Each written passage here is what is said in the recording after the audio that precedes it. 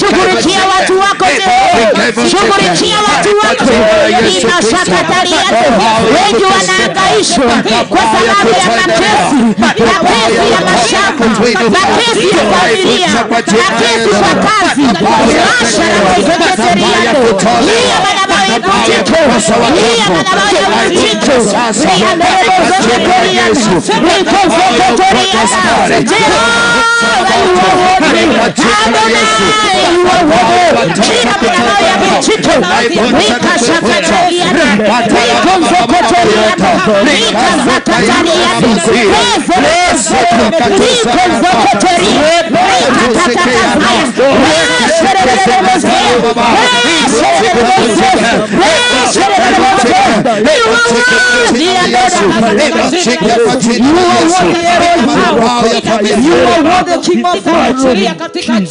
You are worthy, Adonai. Yes, Lord. You are worthy, King of all glory.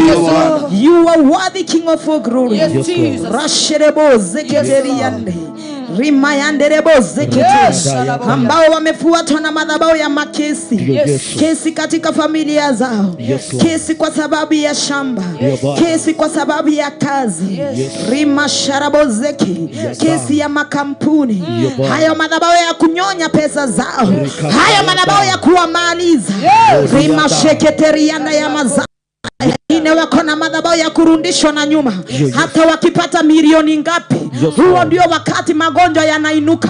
Hata wakijaribu kupanga, hata wakijaribu kujenga, hawawezi jenga kwa maana kuna madhabahu. Rika shakatariande, rikuzikitiliande. Inua mikono yako, uambie Mungu wa Israeli, raundi hii, mwaka wa 2023, ukiinuka utainuka.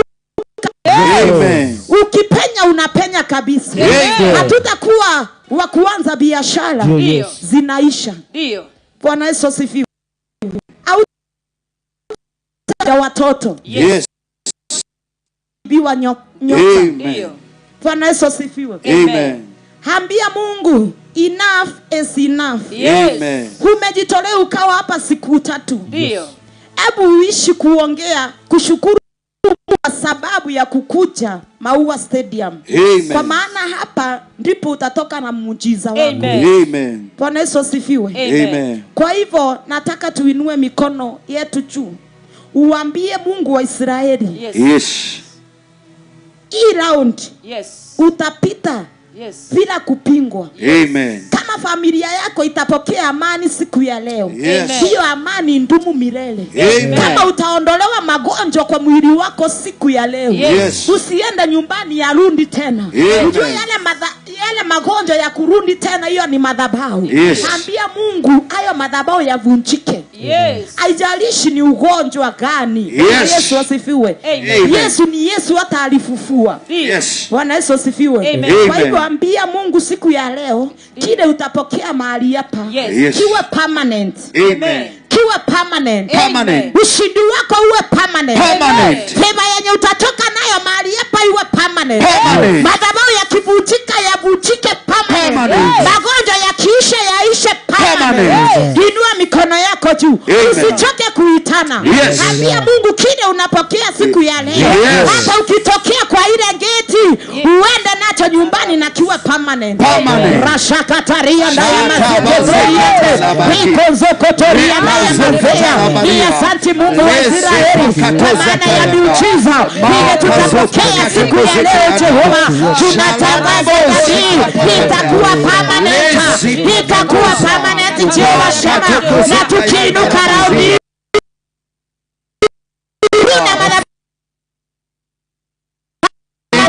kuturudisha na nyuma Jehova. Hakuna mipaka.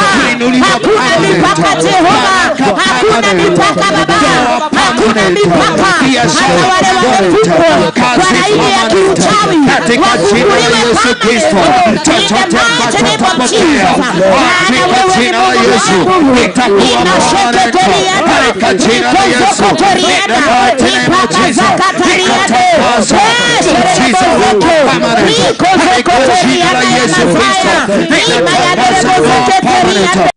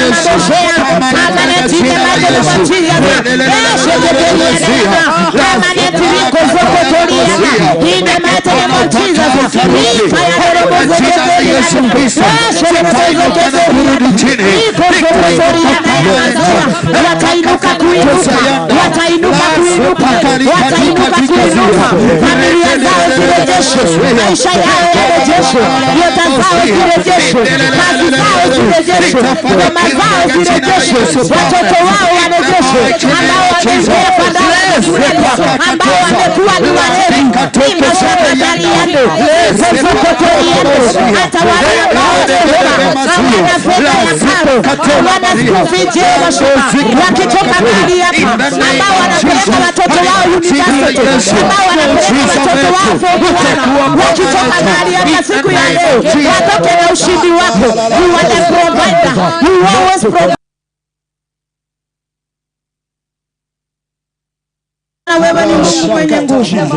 We worship you, Adonai. Yes, Lord. You worship you, Lord. Yes, Lord. We worship you. Yes, Lord. You are the provider. Yes, Jesus. You always provide. Yes, Lord. You are the sustainer of our lives. Yes, Jesus. Thank you, King of all glory. I decree and decree. Whoever is contending with your people, may you contend against them. In the mighty name of Jesus. I declare this hour. I declare this minute. May the council of heaven stand. May the council of heaven stand on behalf of these people. In the mighty name of Jesus. Yes, Lord. And decree and from the root. In the mighty name of Jesus. And every heart. I put it down. In the mighty name of Jesus. I scatter it by fire. And decree afflictions, each and every monitoring spirit among them, King of all. I break it in the mighty name of Jesus. I break each and every in the mighty name of Jesus. Each and every spirit stress that brings depression in their lives, oh Lord. I put them down in the mighty name of Jesus. We love you, Ebenezer. You are the King of all glory. You are the Zion of Judah. You are the God of everything. Indomitable warriors, you are King of all glory. King of kings. We thank you. Thank you, Jesus. We thank you, Adonai. Thank you, Lord. We thank you. Thank you. I thank you. Thank you. Because of each and every one of us. Yes, Jesus. Thank you, Jesus. Come for our rescue. Yes, Lord. We are here, King of all glory. Yes, Lord. We bow before you. Yes, Lord. We worship you at your Yes, Jesus. Come and rescue your people.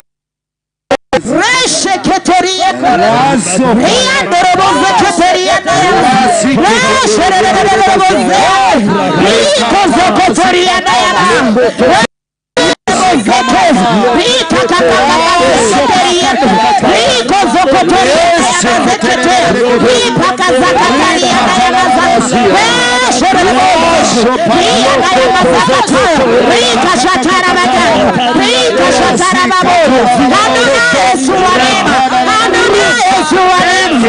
Adonai Yesu wa neema. El Shaddai Yesu wa neema. Jehovah Jireh Yesu wa neema. Hindamisa roho Jehovah. Rika zeketeriana. We worship you. We worship you. We worship you. We worship you. I decree and decree. We shall be well with us, O Lord. Each and every gathering that is against this crusade, I overturn their conference table. In the mighty name of Jesus. Then in each and every corner. Then in each and every corner. Then in each and every in the midst. For the honor and your holy name. I thank you, Jehovah. Tawara kwa kila kona. Then in each and every corner. Tawara kwa kila kona. Kila mshale Jehovah. Kutoka kwa waganga. Kutoka kwa wachawi. And decree and decree. You are Baba. You are Baba Jehovah. Haujawahi shinda Baba. Resherebo zetu. Rika kakaka zetu. Riko zoko torianda. Rika sheke terianda. Rika kazakataya. Handa hii anga. Ndio Bwana. Handa hanga. Yes Lord. Handa hanga Jehovah. Rima sheke terianda. Baba yangu Bishop. Yes Lord. Pius Meru. Yes Lord. Alinena neema ya kutosha. Ndio Bwana. Kama mtoto wake Jehova. Yes Lord. Hiyo neema ifurike kwa uwanja. Ndio Bwana. Hiyo neema ifurike kwa uwanja. Hiyo neema ifurike kwa uwanja. Ipenye kwa kila kona. Ipenye kwa kila kona. Injili yako ipenye kwa kila kona. Injili yako ipenye kwa mataifa. Sio Meru peke yake. Sio Isiolo peke yake. Sio Marisabet peke yake. Sio Dharakanidi peke yake. Sio Embu peke yake. Hata hizi za nje. Sio Nairobi peke yake. Sio Mombasa peke yake. Hata dunia nzima. Ipenye Adonai. Watu wako wakombolewe. Watu wako warejeshwe. Nyota zao zirejeshwe. Wale hawana uhai. Uhai kwa ndoa zao. Uhai kwa watoto wao. Uhai wa masomo. Uhai kwa kazi zao. Uhai kwa huduma. Uhai kwa huduma. Uhai kwa huduma. Uhai kwa familia. Uhai kwa miili yao. Uhai kwa miili yao. Sherebo zeketeriana. Ndio Bwana. Ripaka zeketeria. Yes. Rikonzo kotoria. Rimayandelebo sheketeria. Ni asante Mungu wa Israeli. Ndio Bwana. Wale hawana uhai Jehova. Wapewe uhai. Uhai kwa mboma zao. Uhai Jehova. Uhai kwa watoto. Uhai kwa watoto. Lima shakataria. Uhai kwa kazi zao. Uhai kwa kazi. Natangaza siku ya leo. Ndio Bwana. Kila mmoja Jehova Yes. ambaye yako kwa uwanja hatapokea uhai. Hatapokea uhai. Hatapata hatapokea urejesho. Hatapokea ukombozi. Hatapokea uponyaji. Hatapokea uponyaji. Hatapokea muujiza. Nataka kila mtu inua mikono yako juu. Ndio Bwana. Tangaza uhai kwa maisha yako. Uhai. Tangaza uhai kwa masomo yako. Tangaza uhai kwa mboma yako. Unaweza kuwa unaona kama uko na uhai. Lakini kuna mahali unakosa uhai. Maybe mwili wako hauna afya. Henda mbele za Bwana.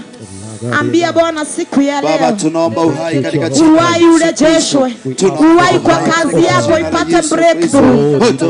Rasherebo zeketeria. Asante mtakatifu. Asante mwenye nguvu, ni asante mwenye uwezo. Natangaza uhai wako juu ya maisha yetu. Uhai wako juu ya maisha ya watoto wetu. Wakapokea uhai kwa masomo yao. Wakapokea uhai kwa ngoma zao. Wakapokea uhai Jehova Shama. Ana wewe ni Mungu mwenye nguvu. Tupe uhai siku ya leo. Tunaomba uhai katika jina la Yesu. Tupe uhai siku ya leo Jehova. Tunapovuka mwaka Jehova, tuvuke na ushindi wako. Tuvuke na ushindi wako Jehova. Ukatutengeneze Jehova. Ukatutengeneze Baba. Utengeneze mama zetu. tuwe na uhai, utengeneze miili yetu, tupokee uhai wa afya, utengeneze kazi zetu, tupokee uhai kwa kazi. Imasheketeriana, ikozokotoriana, ipakazeketea, resherebozeke, ikakakakakakaya, ikozokotoriana, imayagorobozeketea, ikazakakariana, ikozokotoriana. Jehova, Jehova, wenye uhai wewe Jehova, tumekanyaga katika madhabahu ambayo yameinuliwa juu sana, ambayo yamebeba uhai. Huo uhai Jehova Shama, ukapokelewe na kila mtu, kwa maana madhabahu yaliyo na uhai kupeana uhai. Natangaza uhai kwa kila mmoja, natangaza uhai kwa kila mmoja, natangaza uhai ambao umebeba na Mungu Yesu wetu, ukanemeshe kila mmoja, ukanemeshe kila mmoja. Hii ni madhabahu yaliyo na ushindi, wakapokea ushindi. Hii ni madhabahu yaliyo na uhai, wakapokea uhai kwa maisha yao, wakapokea uhai kwa maisha yao, wakapokea uhai kwa maisha yao, wakapokea uhai kwa maisha yao. Maana wewe ni Mungu, maana wewe ni Mungu mwenye uwezo. And you created the Lord, we shall be well. In the mighty name of Jesus. You are worthy, you are worthy, you are worthy, you are worthy, you are worthy, you are worthy. We worship you, King of Kings. Tunakuabudu. Mioyo yetu imebondeka mbele zako, mioyo yetu inakuangalia wewe peke yako, mioyo yetu inakutazama wewe peke yako. Yesu. Yesu. Wewe ni Mungu usiyeshindwa. Haushindwi. Mawazo yako sio kama ya binadamu. Ndio Yesu. Njia zako sio kama za binadamu. Ndio Bwana. Naomba mtakatifu wa takatifu, Yes Lord, Urejeshe urejesho wako, urejeshe wako, urejesho wako, urejesho. Hata wale wamesukumwa wakafika kwa kona. Ndio Bwana. Wale wamesukumwa, Ndio Yesu. hawana mbele wala nyuma. Yes. Hawana msaada mwingine. Ndio Bwana. Wametembea kila hospitali. Ndio Yesu. Wengine wametembelea Yes. madaktari wa kienyeji. Yes Lord. Ili wapate msaada. Ndio Bwana. Lakini hawajapata kusaidika. Hawatapata. Lakini nakushukuru kwa maana siku ya leo wako mahali hapa. Yes. Na watasaidika. Ndio Bwana. Utawasaidia. Utawasaidia. Utawapigania. Utawapigania. Utawatetea. Utawatetea. Kwa maana wewe ni Mungu mwenye nguvu. Ndio Bwana. Kwa maana wewe ni Mungu nguvu. Ndio Yesu. Wewe ni Mungu wetu. Wewe ni Mungu. Wewe ni Mungu wetu. Wewe ni Mungu wetu. Wewe ni Mungu. Wewe ni Mungu ambaye ni nguvu yetu. Ndio Yesu. Pokea sifa Baba. Ndio Bwana. Pokea sifa Mungu wa Israeli. Ndio Mungu wetu. Pokea sifa mtakatifu. Yes Lord. Pokea sifa Adonai. Pokea sifa. Pokea sifa Jehova. Pokea sifa. Kwa maana siku ya leo Ndio Bwana. unajidhihirisha kwa njia ya ajabu. Kwa jina la Yesu. Wewe ni Mungu wa miujiza. Ndio Bwana. Wewe ni Mungu wa ishara. Ndio Yesu. Siku ya leo Jehova Shama. Yes, Lord. Tunangoja ishara. Yes. Tunangoja miujiza Ndio Bwana. kutoka juu mbinguni. Ndio Yesu. Maana Biblia inaniambia ya kwamba Yes. katika kitabu ya Yohana, Ndio Bwana. aliye ndani yetu, Yes. aliye ndani yangu, Yes. aliye ndani ya watumishi wako, Yes. ni mkubwa kuliko ambaye yako kwa hii dunia. Ndio Bwana. Tunakuamini Jehova. Tunakuamini. Tunakuamini. Tunakuamini. Na unasema katika kitabu ya Yohana 14 Yes, ya Lord. kwamba yule atakuamini Yes. atafanya yale mambo ulifanya. Yes. Shakatalia. Shakatalia. Na hata atafanya zaidi. Ndio Bwana. Wewe ulifufua Jehova. Ndio Bwana. Watu watafufuka kwa huu uwanja Katika siku jina ya la leo. Yesu Kristo. Uliponya Jehova. Ndio Bwana. Watu watapokea uponyaji Wapokea uponyaji. kwa huu uwanja siku ya leo. Katika jina la Yesu. Ulitembeza viwete Adonai. Ndio Bwana. Siku ya leo viwete watatembea. Rakasheketeria. Hata vipofu Ndio Bwana. waliweza kuona mara tena. Yes, Lord. Siku ya leo Ndio Baba, Bwana. naona huo muujiza mahali hapa. Waone katika jina. Naona huo muujiza kwa Ndio huyu Bwana. Rashereboze. Yes, Lord. Rikonzokotoriana.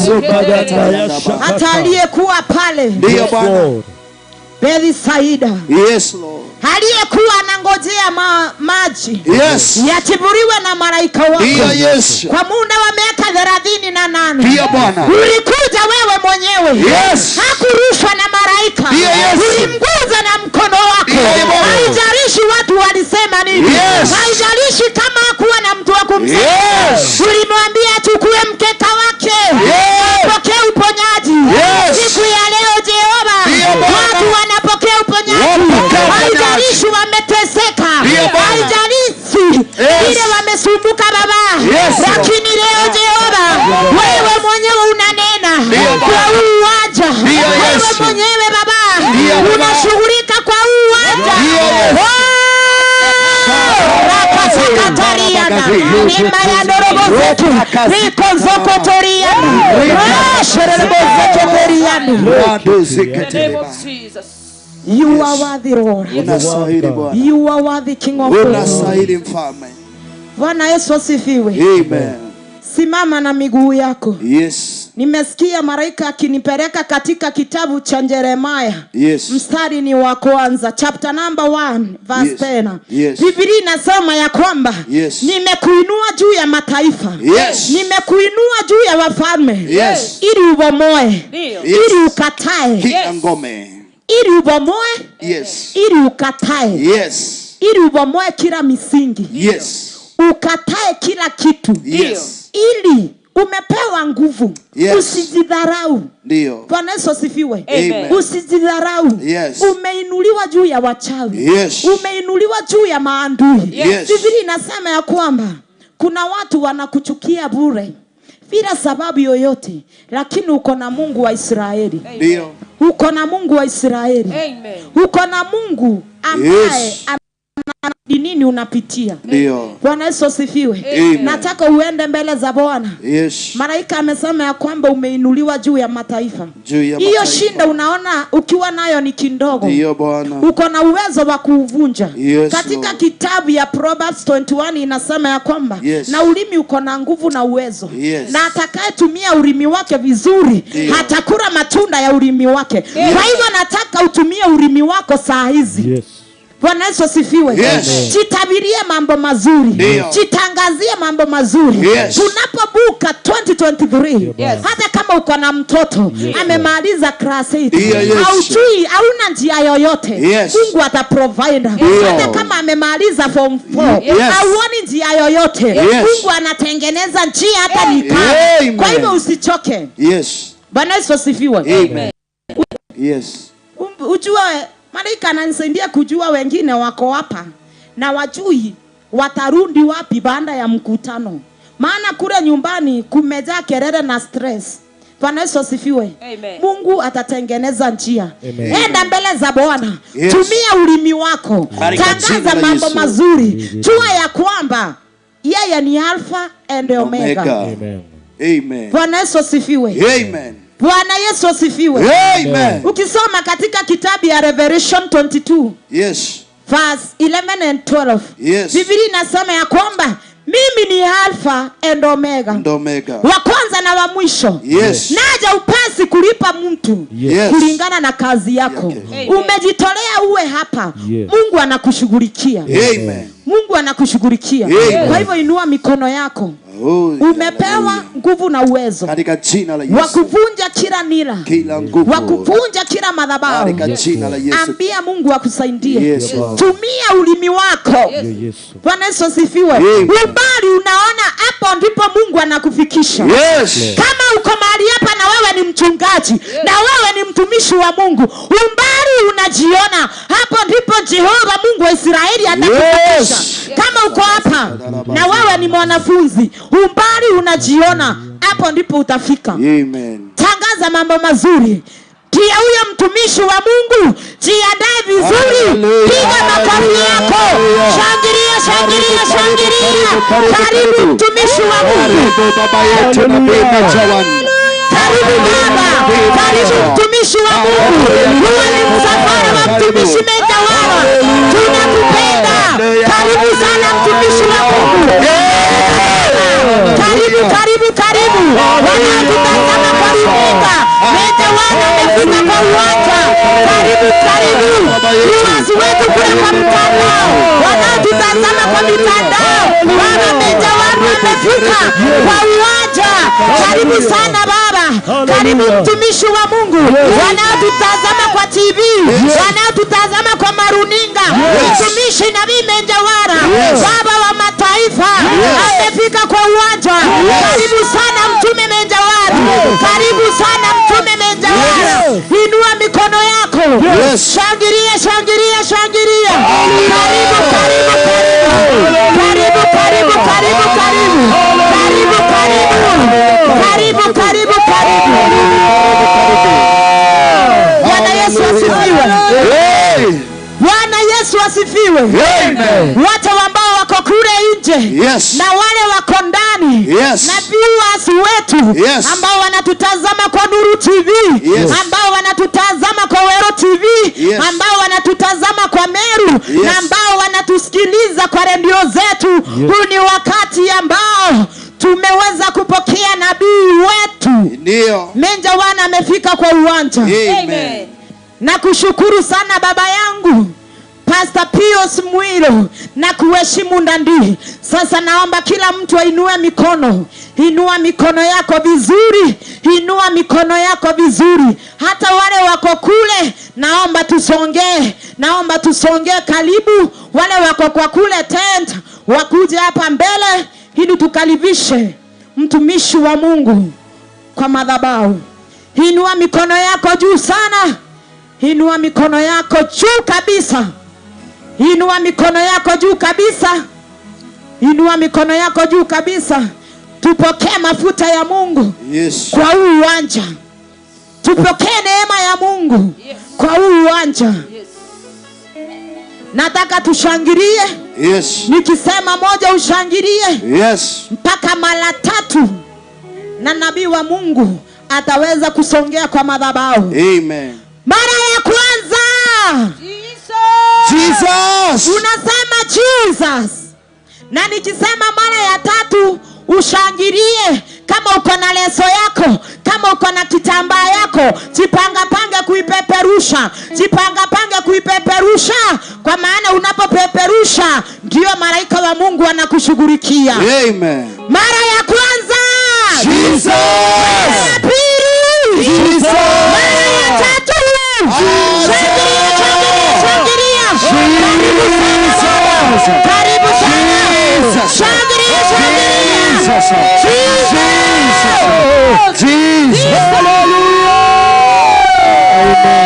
Amen. Sindio jameni, winulia Yesu mikono juu.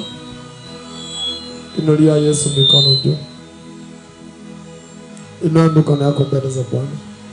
Lift your hands before God. Yes.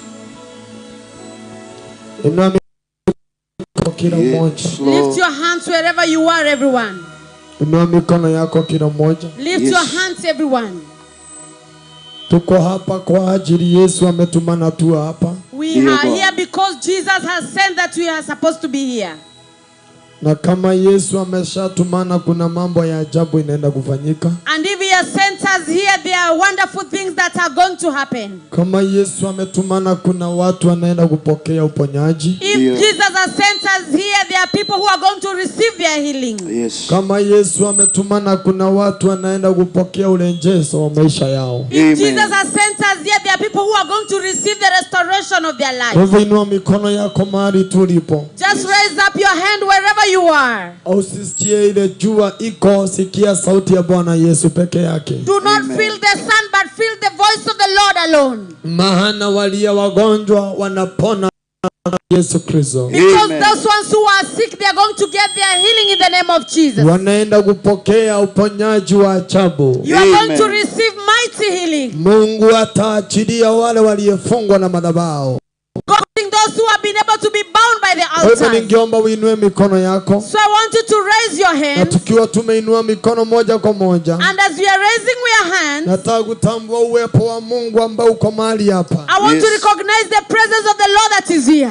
Maana nasikia katika ulimwengu wa kiroho kuna uwepo wa Mungu huko mahali hapa. Because I can feel in the presence of of the Lord in this place. Na kuna watu wengi ambao wanaenda kupona na kufunguliwa kwa damu ya Yesu Kristo. And there are many people that will be freed and they will be healed through the blood of Jesus Christ. Kuna watu wengi wanaenda kufurahia manake Yesu anaenda kuachilia maisha yao katika jina la Yesu Kristo. There are many people that will have the joy of their life because God is releasing their lives in the name of Jesus. Mungu anaenda kutenda mambo ya kipekee. God is going to do special things. Inua mikono yako. Just raise your hand. Ukiinua mikono yako tu. As you're raising your hand. Baba mwaminifu katika jina la Yesu. Faithful Father, in the name of Jesus. Naja mbele zako nyakati kama hizi. I'm coming at this time in this season. Wewe ndiye Mungu uliyetumana katika uwanja huu. You are the Lord who sent us in this field. Wewe ndiye Mungu uliyesema tuingie. Who says that we come to this place. Bwana Yesu, ninatambua uwepo wako na nguvu yako. Jesus, I recognize your presence and your power. Ninatambua uwepo wako na nguvu zako. I recognize your presence and your power. Yesu, wewe unayeponya, unayerejesha. Asante kwa ajili ya watoto wako. Jesus, you're the one who restores and heals. Thank you because of your children. Wametoka mbali, wamekuja ili Bwana wakutane na wewe. They have come from far so that they can meet with you. Wengine Bwana wana mbele wala nyuma, lakini wanakutegemea kama Adonai. Some of them they don't have anywhere but they are depending on you as Adonai. Na kama Bwana Yesu wamekutegemea wewe, ndiye nguvu na wewe ndiye suluhisho lao la karibu. And as Jesus, because you are their God and you are their answer for the nearer answer. Mungu wangu, naomba ushuke ukawajibu siku ya leo. God, I'm praying that you come down and be their answer today. Wengine Bwana ni wagonjwa, wengine Mungu hawajielewi, wengine wameacha wagonjwa nyumbani, mfalme wa Israeli. Some of them are sick, some of them don't understand themselves. Some of them they have been able to live sick people Lakini at home. Bwana Yesu tawafungua na utawaeka huru leo. But Jesus, you're going to unbound them and free them Asante today. kwa wale ambao utaokoa kwa mikono ya giza. Thank you because of those you deliver from the hands of darkness. Asante kwa wale utawaponya kutokana na roho ya magonjwa. Thank you because you're going to heal them from the spirit of Ikiwa sickness. siku ya mwisho ya mwaka wa 2022. Being the last day of 2022. Bwana, tumeona uaminifu wako Mungu Jaile. We have seen your faithfulness, Jehovah Jireh. Umetubeba mwaka mzima Bwana Yesu. You have carried us the whole year, Jesus. Umetusaidia mwaka mzima Bwana Yesu. You have helped us the whole year, Jesus. Sasa tumekuja kukuambia ni asante. And now we are coming to tell you thank you. Pokea sifa zote mwana wa Mungu.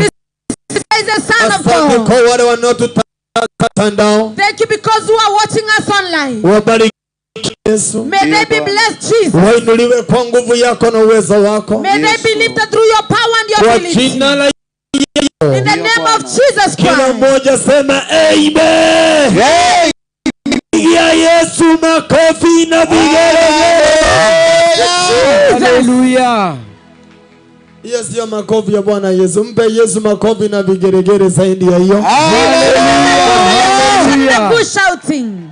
Karibuni sana uwanja huu. Welcome so much in this field. Na kama umepata mahali pa kuketi naomba uketi. And if you have somewhere to sit, you can sit down. Ningeomba watu wapate mahali pa kuketi. I'm requesting people to sit down.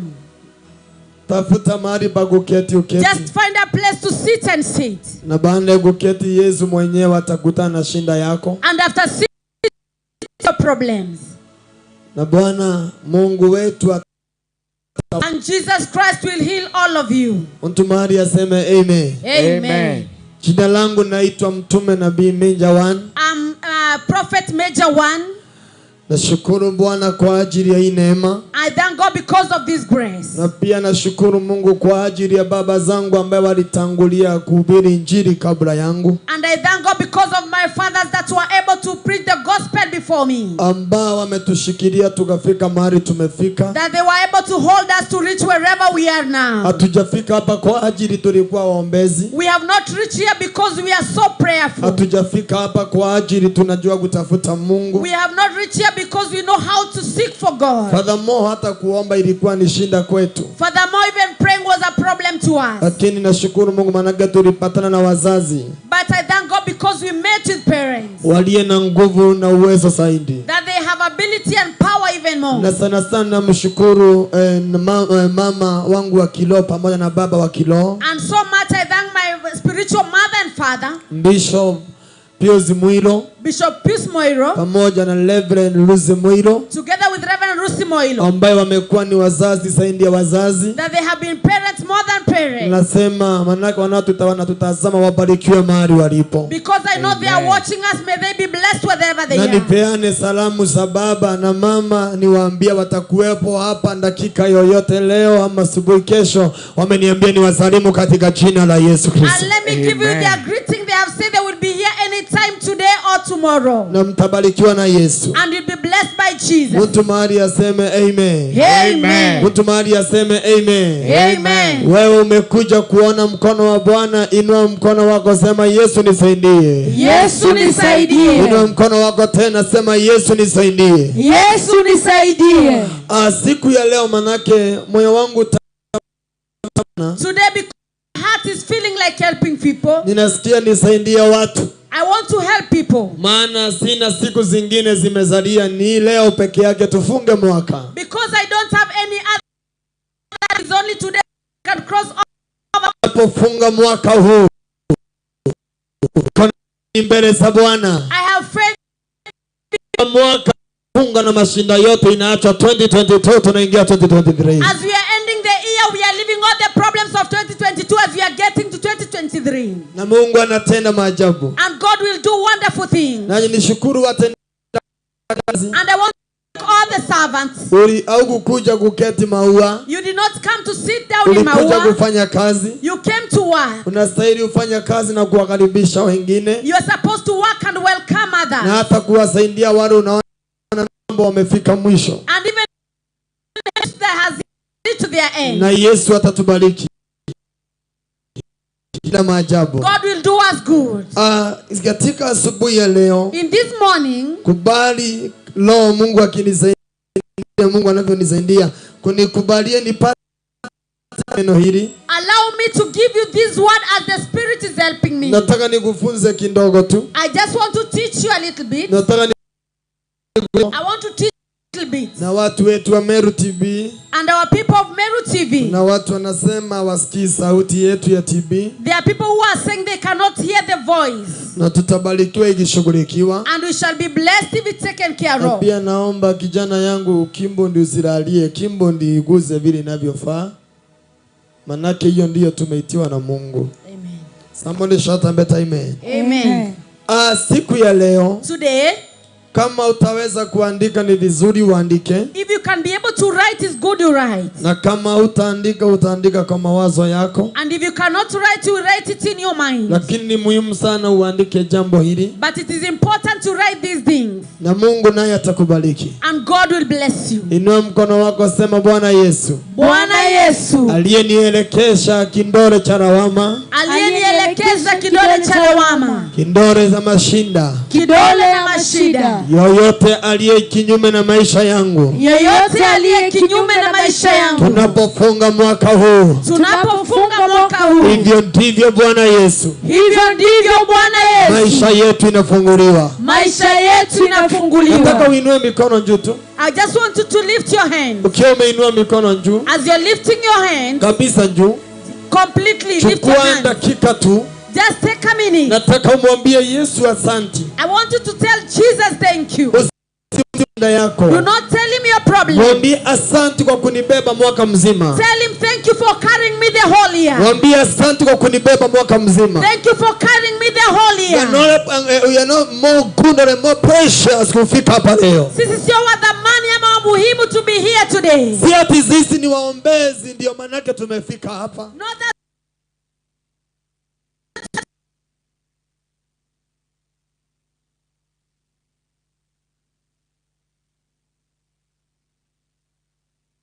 kufika hapa. God has given you the grace Inua to reach mikono mshukuru Yesu tu. Just lift your hand and thank God. Mwambie Baba ni asante. Tell him thank you. Inua mikono yako kila moja. Just lift your hands everywhere. Mwambie Baba ni asante. Tell God thank you. Mwambie Baba ni asante. Just tell him Father thank Mwambie you. Baba ni asante. Just tell him Father thank you. Mwambie Baba ni asante. Just tell him thank Kila you. mmoja shukuru Yesu.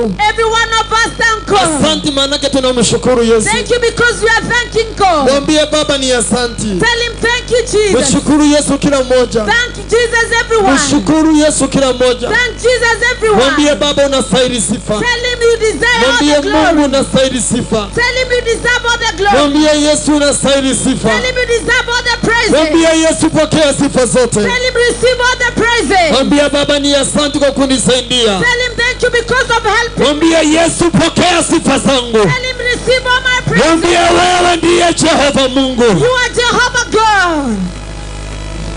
Thank you Jesus.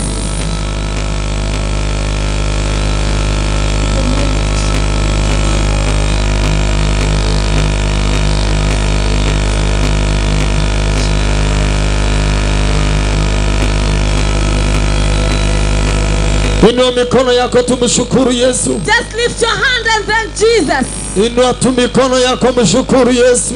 Lift your hands and thank Jesus. Asante Yesu kwa kutufikisha hapa, umetufikisha. Thank you Jesus for making us reach wherever we Asante are. kwa kutukubali Bwana tukamaliza mwaka. Thank you because of allowing us to end this year. Bwana imekari mkono wako Yesu. It has costed your hand. Mwaka tumekuwa na maadui wengi sana. This year we have a lot of enemies. Wengine hata walikuwa wanajaribu kututoa uhai. Some of them even tried to kill us. Wengine walijaribu hata kumaliza na maisha yetu. Some of them tried to finish our lives. Lakini Bwana Yesu ukawa mwaminifu.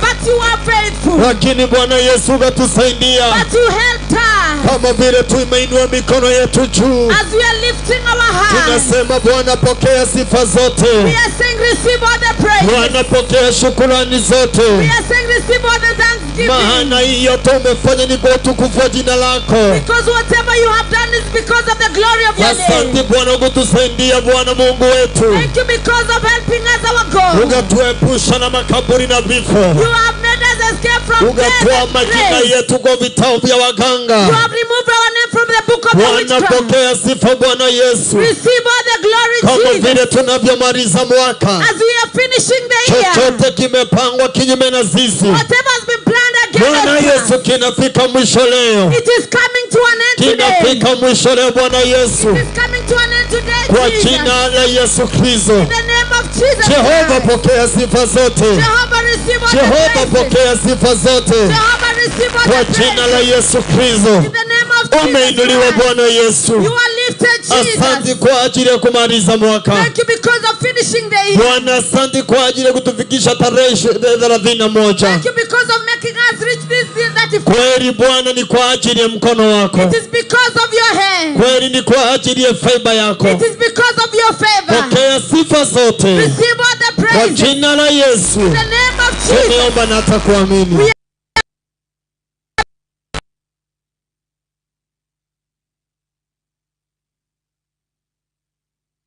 Moja pigia Yesu makofi.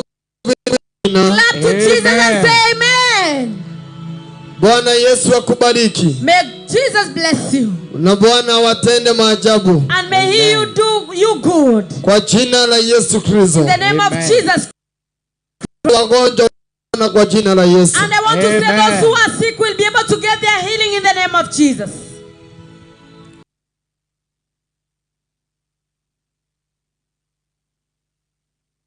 With your sick person. Wewe ndiye utakuwa mlinzi wa mtu wako. You are the one who will take care of that person. Kama ni mwenda wazimu utakuwa mlinzi wa mtu wako. If they are mad, take care of them.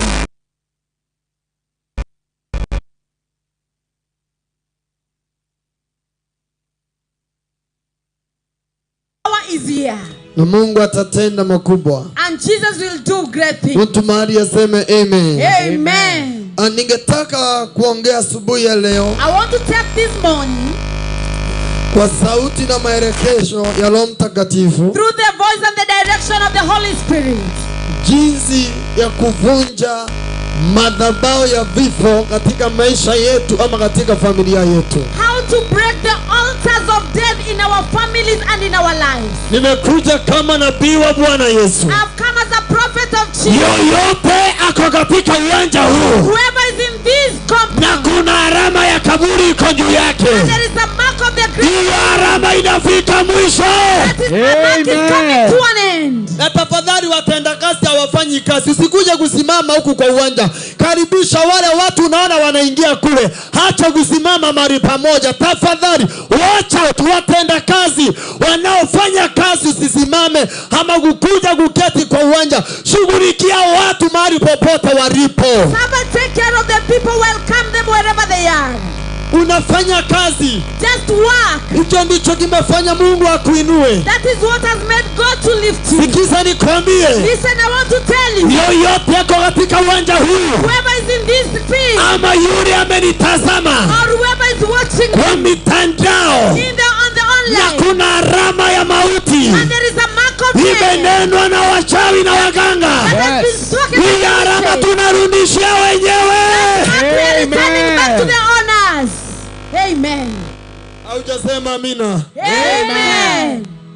Hakuna alama ama kaburi itaonana na wewe. There is no mark or grave that will see you. Sikiza nikwambie. Listen, I want to tell you. Jana nilisema mizigo mizito inabebwa na Bwana Yesu. Yesterday I said the heavy ladens are carried by Jesus. Na sasa niko na ujumbe ambao Mungu amenipatia. And the message that the Lord has given me. Kuna watu ambao wanatembea. There are people who are walking. Lakini wana alama ambazo wamewekwa na Saitani. But they have the mark that they have been put by the devil. Na wajui kama kuna alama. And they don't know they are marked. Niangalie vizuri. Look at me. Wengine wanatembea vizuri sana. Some of you are walking very well. Wengine wanakaa kama wako sawa. Some of them look as if they are well. Lakini kuna alama zimewekwa juu yao. But there are marks put on them. Niko na ujumbe juu ya maisha yako. I have a message in your life. Alama yoyote imewekwa juu yako. Any mark put in your life. Hii alama Mungu anaifuta leo kwa damu ya Yesu in Jesus name. That mark will be erased through the blood of Jesus in the name of Jesus. Sema mimi na upigia Yesu makofi zaidi. Amen. Kuna watu ambao wako na alama. There are people who are marked. Kuna watu ambao walitembea kwa madhabahu ya giza. There are people who visited the altars of darkness. Na wakapatiana majina yako. And they gave out your name. Na wakasema yule hasiwahi fanikiwa siku zake zote. And they said you should not be able to succeed the whole of your life. Ninasema kama nabii wa Bwana. I am saying as a prophet. Walisema usifanikiwe. They said you should not. Lakini nimekuja kusema utafanikiwa. I have come to say you will. Nimekuja kusema utafanikiwa. I have come to say you will succeed. Unanielewa? Are you understanding me? Unanisikia vizuri? Are you hearing me? Nimekuja kusema utafanikiwa. I have come to say you will succeed. Kuna watu ambao wamefanya madhabahu. There are people who have made altars.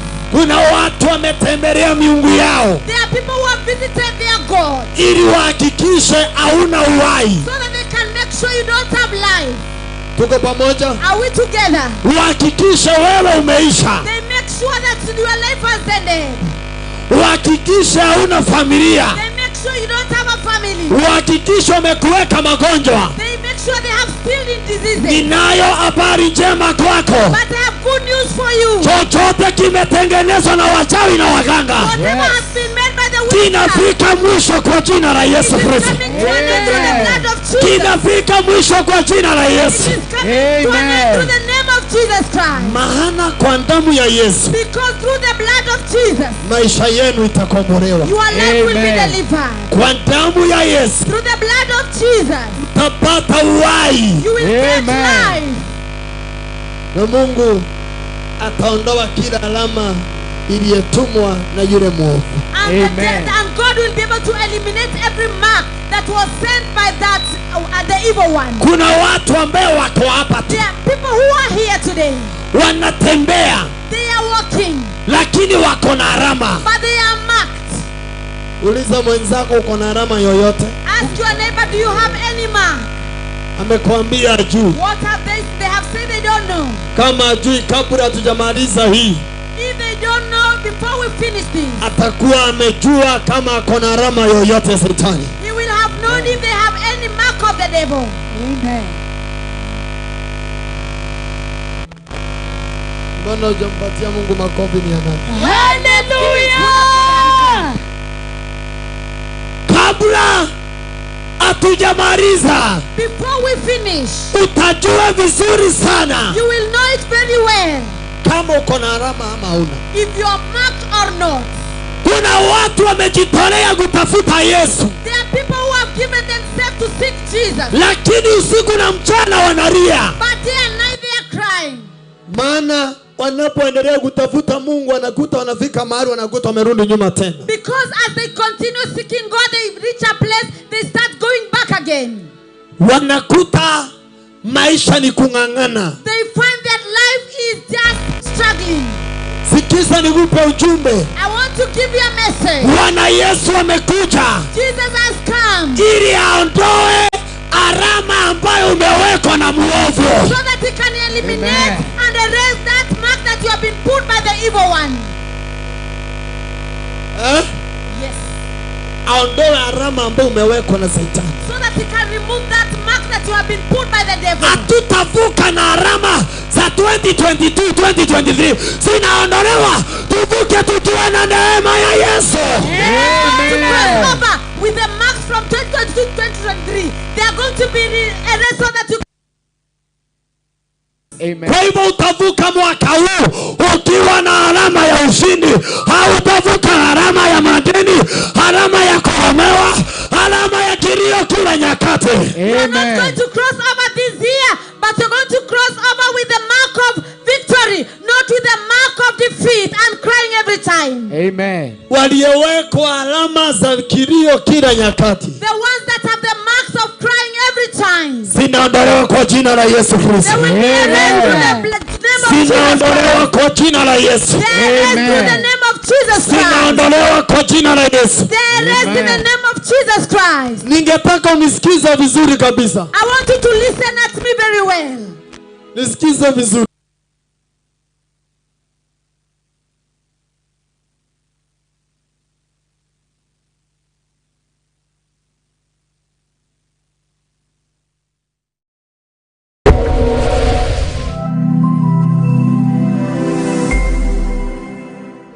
Katika Samueli wa pili, Chapter number 13 verse number 28.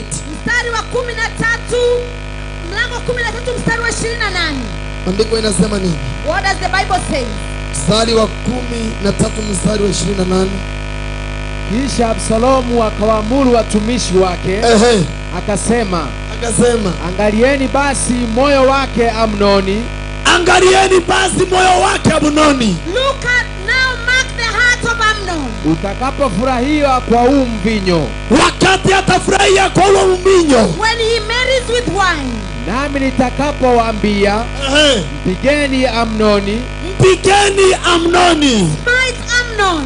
ndipo mtamuua na msiogope.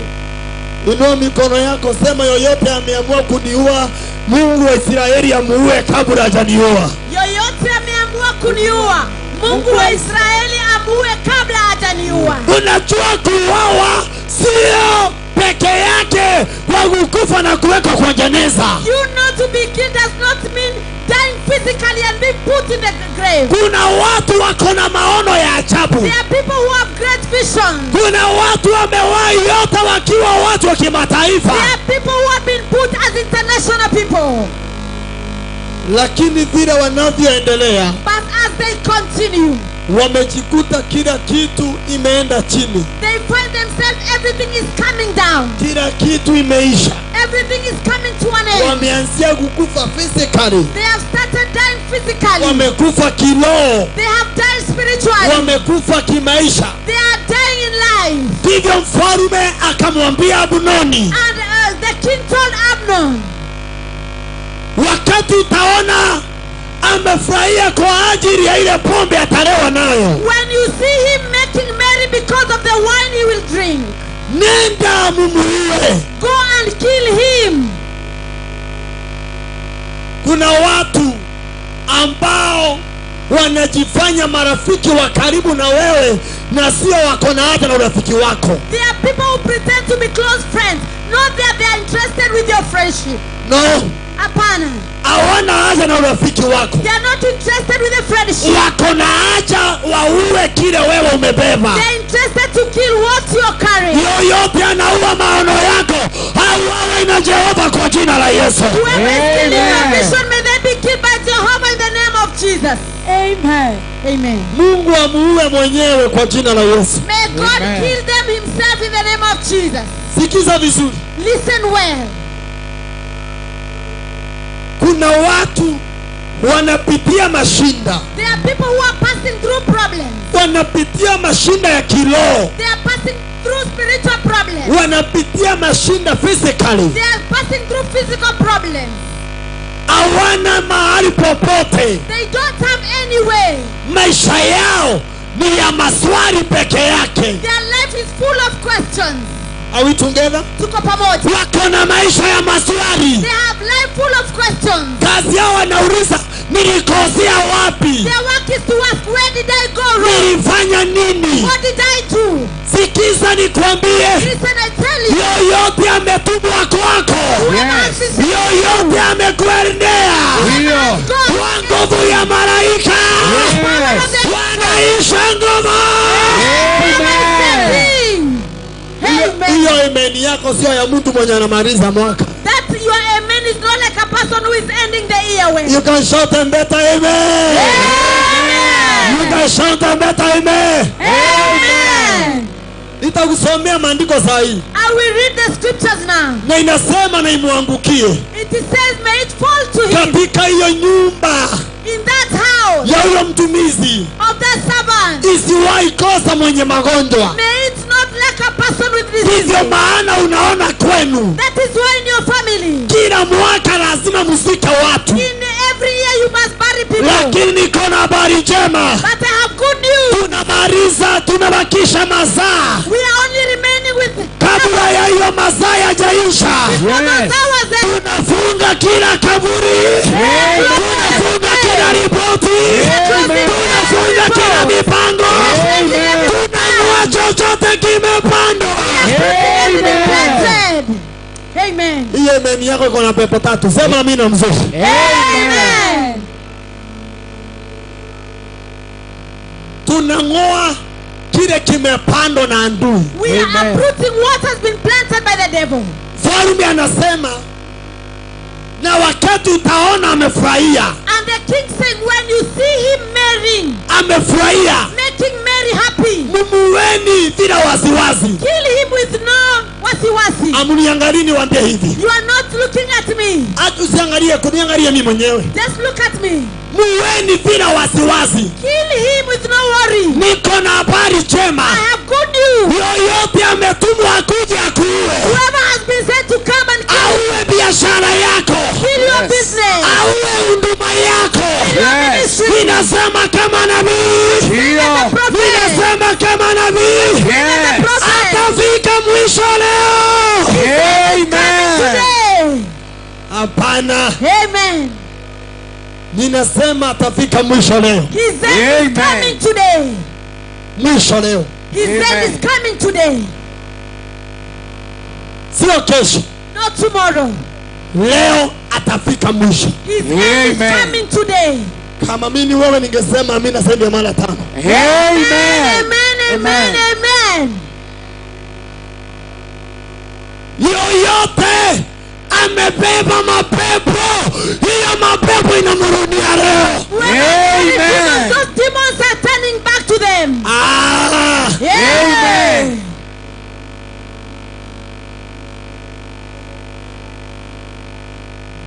Are we together? Tuko pamoja. Kuna watu wako na huduma za kimataifa hapa, There are people with international ministries, lakini zimezikwa. but those ministries are barren. Leo hizo huduma zinafufuka kwa jina la Yesu Kristo. Hizo huduma zinafufuka. Huduma zinafufuka. Zinafufuka. Zinafufuka. Amen. Kuna Mungu anayepeana nyota. There is a God who gives star. Nyota za maisha ya watu. Star of the people's lives. Unapokea nyota yako na utazuiliwa. You are going to receive your star and you'll not be bound. Na wakati utaona wamefurahia, And when you see them making merry, na hapo ndipo naelewa vile Mungu anasema, and that's where I understand what God is saying? Sio kila sherehe unaitwa na watu unaenda. It is not every celebration that people call you, you attend. Wengine wanakuita sherehe ili wamalize na nyota yako. Some of them will call you for a celebration so that they can be able to end your star. Mungu amalizane na wao katika jina la Yesu Kristo. May God finish them in the name of Jesus Christ. Ninasema Mungu amalizane na wao katika jina la Yesu. May God end them in the name of Jesus Christ. Haujasema amen? Amen. Na mtakapoona amefurahia, And when you see him making merry, muweni bila wasiwasi. kill him with no worry. Nina ujumbe kwako. I have a message to you. Yoyote aliye na nia ya kukuua, hiyo kifo imrudie mara 7 kwa jina la Yesu. Whoever has intention to kill you, may that death turn back to them 7 times in the name of Jesus Christ. Amen. Amen. Yani wewe unaishi katika maisha ya kilio. It means you are living in a life of tears.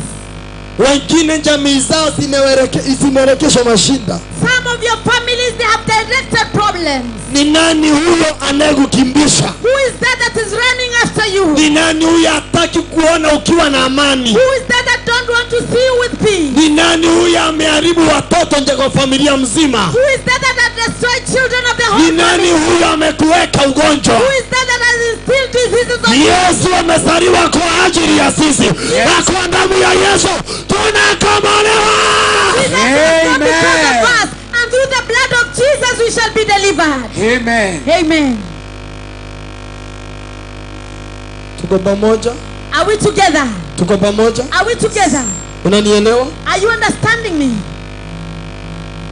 Sasa katika hii familia unakuta kila nyakati, kila wakati kuna mambo yanafanyika. And in this family you find there are things that happens every time. Maandiko inasema nini? What does the Bible say? Maandiko inasema nini?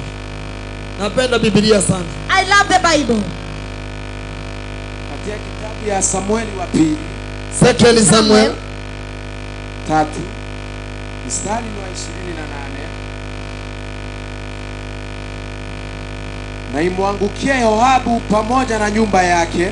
Sikiza, sema nyumba ya baba yangu. Nyumba ya baba yangu. Mimi sitakuwa wa mwisho. Mimi sitakuwa wa mwisho. Sema katika nyumba ya baba yangu. Katika nyumba ya baba yangu. Ninakombolewa kwa damu ya Yesu. Ninakombolewa kwa damu ya Yesu. Ninasema ukitoka kwa mkutano nyumba ya baba yako ikombolewe. I'm saying as you're coming out of this meeting, may your father's house be delivered. Ninasema nyumba ya baba yako ikombolewe. Amen. Be delivered. Amen. Yani kulingana vile mmefungwa, According to the way we are bound, vile umefungwa the way you're bound katika familia, in the family, hakuna mtu angeambia mwingine amsaidie. there is no one who can tell the other to help them. Maana nyinyi nyote ni mateka. Because every one of you are captives. Mateka. Captives. Leo Today, kwa neema ya Yesu through the grace of Jesus, unaondolewa kwa hayo mateka kwa damu ya Yesu Kristo. you shall be removed from the captivity in the name of Jesus Christ.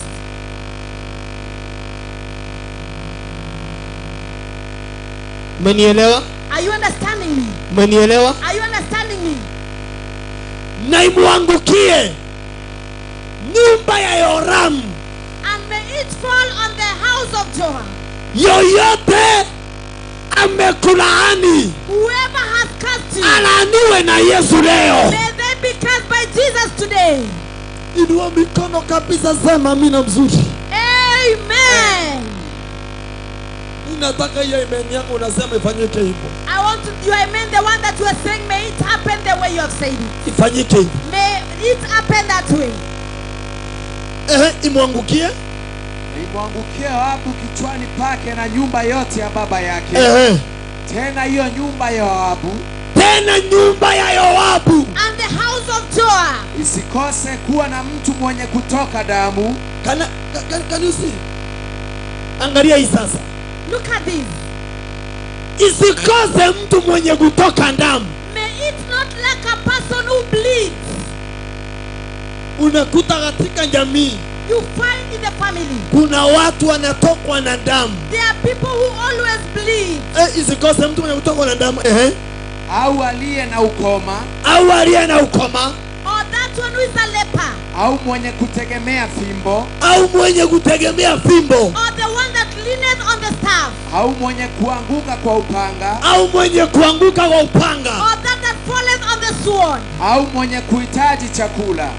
Inua mikono yako, sema kwa huu mlima nitakombolewa. In this mountain I will be delivered. Sema kwa huu mlima nitakombolewa. Kwa huu mlima nitakombolewa. Tuko pamoja? Are we together? Hiyo nyumba ni laana. That one is a curse. Ni uchawi. It is witchcraft. Mtu anatembea kwa mganga. A person goes to a witch doctor. Ama mtu anatembea kwa diviner. Or a person goes to the diviner. Ili ya make sure kile kiko ndani yako kimeisha. So that he can make sure whatever that is in you has ended. Unajua kuna watu ujua kusoma nyota za watu. Do you know there are people who knows how to interpret people's stars?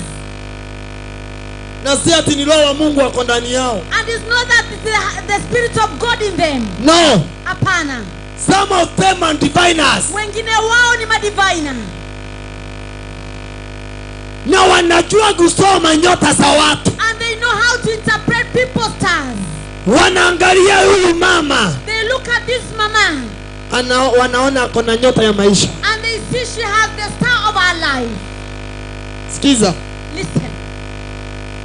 Wanaangalia watoto. They look at the children. Wanaona huyu atakuwa daktari. They see this one will be a doctor.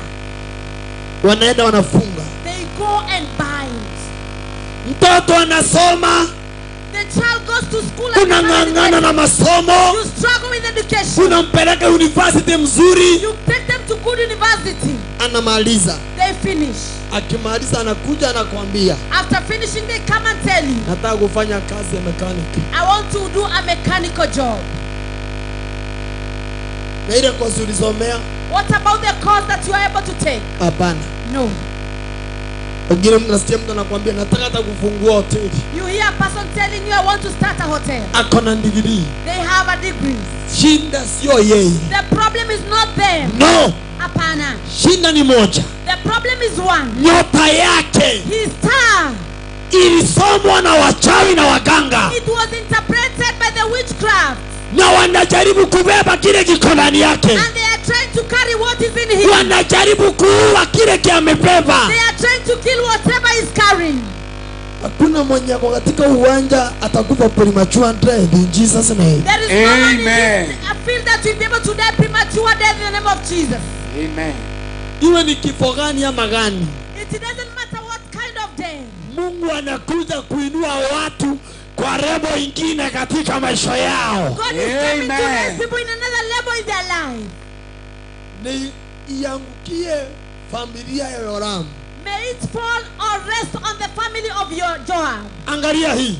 Look at this. Isikose mtu mwenye kutegemea dawa. May there not lack a person who depends on the medication. Unakuta uko na BP leo. You find today you have mtoto wako uko na BP. Your child has blood pressure.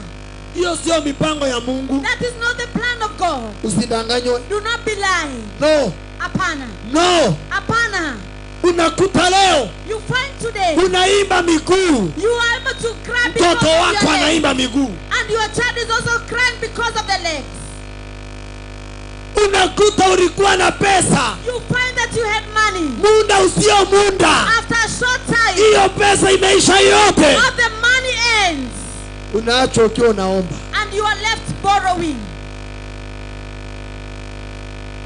Sema madhabahu ya kuuawa na kumalizwa. Madhabahu ya kuuawa na kumalizwa. Haitaniona. Haitaniona. Amen. Kuna mtu ananielewa vile anasema? Is there anyone understanding what I'm saying? Na katika hiyo nyumba. And in that house. Isikose mtu mwenye kutegemea fimbo. May there lack a person who leaneth on the staff. Juzi nimeombea familia moja. The other day I prayed for one family. Wako watu waine. There are 4 people. Lakini kitu cha ajabu. But what is surprising? Mzee anasema kile kinawastua. that this man is saying what is worrying them. Katika hiyo familia, In that family, kila mwezi every man, akukosangi mtu there may not lack a person wa kulazwa hospitali. that will be hospitalized. Mmoja akitoka When one is out of the hospital, anaingia mwingine. another one is hospitalized. Ninasema kama nabii I'm saying as a prophet, aliyerusha madhabahu na mapepo, whoever threw the altars and demons, anaachana na wewe leo hii, he's leaving you today, na unapokea uhai wako and you are receiving your kwa life jina la Yesu Kristo, in the name of Jesus na Christ. utapokea uhai bila kipimo. You receive your life with no measure. Amen. Bila kupimiwa na mtu yoyote. With no measure. Unanielewa? Are you understanding? Unanielewa? Are you understanding? Isikose. Let their lack. Sasa unakuta katika jamii You find in a family, watu wametawanyishwa. people are dispersed.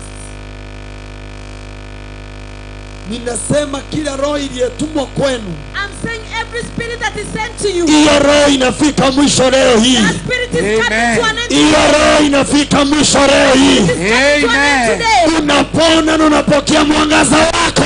You are going to believe and you receive your light. Kila madhabahu yanaisha nguvu nyumbani mwako. That altars are, their power is becoming powerless in your house. Kwa jina la Yesu. In the name of Jesus. Roho ambazo zimeinuliwa The spirits that have been able to be raised kwa neema ya Mungu, through the grace of God, kwa nguvu ya Mwenyezi Mungu, through the power of God, hayo maroho yatafika mwisho kwa jina la Yesu Kristo. those spirits are coming to an end in the name of Jesus Christ. Kuna watu wametamani There are people who have desire kuua kile kiko ndani yako. to kill whatever is in you. Ulikuwa na feba kwa watu, You had favor in people. ulikuwa na feba kwa Mungu, You had favor in God. lakini leo But today, hata ukipitia kwa watu, even as you're passing through people, nasikia kila mtu anasema achana na huyo, you hear people saying, leave that one alone. mpaka wengine wanaanza kusema aliharibika kichwa. Even some of them will say that he became mad. Na una wazimu? And you're not mad. No, Apana. hauna wazimu. You're not mad. Wamerusha hiyo roho. They have been able to throw that Ninasema hiyo roho wamekurushia, iwarudie kwa jina la Yesu. that spirit they have sent to you, may it go back to them in the name of Jesus. Hiyo roho iwarudie. May that spirit go back to them. Nasema hiyo roho iwarudie. May that spirit go back to them. Wakati mtu anauawa na Saitani, When a person is being killed by the devil, auawi mara moja. he's not killed at once. No, Apana. anakuua pole pole. He will kill you slowly by slowly. Pole pole. Slowly by slowly. Unakuta uko na mwili, You find that you have a good body. baada ya muda kidogo After a short time, unaanzia kukaa na kwamba unanyonywa damu, you start saying, being as if they are taking blood from you. unaanzia kuparara. You start becoming another way. Ukiweka nguo inasunguka kwa kiuno, When you put on clothes, it starts becoming oversized. unaanzia kuuliza what is going on. And you start wondering what is going on. Tayari kuna madhabahu. Already there are altars. Nimesema kama nabii wa Bwana, I'm saying as a prophet of God, yoyote aliye na lengo ya kukutoa uhai, ninasema Jehova wa Israeli akutane na yeye. whoever has an intention to kill you, may Jehovah God of Israel meet with them. Amen. Mungu akutane naye, May God meet with him. na akikutana naye amalizana wao. And when he meets with them, may he finish with them. Mtu mahali asema amen. Amen. Roho ya kuangaishwa The spirit unakuta katika jamii, you find in a family, nyumba imejaa dawa kama chemist. the house is full of medication like a chemist. Hakuna mahali hakuna dawa. There is nowhere where there is no drug. Jamani, hata ukisikia jirani ni mgonjwa, wewe ndio unamuintroduce kwa ile dawa mzuri, atakunywa usimharibikie. If you hear a neighbor is sick, you're the one who introduces to a good drug that will not be able to be go against it. Ninasema kama nabii wa Bwana, I am saying as a prophet of God, tunapomaliza 2022 tukiingia 2023 uingie na ushindi. Amen. uingie bila misukumo ya ndawa. May you get in without any medication. Kila roho ya kifo, Every spirit of death, kila madhabahu ya kifo, every altars of death, madhabahu ya nyumbani ya kwenu, the altars from your family, hiyo inaua watu kama umbwa. that is killing people like dogs. Wewe haitakuua kwa maana umejiunganisha na hii neema. It will not kill you because you have connected yourself with this grace. Ninasema utakombolewa mpaka ukomboe wengine katika hiyo familia. I am saying you be delivered until you deliver others in your family. Amen. Natamani ungesema amina mzuri kuliko ile umesema. Amen. Jehova atainua watu. Jehovah will lift people. Atainua wanaume. He will lift men. Atainua wamama. He will lift women. Atainua the young generation. He will lift the young generation. Wale watasimama na Jehova wa kweli. Amen. To Jehovah. Listen to me. Nisikilizeni. Kuna watu wamefuatwa na maroho. There are people who are followed by spirits. Hawafanyi chochote kifaulu katika maisha yao. They are not doing anything to succeed in their life. No. Hapana. Kila kitu imeharibika. What everything is gone sour. Hawana ndoa. They don't have marriage. Jamani, mtu alikwambia utanijua mimi ni nani? When a person tells you, you'll know who I am. Utajua mimi ni nani? You will know who I am. Na alivyokuambia utajua mimi ni nani? And the way they told you, you know who I am. Baada ya hiyo, After that, kila kitu ikaanzia kuharibika. everything start becoming sour. Amani ikaisha. There was no peace. Hakuna favor. There is no favor. Kila wakati ni kilio. Every time it's tears. Listen to me. Nisikilizeni. Wakati mtu anakuambia utanijua mimi ni nani? When a person tells you, you'll know who I am. Anakuambia utanijua mimi ni nani? Manake kuna jambo ambalo anafikiria nyuma pale atakalofanya ili ujue yeye ni nani. He's telling you, you know who I am, because there is something he's doing against you to know who they are. Listen to me. Nisikilize. Yoyote ambaye amerusha roho ya kuchanganyikiwa, roho ya kung'ang'ana, roho ya kilio, ile roho na inarudi mahali alipo.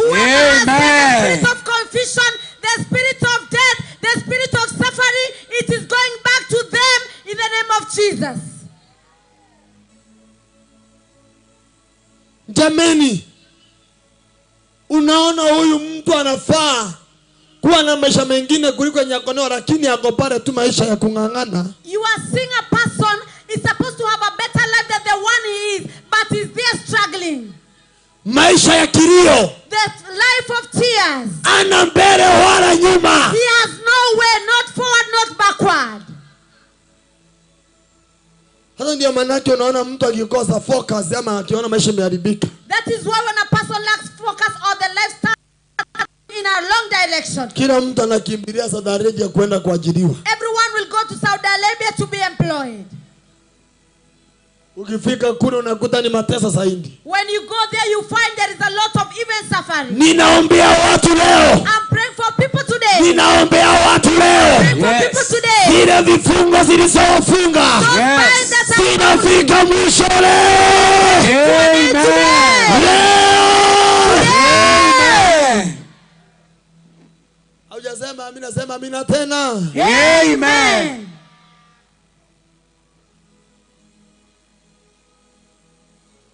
Yoyote amesema hautawahi fanikiwa, Whoever has said you will never succeed, nami nasema utafanikiwa na uzao wako. and you succeed together with your generation. Na kuambia ukifunguliwa kwa mkutano, When you're bound, when you're freed in this meeting, ukifunguliwa kwa mkutano, when you're freed in this meeting, unaenda kufungua watu wa kwenu katika jina la Yesu you Kristo. go and free the people of your family in the name of Pokea hiyo neema. Jesus Christ. Wewe unayenitazama kwa mitandao, You that is watching me online, hata mahali ulipo utafunguliwa kwa neema ya Yesu Kristo. even where you are, you'll be able to be freed in the name of Jesus Christ. Kufunguliwa. You will be freed. Kufunguliwa. Being freed. Kuna kuna familia zinazika watu. There are families that are burying people. Kuna familia zimetengana. There are families there is separation. Kwa ajili kunaye ameketi. Because there is a person who has seated down. Na ameenda juu chini na hataki familia yako ipate amani. Ninasema hiyo kitu inaisha leo. Na ngoma yako na watu wenu watapata amani. Amen. They don't want you to get peace. But I'm saying today your family shall get peace. Itapata amani. You'll get peace. Biblia inasema nini? The Bible says what? Na imwangukie hiyo nyumba ya Yoramu. May it rest on the family of Yoram. So that it does not lack. Mwenye kutegemea chakula. That does not or lacketh bread or food. Kila wakati ni kusaidiwa. Every time you are being held. Kila wakati ni kuomba. Every time you are asking for food. Yani kila wakati ni mandeni. Every time there are debts. Mungu anavunja hayo mandeni leo na unaachwa ukiwa uhuru katika jina la Yesu Kristo. God is removing those debts and you are remaining free in the name of Jesus Christ. Unaachwa ukiwa uhuru leo. Amen. Unaachwa ukiwa uhuru leo. Amen. Mtu mahali aseme amen. Amen. Ndivyo maana unaona. That is why you can see. Mtu mwenye hapaswi kukufa. A person that's not supposed to die. Anakufa. They die.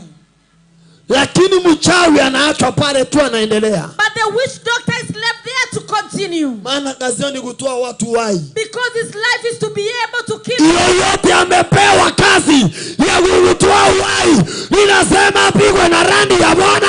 Whoever has been given the work of killing you, I'm saying may they be struck by the lightning of Jehovah. Haujasema amina mzuri. Amen. Apigwa na randi ya Yesu. May they be struck by the lightning of Jesus. Apigwa na randi ya Yesu. May they be struck by the lightning of Jesus. Yoyote amepewa kibarua. Whoever has been given a ya word. kumaliza nyota yako. Finish ya kumaliza watoto wako. Apigwe na randi ya Yesu. Amen. The lightning of Jesus. Amen. Ambia aliye karibu na wewe mwenye amepewa kazi ya kunimaliza anaisha kwa jina la Yesu. Mwenye amepewa kazi ya kunimaliza anaisha kwa jina la Yesu. Ninasema hawatakuvumilia tena. Amen. Ninasema hawatakuvumilia tena. Amen. Hiyo roho iliyofunga kwenu inavunjika kwa damu ya Yesu. Amen. Your family is breaking in the name of Jesus. Amen. Inavunjika. It is breaking. Kwa damu ya Yesu. Through the blood of Jesus. Hiyo maroho inafika mwisho. Those spirits are coming to an end. Hiyo roho inafika mwisho. That spirit is coming to an end. Listen to me. Nisikilizeni. Kuna watu ambao hawana amani hata kidogo. There are people with no peace completely. Maana kuna mtu anasema usiwahi pata amani. Because there is a person saying you should never get peace. Nami kama nabii wa Bwana. But as a prophet of God. Nenda ufanikiwe. Amen. Nenda ufanikiwe. Amen. Nenda ufanikiwe. Amen. Hiyo vifungo vya babu yako na nyanya yako, vifungo vya familia yenu havitakufunga, maana damu ya Yesu, hiyo damu ya Yesu inaosha na inatakasa. Hiyo damu ya Yesu inafungua waliofungwa. Hiyo damu ya Yesu inaweka huru wasio na huru. Hiyo damu ya Yesu inapatiana amani kwa wale hawana amani. Pokea damu ya Yesu. I receive. Able to bind your family through the blood of Jesus. The blood of Jesus gives freedom. The blood of Jesus opens doors. May you receive the blood of Jesus. The blood of Jesus. Damu ya Yesu. The blood of Jesus. Damu ya Yesu. The blood of Jesus. The blood of Jesus. The blood of Jesus. Amen. Ninatuma damu ya Yesu isonge mpaka mahali umezaliwa. Pushing the blood of Jesus to reach wherever you are born. Damu ya Yesu iende mahali umezaliwa. The blood of Jesus to reach where you damu ya Yesu iende mahali umetoka. Amen. Na wale waliofunga maisha yako watetemeshwa na damu ya Yesu. Amen. Wakitetemeshwa waachilie. Amen. Waachilie hiyo biashara. Waachilie watoto. Waachilie hiyo familia. Aliyechukua Bwana yako akana mpango wa kando atetemeshwa na malaika. Ili wewe upate amani. Ili wewe upate nyota. Waliona mbegu za Yesu. Hizo mbegu ziinuliwe. Amen. Amen. Nielewe. Understand me. Utajaribu kunielewa. You will try to understand me. Maana nitaongea mambo yanayosaidiwa na Roho wa Mungu. Because I will talk things that the Spirit of the Lord is helping me. Na maisha ya watu itakombolewa. And the lives of people shall be delivered. Maisha ya watu itakombolewa. The life of people shall be delivered. Wengine kabla waganga na wachawi wajakuwa na wenye roho mbaya. Some of you, before the witch doctors and the people who have bad spirits, they kill you. Wanatumia vitu zao. They use their beings. Ili wahakikishe hauna uhai tena. So that they can make sure you don't have life again. Ninasema unapokea uhai, unapokea uzima katika jina la Yesu Kristo. I'm saying you are receiving life. You are receiving eternity in the name of Jesus. Chochote ambacho wametumia. Whatever they have used. Chochote ambacho wametumia kwa waganga. Whatever they have used. Ninasema itakuwa ni kazi ya bure. Amen. Wewe sema amina mzuri, acha kujikonota hapo. Come on. Amen. Ukitaka kujikonota uende nyumbani. If you want to stay there in your cocoon, go home. Ninasema yoyote ametumia pesa ili hakikisha una uhai, hiyo pesa yake itakuwa ni bure. Maana damu ya Yesu itakukomboa bila malipo yoyote. Amen. Has used money to make you useless. I'm saying it is in vain because the blood of Jesus will deliver you in the name of Jesus. Utakombolewa bure. Amen. Utakombolewa bure. Amen. Pokea ukombozi. Saitani anazo njia mingi za kuua maisha ya watu. The devil has many ways to kill people's lives. Wengine wanaweka roho ya kuota mandoto. Some of you are instilled the spirit of dreaming dreams. Kabla hujachanishwa na nyumba yako. Before separation with your family. Na yuwawe na Saitani. So that you can be killed by the devil. Unaanzia kuoteshwa ndoto. You start dreaming. Mkiwa mnapigana na bwana yako. Fighting with your husband. Muda usiye muda mnatengana. After a short time you separate. Wengine wako na kazi. Some of you have work. Kabla ya kazi zao hazijaisha. Before your work, your business comes to an end. Ebu ona hii. Look at this. Kabla hazijaisha. Before coming to an end. Wanaanzia kuota ndoto. You start having dreams. Wakiwa shule. Being in school. Wengine wanaota ndoto wakiwa wanaokota makaratasi. Some will have dreams collecting trashes of papers. Wengine wanaota ndoto wakiwa wamevalia uniform ya ile shule walikuwa wanasoma nayo. Having wearing school uniform that you are schooling with. Yoyote amekurushia roho ya kukumaliza. Ninasema kwa hizo ndoto wanakuinulia. Hizo ndoto zipigwe na radi ya Bwana. Upate uhai wa Bwana. Amen. Those dreams that have been able to raise, may they be struck by the lightning of Jehovah. Amen. Hata wengine kabla hawajagonjeka kansa. Even some of you before you get cancer. Wanaota ndoto. You have dreams. Ukiwa unaumwa na matiti. You have breast pain. Ama unaota ndoto rafiki yako akiwa mgonjwa. Or you have a dream your friend being sick. After a while. Baada ya muda mfupi. Unakuta kile kitu hakijafanyika kwa rafiki yako kimefanyika kwako. You find whatever you dreamt has not happened to your friend. Wengine wanaota wakiwa kwa mashishi ya watu wengine. Some of the time you dream being in a person's burial. Kabla muenda kwa mashishi ya yule mwenye uliota. Before you go to the burial of the person you mashishi imefanyika kwenu. You find a burial in your family. Ninasema kama nabii wa Bwana, I am saying as a prophet, yoyote aliyekurushia mapepo na madhabahu, ninasema apigwe na randi ya Bwana. Amen. Apigwe na randi ya Bwana. Amen. Apigwe na randi ya Bwana. Amen. Apigwe na randi ya Bwana Yesu. May they be struck by the lightning of Jesus Christ. Wasipate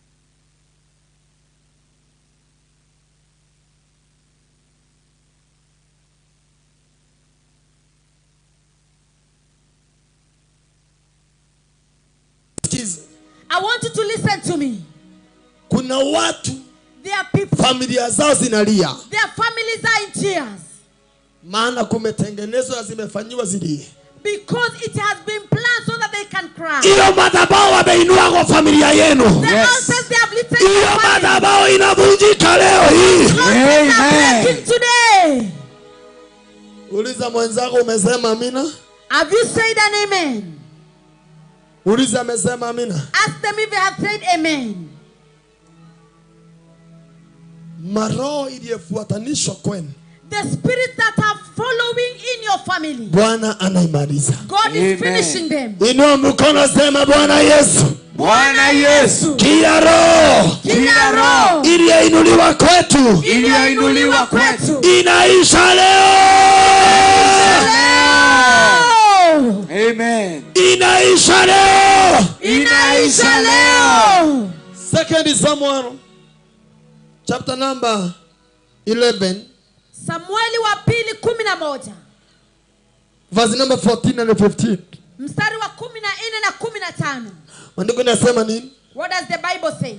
Hata ikawa asubuhi, Hata ikawa asubuhi, Daudi akamwandikia Yoabu waraka. Daudi akamwandikia Yoabu waraka. David wrote a letter to Joab. Akapeleka kwa mkono wa Ulia. Ehe. Akaandika katika waraka huo kusema, Akasema nini? mwekeni Ulia mbele ya watu penye vita kali. Mwekeni Uria mbele mahali vita imesasha. Set Uriah in the forefront of the hottest battle. Kisha ondokeni mumwache ili apate kufa. My God. Mungu wangu. Kuna watu wamesema kwa vinywa vyao, There are people who have said with their mouth, achana na huyo. leave him. Achana na vile anajiringa. Leave the way he's proud. Huyo ni muda kidogo tumempatia. We have just given him a short time. Ninasema nikiwa kwa hii madhabahu, And I'm saying it is yoyote amekuhesabia maziko, huyo maziko amekuhesabia, itarudi kwake. Amen. Sema amina ilia na uhai. Amen. Sema amina ilia na uhai. Amen. Mwekeni. Fanyeni nini? Mwekeni. Mwekeni Uria, ni barua imeandikwa. Set Uriah, that is a letter that was written. Barua imeandikwa. A letter was written. Kuna watu wameketi hapa. There are people who are seated here. Barua zimeandikwa. Letters are written. Wasiwahi fanikiwa. They should never succeed. Atezeke hivyo mpaka 2025. May he suffer until 2025. Aendelee kusumbuka hivyo. May he continue suffering. Apatwe na asidi mpaka akufe. May he continue getting acid until he Apatwe na dies. ashasi mpaka akufe. May he get acid until he dies. Iyo BP ipande mpaka ipande mpaka ipande kabisa. May that BP rise and rise and rise completely. Kuna watu wameandikiwa. There are people who have been written. Hawatawahi tajirika. They will never be rich. Mambo imeandikwa. Things have been written. Wakipata pesa When they get money, wanakosana. they will be able to Wakipata succeed. pesa When they get money, tumbo inaanzia shinda. there will be stomach problems. Wakipata pesa When they get money, ng'ombe inaanguka. there will be a cow that Daktari will die. anaitwa pesa inaenda kwa daktari. The doctor will be Wakipata When pesa they got money, mambo inainuka. things will rise. Wakipata pesa unajua nini mami? You know what, mommy? Tulikuwa hapa. We were here. Nimeanguka nimegongwa. Nitumie pesa moja. Nitumie 2,000. Unajua nini baba? You know what, Baba? Nilikuwa natembea I barabarani. was walking on the road. Nimeibiwa simu yangu. And my phone has Sasa been sina stolen. simu nitumie And now pesa. I don't have the phone. Send money to me. Ni mambo yameandikwa. Those are things that were written. Look at me. Niangalieni. chochote kimeandikwa whatever that has been written kwamba wewe hutafanikiwa that will not succeed, kinavutwa leo na malaika. Kinavutwa leo na malaika. angels. Hata wale walioketi mbali na karibu, sema amina mzuri. Amen. Say a good amen. Sema amina mzuri. Amen. Barua ikaandikwa. A letter was written. Umesikia nani ameandika barua? Have you heard who has written the letter? Umesikia nani ameandika barua? Have you heard who has written the letter? Ni Daudi mfalme. It is David who is the king. Maana alikuwa na haja because he was interested ya kumchukua mke wa mfalme wa mfanyikazi wake, of taking the wife of his servants.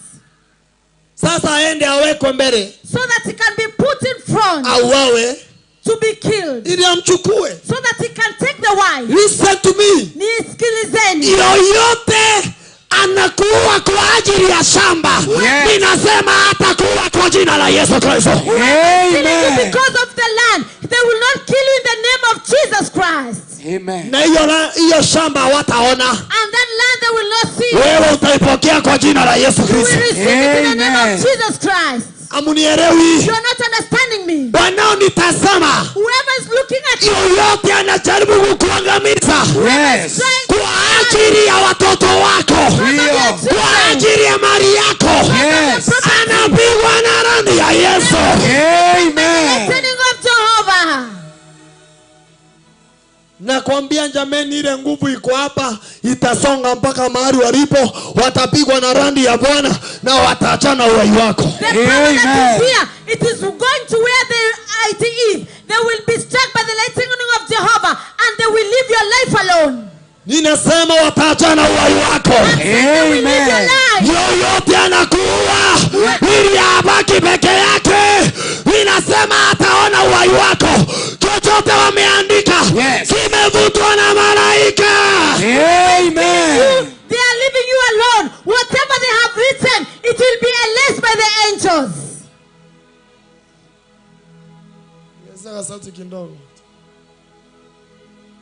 Are we together? Tuko pamoja. Maandiko yasema, the Bible says, kumeandikwa. It is written. Na nena kama nabii wa Jehova. I'm speaking as the prophet of Jehovah. Chochote kimeandikwa kinyume na wewe, kinavutwa na malaika. Amen. It will be erased by the angels.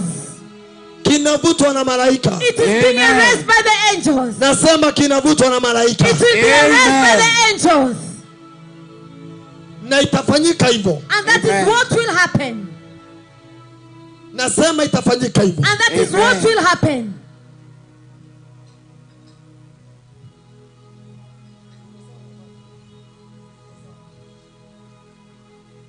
Mtu Maria aseme amen. Amen.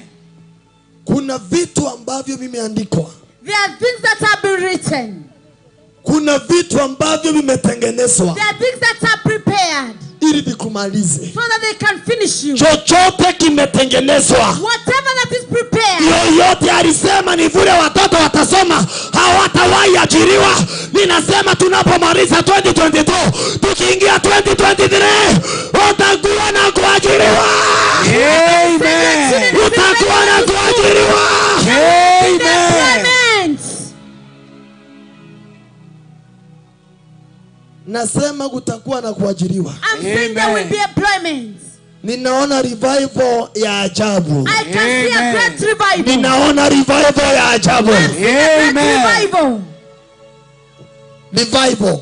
Naona great revival. Revival. Revival. Watu wanafunguliwa. People are being delivered. Maandiko yasema. The Bible says.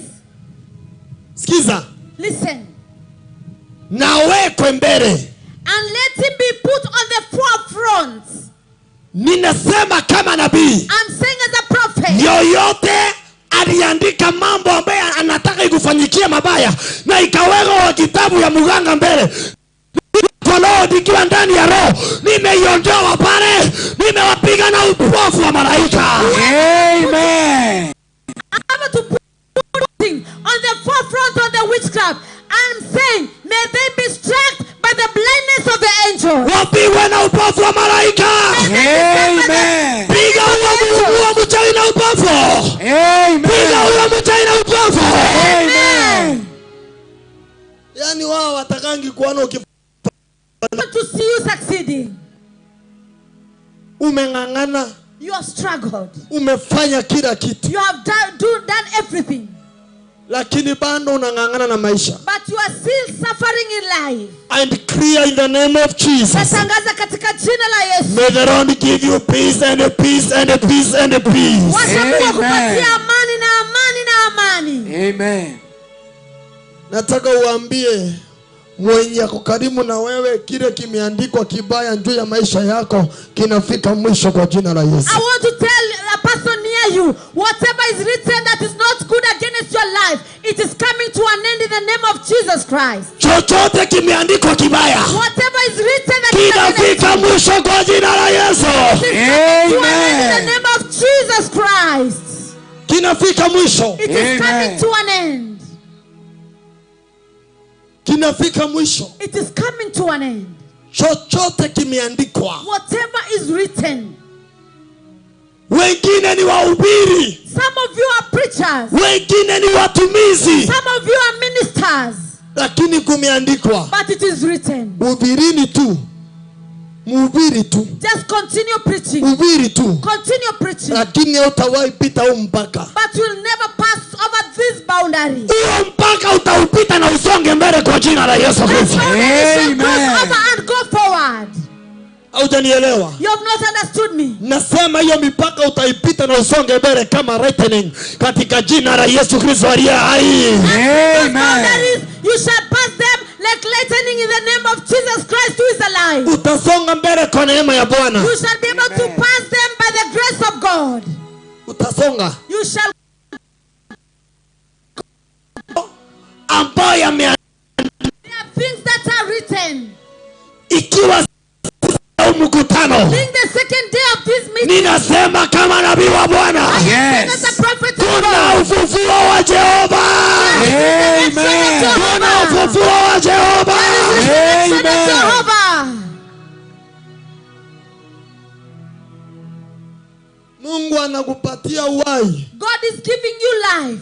Mungu anakupatia nyota. God is giving you your star. Na utaimba wimbo wa Zaburi katika jina la Yesu Kristo. And you shall sing Amen. the song of Psalm in the name of Jesus Christ. Utaimba wimbo wa Zaburi. You shall sing the song of Psalm. Wimbo wa Zaburi. The song of Psalm. Chochote ambacho kimetengenezwa kinyume na wewe Whatever that has been prepared against you, kinavunjika kwa damu ya Yesu Kristo. it is Amen. breaking through the blood of Jesus Christ. Nasema kinavunjika kwa damu ya Yesu It Kristo. will break through the Amen. blood of Jesus Christ. Hiyo roho ya kilio usiku na mchana inavunjika. Amen. Day and night is breaking. Yaani wewe unaishi katika maisha ya maswali peke yake. You have lived a life of questions every time. Maisha ya maswali. Life of questioning. Maisha ya kuhangaika. The life of suffering. Hakuna mbele wala nyuma. You don't have any up or down. Wewe uliyeketi kwa hii neema katika umlima, Whoever that is sitting wewe ndiye utakomboa hiyo familia. Wewe ndiye utakomboa hiyo familia. Amen. Pokea hiyo neema ya ukombozi. Pokea hiyo neema ya ukombozi. Receive the grace of deliverance. Nasema pokea hiyo neema ya ukombozi. Receive the I grace of receive. deliverance. Hao watu wenu wenye hawajielewi, Those your people that do not understand themselves, Mungu atakutumia wajielewe kwa jina la Yesu God Kristo. will use it so that they Amen. can understand themselves. Tuko pamoja? Are we together? Kabla ya kifo hakijafanyika ndani ya maisha ya mtu, Before death happens in someone's life, kuna ibada ambazo hufanywa. there are services that are performed. Look at me. Niangalie. Mtu anatembea usiku na mchana A person walks day and night, na anasema and he says, huyo sitaki ainuke tena, I don't want him to rise anymore. sitaki ajenge tena. I don't want him to build anymore. Ulikuwa unajenga nyumba, You are building a house, mahali iliachiwa kwa mzingi, where it was left on the foundation, mahali iliachiwa kwa linto, where it was left on the lintel, hata leo even today, hiyo nyumba haijawahi toka hapo. that house has not moved even an inch. Haijawahi toka hapo. It has not moved even an inch. Ninasema kama nabii, I am saying as a prophet, tunapomaliza mwaka huu, we are finishing the year. tunapomaliza mwaka huu, hiyo maroho yote yanaisha.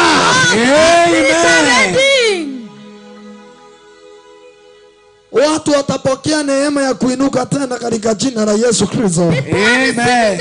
Watu watapokea neema ya huduma tena katika jina la Yesu. Amen. The grace of ministries in the name of Jesus Christ. Watapokea neema, they will receive grace ya kuinuka tena katika maisha yao. Of rising again in their life. Chochote ambacho kimekuzuidia, whatever is preventing, kinaondolewa na Jehova. Amen. By Jehovah. Inua mikono yako juu, sema kinaondolewa na Jehova. Kinaondolewa na Jehova. Inua mikono tena, sema kinaondolewa na Jehova. Kinaondolewa na Jehova. Kwa jina la Yesu. Kwa jina la Yesu. Kwa jina la Yesu. Kwa jina la Yesu. Kwa jina la Yesu. Kwa jina la Yesu. First Samuel chapter 22 verse number 18. Samueli wa kwanza 22 mstari wa 18. Naomba kusomewa kwa haraka. Biblia inasema nini? Basi mfalme akamwambia Doegi. And the king said to Doeg, geuka wewe ukaangukie hao makuhani. Sikiza. Listen.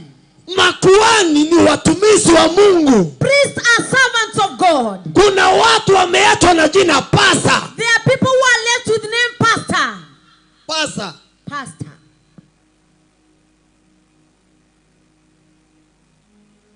Pastor. Pastor. Sija mtu anaitwa pastor friend. Mchungaji fulani. Anaitwa prophet friend. Nabii fulani. Apostle friend. And particular prophet. Jina kubwa kabisa. A big name. Lakini ndani yake, but inside of him, kile kilichokuwa ndani yake, what was in him, kimeondolewa. It has been removed. Ameachwa na jina peke yake. He has just been left with a name. Ninasema kama nabii wake Jehova. I am saying as a prophet of Jehova anapanda mbegu mpya ndani yako. Amen. Mbegu ambayo itaheshimika. Amen. Mbegu ambayo itatafutwa na taifa. Amen. Pokea hiyo neema. Amen. Hautaitwa jina mchungaji peke yake. You not just be called a pastor alone. No. Hapana. Nasema hautaitwa jina mtu peke yake. You not just be called a person alone. Utaitwa jina lako mtu aliye na utukufu wake Mwenyezi Mungu ndani yake. You shall be called a person with God's glory in him. Mwangukie. Basi mfalme akamwambia Dagioni, geuka wewe uangukie hao makuhani. Basi Doegi mwendoni, akageuka akawaangukia makuhani. Akaua siku ile watu 85. Can you imagine? Akaua 85. He was able to kill 85 people. Ni nini inafanya makuhani? What is making priests wanakufa hivyo? To die like that.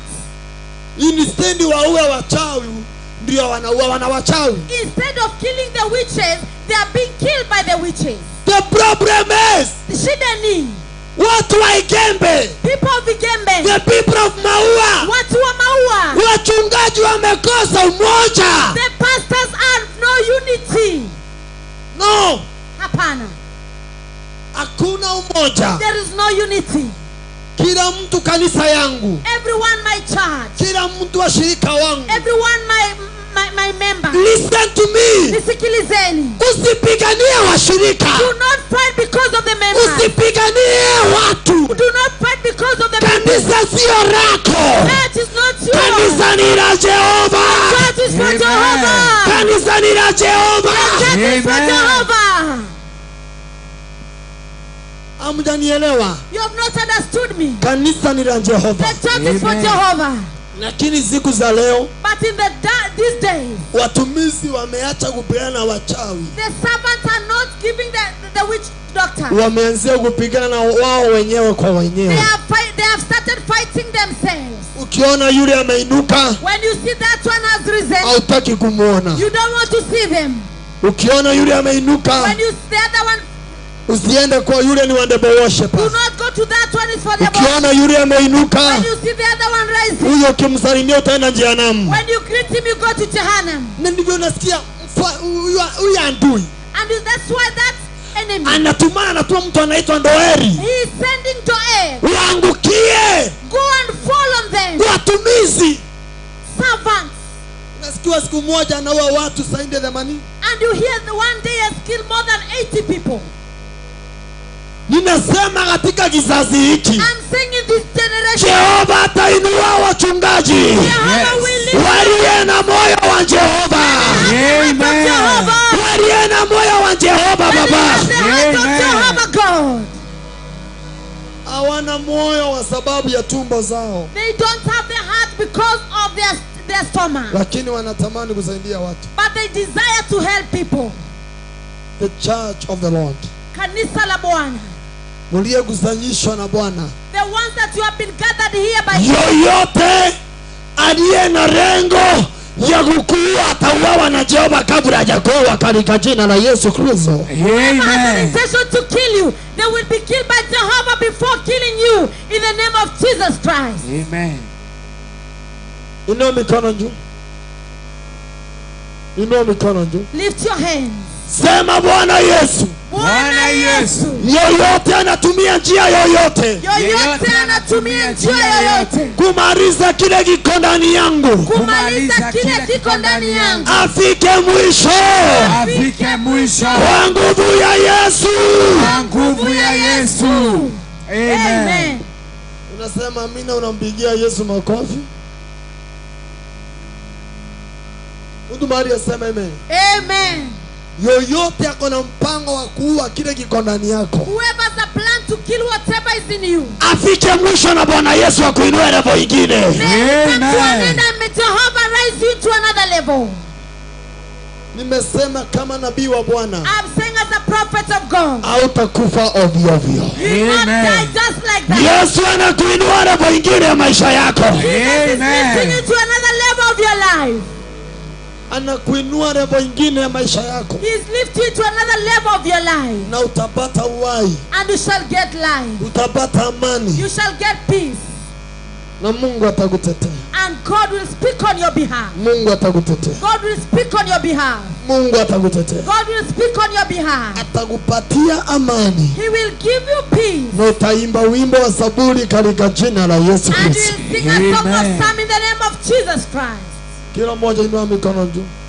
Lift your hands, everyone. Sema Baba mtakatifu, Baba mtakatifu, Jehova Jaire, Jehova Jireh, naja mbele zako naja mbele zako siku ya leo, siku ya leo, ikiwa siku ya mwisho kumaliza mwaka. ikiwa siku ya mwisho ya kumaliza mwaka. Naomba Bwana Yesu, Naomba Bwana Yesu, kila alama ya mauti iliyowekwa kinyume na maisha yangu, kinyume na maisha yangu, siku ya leo inaondolewa, sitazikwa,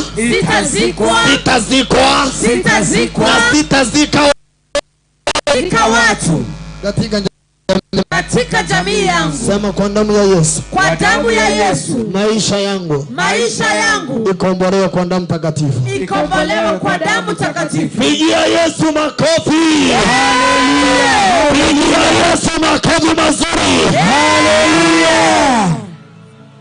Watu wa Mungu, people of God, Mungu anakomboa maisha ya watu. God is delivering people's life. Hizo vifo zimewekwa katika maisha yako. Those death that are put in your life, Mungu anajiondoa katika jina la Yesu God Kristo. is removing them in the name of Jesus Christ. Simama kwa miguu yako. Stand with your feet. Simama kwa miguu yako. Stand with your feet. Simama kwa miguu yako. Stand with your feet. Na ukisimama kwa miguu yako, And as you stand, inua mikono juu. just lift your hands.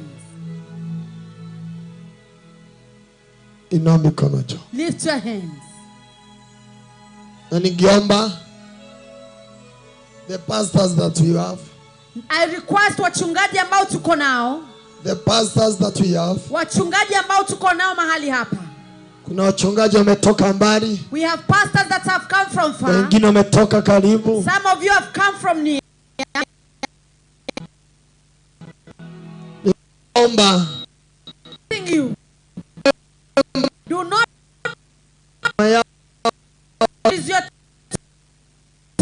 Just come nearer here. Na watabarikiwa. And you'll be blessed. Maana heshimu ile mafuta umebeba. Nyewe minja nibebe. I'm told to carry the whole word. I'm not.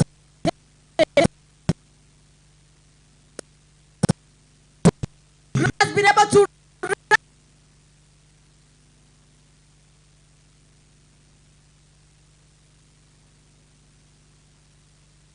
One different.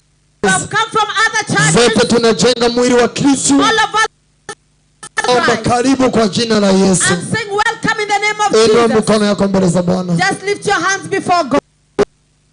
Lift your hands. Nataka tumuabudu Yesu. I want us to worship God. Nataka tumuabudu Yesu. I want us to worship God. Inua mikono yako. Lift your hands. Na Yesu kuwakomboa. And Jesus will come. Just lift your hands. Inua mikono. Just lift.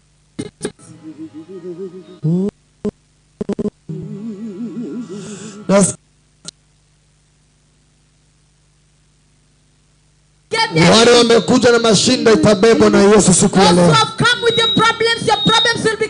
Wanaotembea na usaidizi wa miti ama uluchi ama chochote, hata wale waoni wataona yupo hapa. Those who are walking with crutches or wheelchairs, even those who are not seeing, they will see because Jesus is here. Inua mikono yako. Just lift your hands. Mahali ulipo inua mikono. Wherever you are, lift your hands. Inua mikono juu. Just lift your hands. Inua mikono juu. Just lift your hands. Mwabudu nani kama si wewe, ni nani mimi kama sio wewe. Mikono juu. Hakuna mwingine wa kuabudu ila ni wewe Jehova, ila ni wewe Jehova. Ni mwabudu na mikono juu. Kama sio wewe, ni mwabudu nani mimi? Kama sio wewe, hakuna mwingine wa kuabudu ila ni wewe, ila ni wewe Jehova, ila ni wewe, ila ni wewe. Inua mikono kabisa. Jehova, ila ni wewe, ila ni wewe. Inua mikono kabisa. Jehova, wale wako kule juu washuke waje huku chini. Ila ni wewe Jehova, ila ni wewe, ila ni wewe. Inua mikono kabisa. Jehova, ila ni wewe Jehova, oh, ila ni wewe, ila ni wewe Bwana Jehova, ila ni wewe, ila ni wewe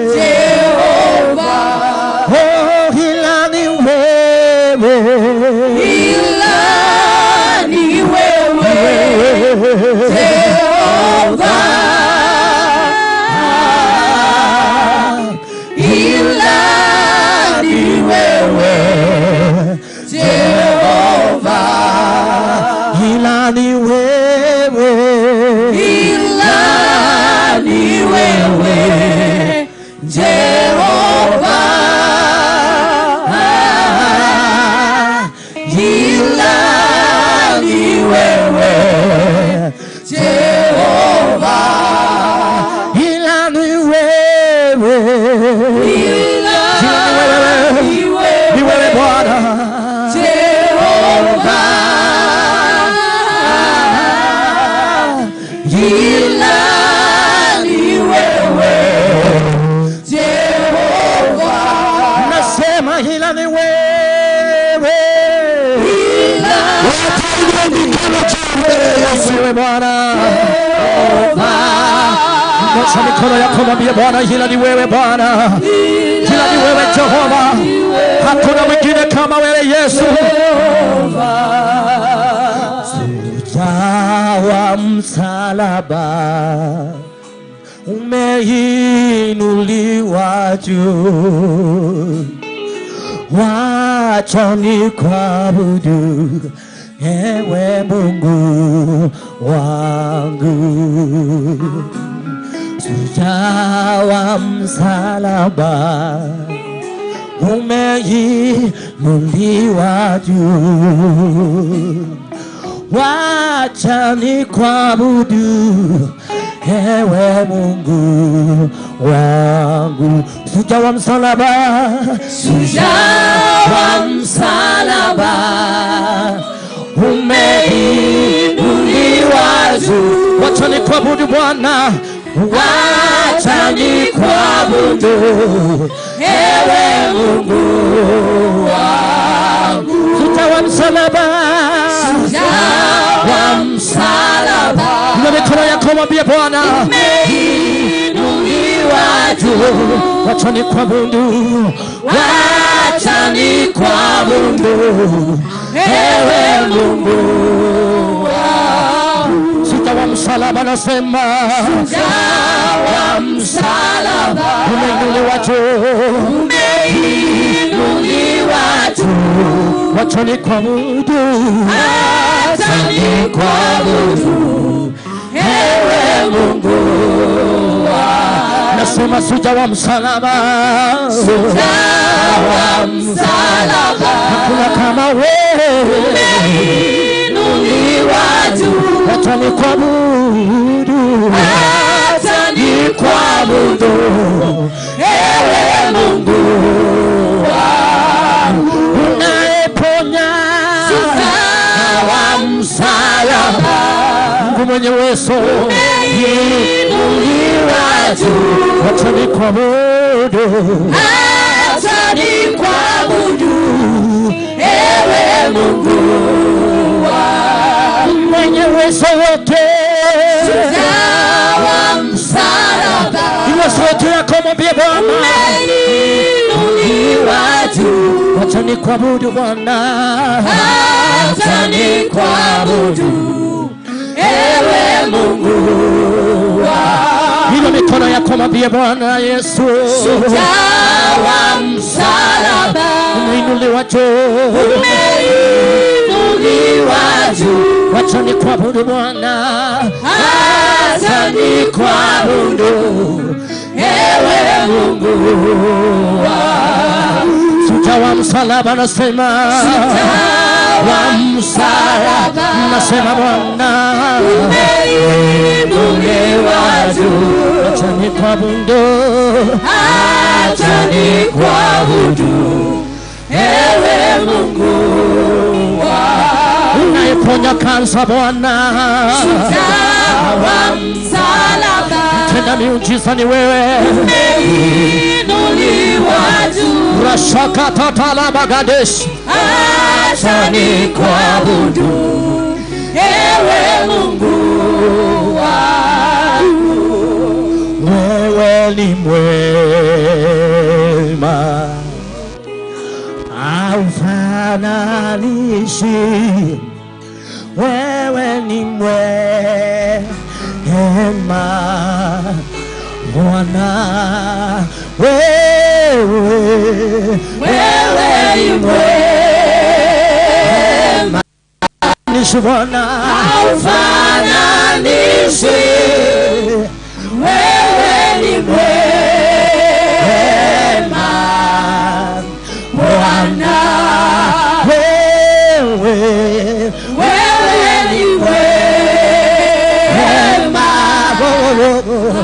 haufananishwi, wewe ni mwema Bwana.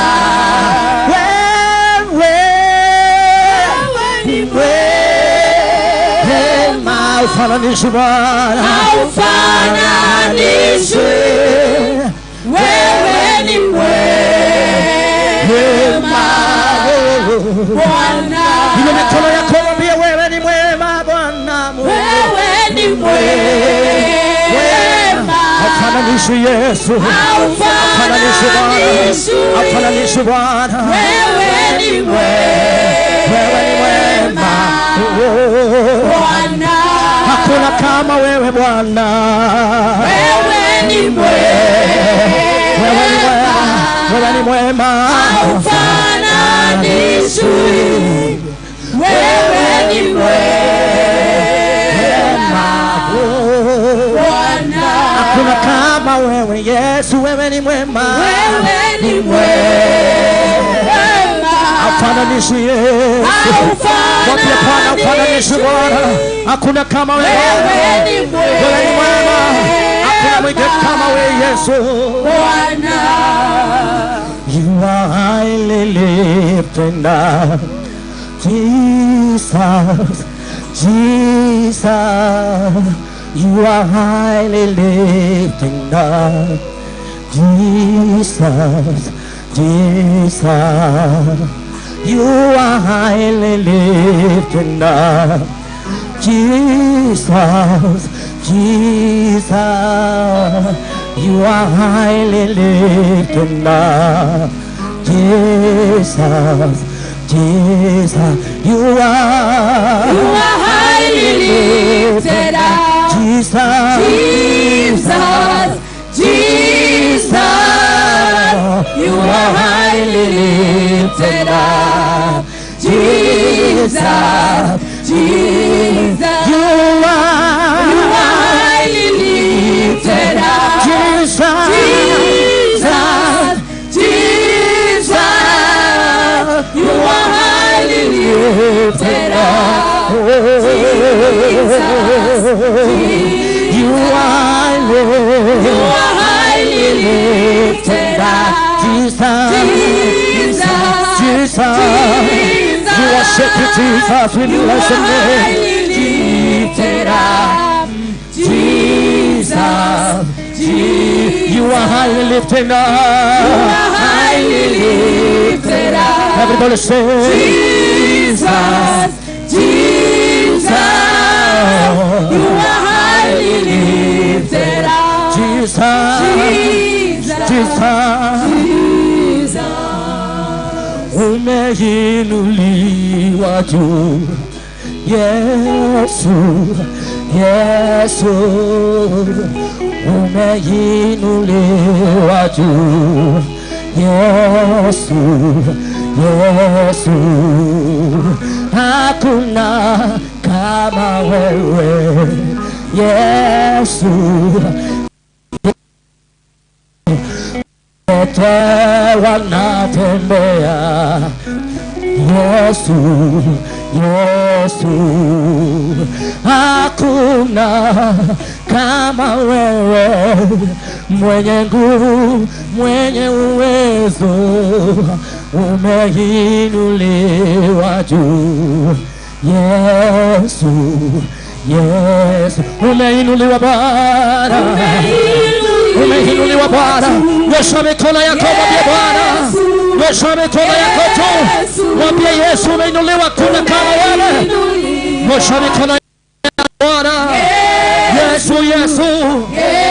Umeinuliwa juu ya vyote Bwana, umeinuliwa juu, Yesu, Yesu. Umeinuliwa. Nyosha mikono yako tu mwambie Bwana, Yesu, hakuna kama wewe. Yesu, Yesu, Yesu. Hakuna kama wewe Bwana. Yesu, Yesu, Yesu. Umeinuliwa juu sana, hakuna kama wewe.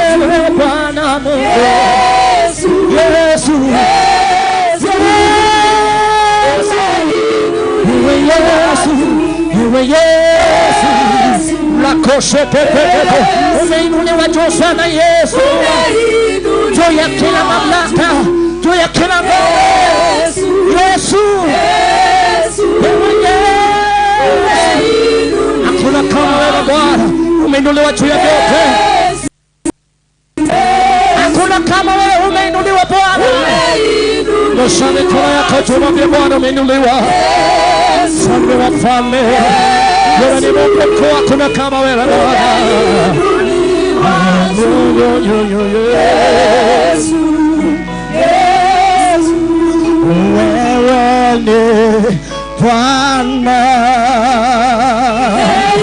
Jehova, wewe ni Bwana, wewe ni Bwana, wewe ni Bwana.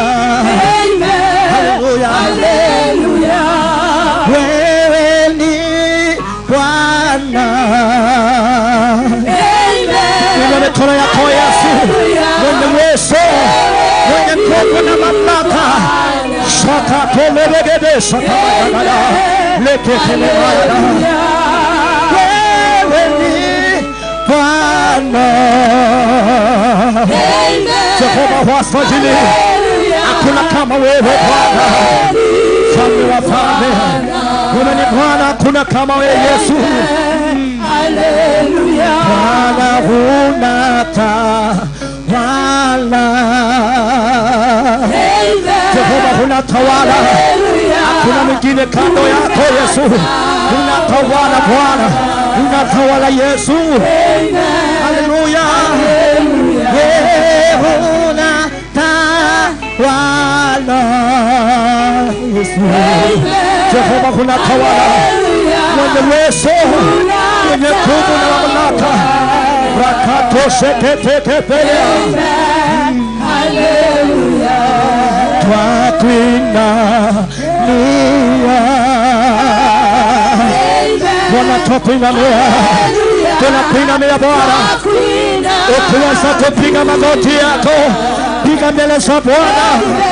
Urabosha twakuinamia Jehova, twakuinamia, tunakuinamia Bwana, tunakuinamia juu ya vyote, twakuinamia juu ya kila mamlaka. Lekesha kanao, twakuinamia Jehova, twakuinamia. Shakamana bosaya leketosha katelosha babadababa leketenelebaya Bwana twako taje, Bwana twako taje,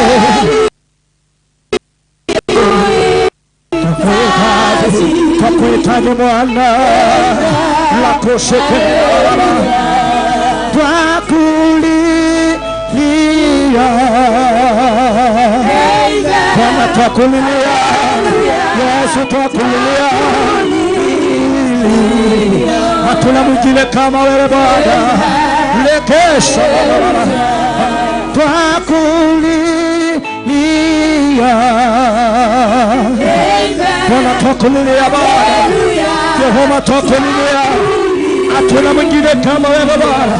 Shakatoka balale lepele balale, hakuna kama wewe Bwana. Jehova Yesu wangu, na kama wewe Bwana, wewe waponya Jehova, waponya, wewe waponya Jehova, wewe waponya, unaponya, unaponya Bwana. Lekesha kama mama, wewe waweza moyo Jehova, wewe unaweza. Lekesha tete, leketoko rosa. Haleluya, wewe ni Adonai, Mungu wangu, wewe ni Adonai, Mungu wangu. Tuseme zote, Mungu wangu, wewe ni Adonai, Mungu wangu, wewe ni Adonai, Mungu wangu, wewe ni Adonai. Rakatoshe tete kabosa, wewe ni Adonai, Mungu mwenye nguvu, wewe ni Adonai, Mungu wangu. Tuseme wewe ni Adonai, Mungu wangu mwenye uwezo, wewe ni Adonai, Mungu wangu, tunakuabudu Yesu. Wewe ni Adonai, Mungu wangu, tunakuinamia.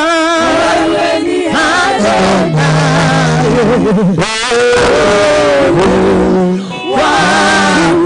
inua mikono juu, inua mikono juu.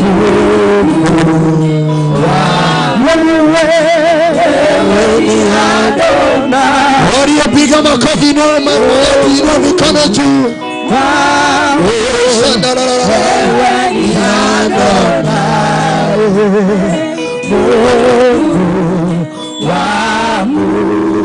Inua mikono yako mbele za Bwana, inua mikono yako mahali ulipo. Ninatamani kila mmoja inue mikono juu. I'm desiring all of us lift your hands. Natamani kusaidia watu. I'm desiring to help people. Maana wakati wa ukombozi wa Mungu umefika. Because the time of deliverance of God has come. Wakati wa kuponya umefika. The time of healing has come. Yeyote aliyebeba mizigo inawekwa chini, unabebewa na Jehova katika jina la Yesu. Whoever has carried burdens is put down. Jehovah is carrying your burdens in the name of Jesus Christ. Jehova anabeba mizigo yenu. Jehovah is carrying your burden. Kila roho ya kaburi, every spirit of kila roho ya utaza, every spirit of barrenness, inayeyushwa kwa nguvu ya Yesu katika jina la Yesu Kristo. It is melted in the name of Jesus Christ. Pigia Yesu makofi na useme amina. Clap to Jesus and say amen. Yesu anaponya. Jesus heals. Yesu anatulia. Jesus releases freeze. Kwa nguvu yake peke yake. Through his power alone. Maisha yako itapata uhai katika jina la Yesu Kristo. Your life will get life in the name of Jesus Christ. Maisha yako itapata uhai katika jina la Yesu. You will get life in the name of Jesus Christ. Inua mikono kila mmoja. Just lift your hand. Wale wako kule nyuma kabisa na watenti. Those who are behind there and those who are ninataka uinue mikono mahali ulipo. I want you to raise your hand wherever you are. Inua mikono yako. Raise your hands. My Father, Mungu wangu, na Baba mtakatifu, Holy Father, uliyejawa na nguvu na uwezo, that is full of ability and power. umeniambia kuna mizigo mizito natondolea. You have told me that there are burdens that you have kwa neema ambayo umenipatia, through the grace that you have given me, kwa neema ambayo inafanya kazi kwa babangu Bishop Moiro, through the grace that is working on my father, kwa neema ambayo umepatia mitume na manabii, through the grace that you have given prophets. yoyote aliye hapa amefungwa na funguliwa. The people that are here, they will be unbound. Wanafunguliwa kwa damu ya Yesu Kristo. They are being freed in the name of Jesus Christ. Kama vile wameinua mikono, As you have lifted your hand, Wanatamani Yesu ukawasaidie. You are desiring Jesus, you may help them. Wanatamani Yesu ukawapatie huduma zao. They are desiring you may give them their ministry. Wanatamani Yesu ukawapatie nyota. They are desiring that you can give them. Wanatamani Yesu wapatie kile hawana. They are desiring you give them authority. Wengine Bwana wana amani kwa maisha yao. Some of them don't have peace in their lives. Wanatamani amani. They are desiring peace. Wanatamani amani. They are desiring peace. Wanatamani amani. They are desiring peace. Wanatamani amani. They are desiring peace. Wanatamani amani. They are desiring peace. Wanatamani maisha. They are desiring life. Inua mikono yako. Just lift your hands. Mfalme mwema. Good King. Jehova mwaminifu. Faithful Jehovah. Wewe ndiye Bwana mwenye ubadiliki. You are the God who never changes. Wewe ndiye Bwana uliyejawa na nguvu na uwezo. You are the God full of power and ability. Thank you for this season. Asante kwa sababu ya nyakati. Asante kwa ajili ya wakati huu. Thank you because of this season. My Father. Mungu wangu. Unawakomboa wote. You are delivering all of them. Unawakomboa wote. You are delivering all of them. Inua mikono juu. Lift your hands. Inua mikono juu. Just lift your hands. Inua mikono juu. Kwa damu ya Yesu takatifu. Through the precious blood of Jesus. Ninaachilia nguvu ya Yesu. I'm releasing the power of Jesus. Wale walioketi kule. Those who are seated there. Kule kwa jukwaa. Those who are seated on the table. Tafuta mahali pako pa kuketi huku ndani. Just find a place to sit here. Ninasikia wakati kufungua watu umefika. The time of deliverance has come. Wale walioketi kule juu. Those who are seated up there. Kimbia utafuta mahali pa kuketi ndani. Come and look for somewhere to sit inside. Na uinue mikono yako. And lift your hands. Uinue mikono yako. Lift your hands. Uinue mikono yako. Lift your hands. Watafute viti kule. Let them look for seats. Watafute viti kule. Let them look for seats. I can hear the voice. Ninasikia sauti. I can hear the voice. Nasikia sauti. The Lord is here. Bwana yuko hapa. The Lord is here. Bwana yuko hapa. The Lord is here. Bwana yuko hapa. He will deliver you. Atakukomboa. He will set you free. Atakuweka huru. Inua mikono yako mahali ulipo. Lift your hands wherever you are. Inua mikono juu. Lift your hands. Mambo ni mawili peke yake. There are two things only. Nataka uinue mikono. I want you to lift your hands. Ambia Yesu ninakutamani. Jesus, I desire you. Mwambie Yesu ninakutamani kwa kinywa chako. Yesu ninakutamani. Mwanangu nipatie sauti tafadhali. Ambia Yesu nakutamani. Yesu nakutamani. Ambia Yesu nakutamani. Yesu nakutamani. Ambia Yesu nakutamani. Yesu nakutamani. Mwambie Bwana Yesu. Bwana Yesu. Nimekuja leo. Nimekuja leo. Nataka unipe uhai. Nataka unipe uhai. Amen. Nikomboe kwa ile madhabahu nimefungwa nayo. Nikomboe kwa ile madhabahu nimekumbwa nayo. Nami Yesu nitakuinua. Nami Yesu nitakuinua. Kila mmoja inua mikono juu. Ukiinua mikono mshukuru Yesu. When you lift your hands, thank Jesus. Acha fungua kinywa chako mshukuru Yesu. Just open your mouth and thank Jesus. Nimesikia kuna neema imeachiliwa. There is the grace that has been released. Kuna neema imeachiliwa. There is the grace mercies that are released. Hata wale wamefika mwisho naona mwanzo mpya. Even those who have come to your end, I can see a new Hata wale hawana maisha wanapata maisha. Those who don't have life, I can see new life. Inua mikono juu tu. Just lift your hand. Ambia Yesu niko hapa leo. Yesu niko hapa leo. Inua mikono juu kabisa. Just lift your hands completely. Liite lile jina la Yesu. Call the name of Jesus. Liite jina la Yesu. Call the name of Jesus. Liite jina la Yesu. Call the name of Jesus. Na watenda kazi wawe tayari. And the servants be ready. Na wale watenda kazi hawajielewi wasifanye kazi. And if you're not understanding yourself, do not serve. Achana kutenda kazi. Usimame malaika akusaidia utamfanyia shughulikiwa na malaika. Do not serve but wait for the angels to take care of you. Maana nasikia roho wa Mungu akiniambia. Because I can hear the voice of Waliye na mauvimbe yanayeuka. Those who have growth are made. Waliye na kansa zinayeuka. Those who have cancers are melted. Wale vipofu wanaona. Those blind are seeing. Wale viziwi wanasikia. The deaf are hearing. Inua mikono tumwambie Yesu nakutamani. Lift your hands and tell Jesus, I desire you.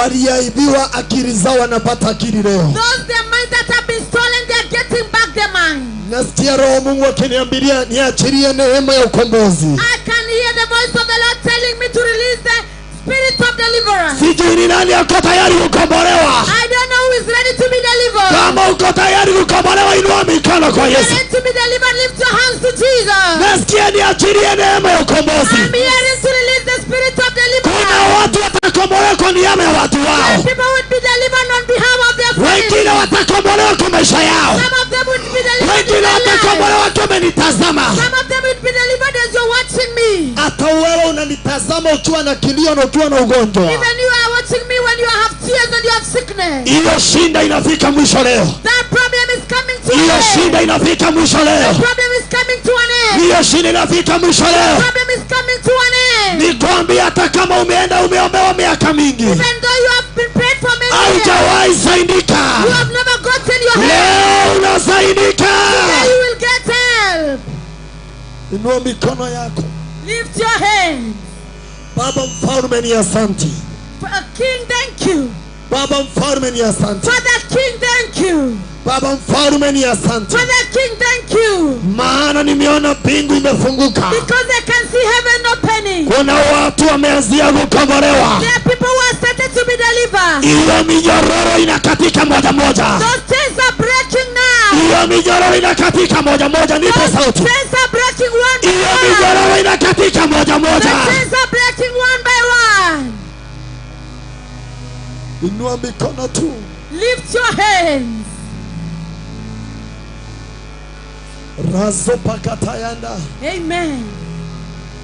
Kila minyororo inakatika leo. Every chains are breaking today.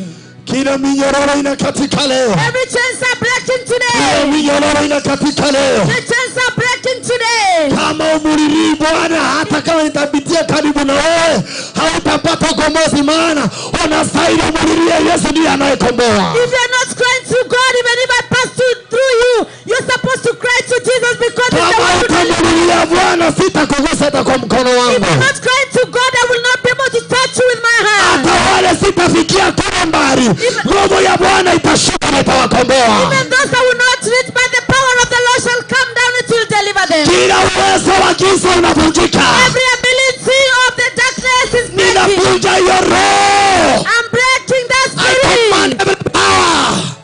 I command every power. Ninaamuru kila I nguvu. command every power. Ninaamuru kila nguvu. Every demon come out. Kila pepo toka. Kila roho ivunjike. Every spirit break. Pokea ukombozi wako. Receive your deliverance. Pokea ukombozi wako. Receive your deliverance. Inua mikono yako juu. Lift your hands. Kwa mkono wa nabii, Through the hands of the maisha prophet, yako itachiliwa. your life will be released. Kwa mkono wa nabii, Through the hands of the prophet, watoto wako watachiliwa. your children shall be free. Hiyo kansa iende. Let cancer to go. Hiyo mapepo iende. Let spirit to go. Hiyo roho iende. Let spirit to go. Ivunjike. Spirit break. Pokea ukombozi wako. Receive your deliverance. Asa wasaidie. Accept them. Yesu pakatayanda. Amen. Kombolewa sasa. Kombolewa sasa. Be delivered now. Kombolewa sasa. Be delivered now. Watu wafanyikazi wako wapi? Where are the servants? Watenda kazi wako wapi? Where are the servants? Watenda kazi wako wapi? Where are the servants? Fanya kazi tafadhali. Work. Roho wa Mungu ameshuka. The spirit of the Lord is I coming pray for you down. on the rivers. Ninaomba I mkombozi. pray for you on the rivers. Ninaomba mkombozi wako. Watu na uwezo watembee. Those who have not been Waliofika mwisho wapone. the ones who have come to the Waliofika mwisho wapone. the ones who have come to the Hiyo madamo inavunjika. those altars are breaking. Inavunjika leo. It's breaking now. Inavunjika leo. Breaking today. Watenda saidia watu wache kunifuata nyuma. Saidia watu kule, beba watu peleke. Fuata kule. Beba waende kuacha kunifuata nyuma. Na neno ukombozi wako. Ebele dimo. Kama ebele dimo. Ebele power kama. Kila nguvu Release toka. ebele power. Toka kila nguvu. Wasaidie kule, beba hawa. Help them. Wasaidie. Help them. Receive and deliver. Pokea ukombozi Watu wako. wakombolewe. Let people be Hata delivered. wana sijagusa. Even those have not come. Wakombolewe. Be delivered. Wakombolewe. Be delivered. Wakombolewe. Be delivered. Kombolewa. Be delivered. Kombolewa. Be delivered. Kombolewa. Be delivered. Ndio hivyo. She's coming. Kila mmoja inua mikono Every juu. one of you lift your hands.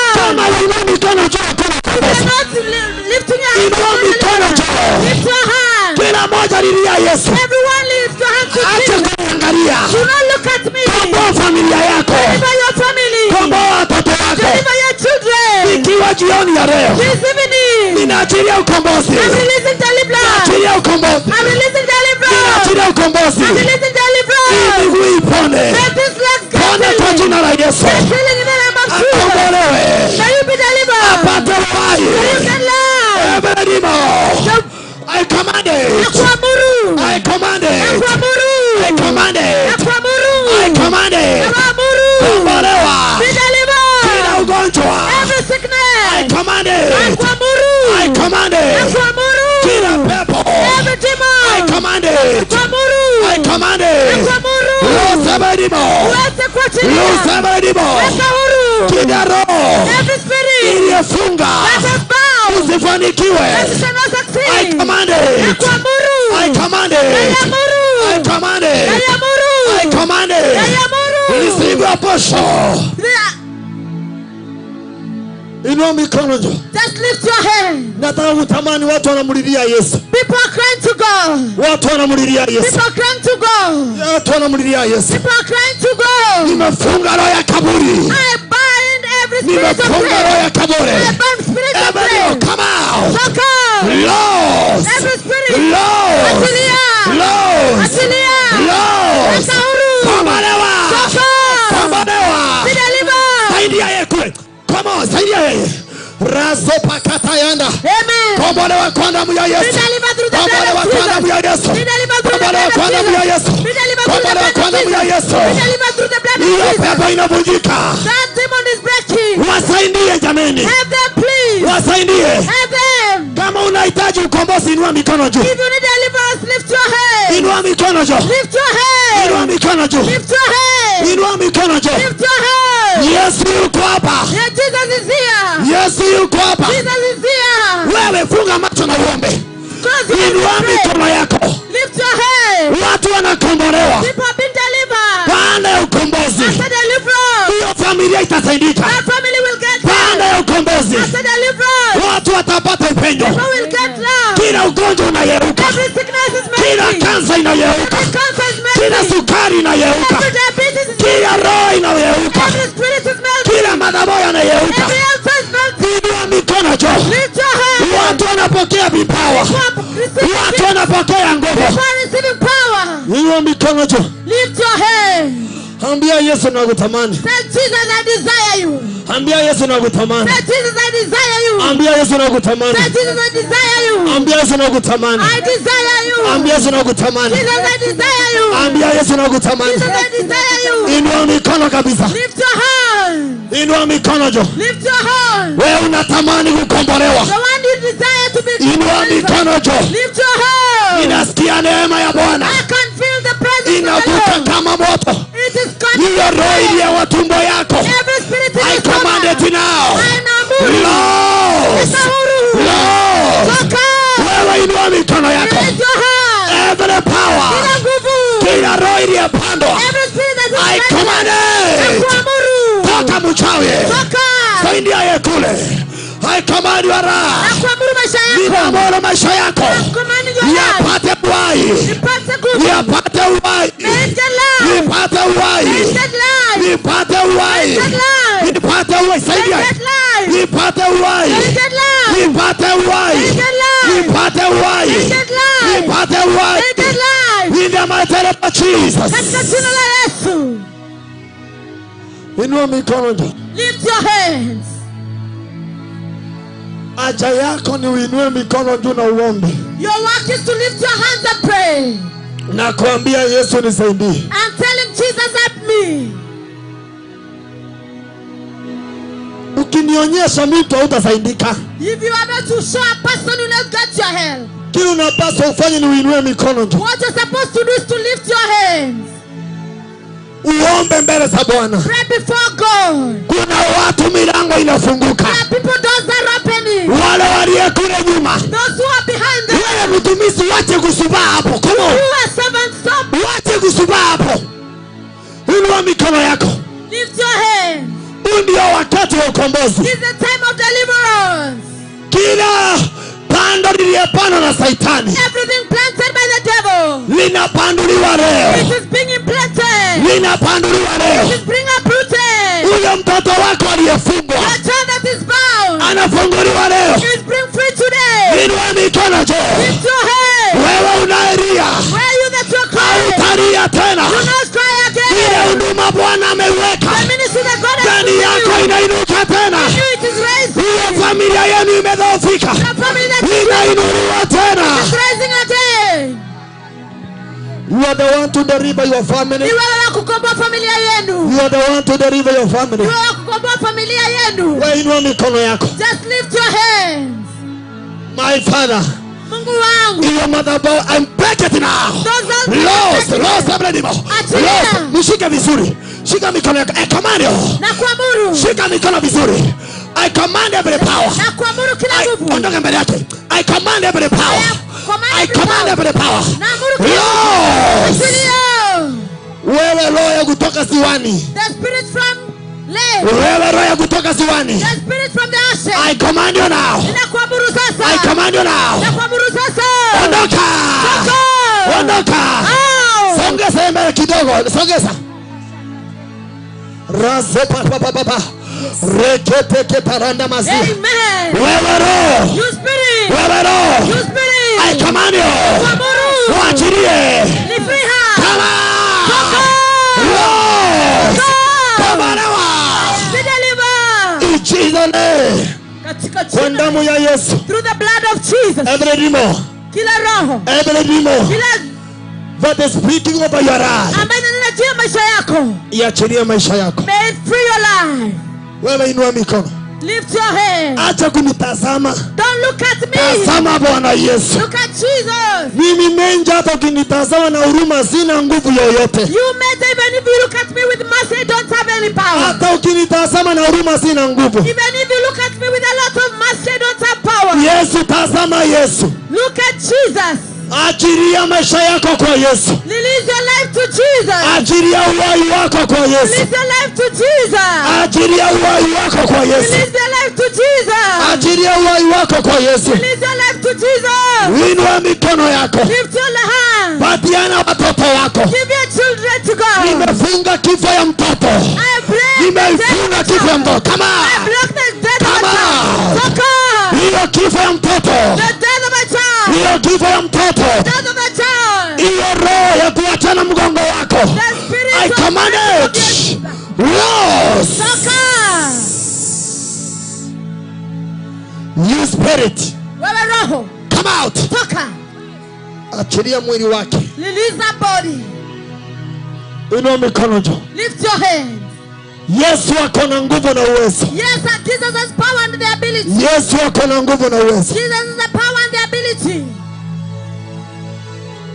Yesu anayefanya viwete watembee. Jesus that makes the lame to walk. Wewe mfanyikazi, fanya kazi, acha ujinga. Do your work. Kama utajua kufanya kazi, achana nayo.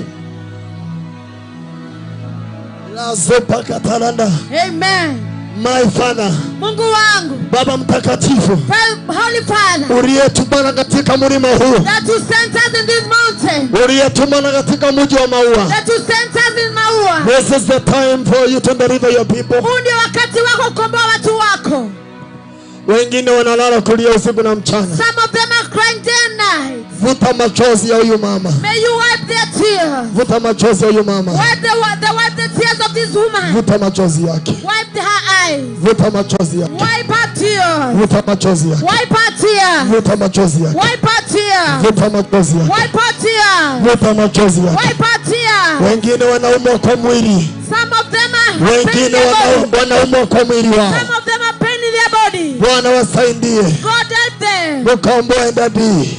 Deliver them. Patie uhai. Give them life. Patie uhai. Give them life. Patie uhai. Give them life. Patie uhai. Give them life. Patie uhai. Give them life. Every demon. Kila pepo. Every operation. Come out. Kila operation. Loose. Chilia. Loose. Chilia. Kila uwezo wote wa Shetani. Kila nguvu yote. Nguvu yote. Every power. Kila nguvu yote. Every power. Iliyofunga watu wako. That is binding your people. Ninawakomboa. I deliver them. Ninaachilia moto. Release fire. Ninaachilia moto. Release fire. Naachilia moto. Release fire. Wacha wachomeke. And the witches die. Wachomeke moto. They die. Sema fire. Wanazuria huduma yako. Ya maisha yako. Every power. I command it. I command it. I command you. I command you. Rose. Atulia. Ninanena katika ufalme wa Shetani kutakuwa na hasara tupu. Ninanena katika ufalme wa Shetani kutakuwa na hasara tupu. In the kingdom of the devil there will be lots of losses. Maana waliyefungwa wanafunguliwa leo. Because the ones who are bound are free. Wale ambao wamefungwa wanafunguliwa leo. The ones who are bound are being free. Yesu anashuka. Jesus is coming down. Na anakomboa maisha ya watu. And is delivering the lives of people. Listen to me. Nisikilizeni. Hakuna mwanaume mwingine. There is no other man aliye na uwezo wa kuponya. that has ability to heal. Ni Jehova Simba wa Yuda. Jehovah the King of Judah. May you receive your miracle today. Pokea uponyaji wako sasa. May you receive your miracle today. Pokea muujiza wako sasa. Na upokee muujiza wako ambayo hauna kipimo. Receive your miracle that has no measure. May you receive. Wherever you are, may you receive. Hata wale wanaonitazama kwa mitandao, may you receive your miracle in the mighty name of Jesus. Those who are watching me through the internet, may you receive your miracle in the name of Jesus. Hata kama unanitazama ukiwa wapi, wherever you are watching, ninasema kama nabii, I'm saying as a prophet, may you receive your miracle right now. pokea muujiza wako sasa. Wale walio wagonjwa wapone. Those who are sick, may you get well. Walio wagonjwa wapone. Those who are sick, may they be healed. Kila ugonjwa unaisha. Every disease is ending. Kila pepo inayeuka. Every demon is melting. Kila pepo inayeuka. Every demon is melting. May you receive Okay. your miracle. Muujiza wako. Wengine wamekata nauli zao, wamekuja hapa mbio. Some of you have used your transport and came here. Wengine wametoka mbali, wamekopa transport ya kukuja kwa uwanja. Some of you have been able to come from far. You asked for money to come to this compound. Sikiza nikueleze. I want to tell you, Yesu atakuponya bila kipimo yoyote. Jesus will heal you with no measure.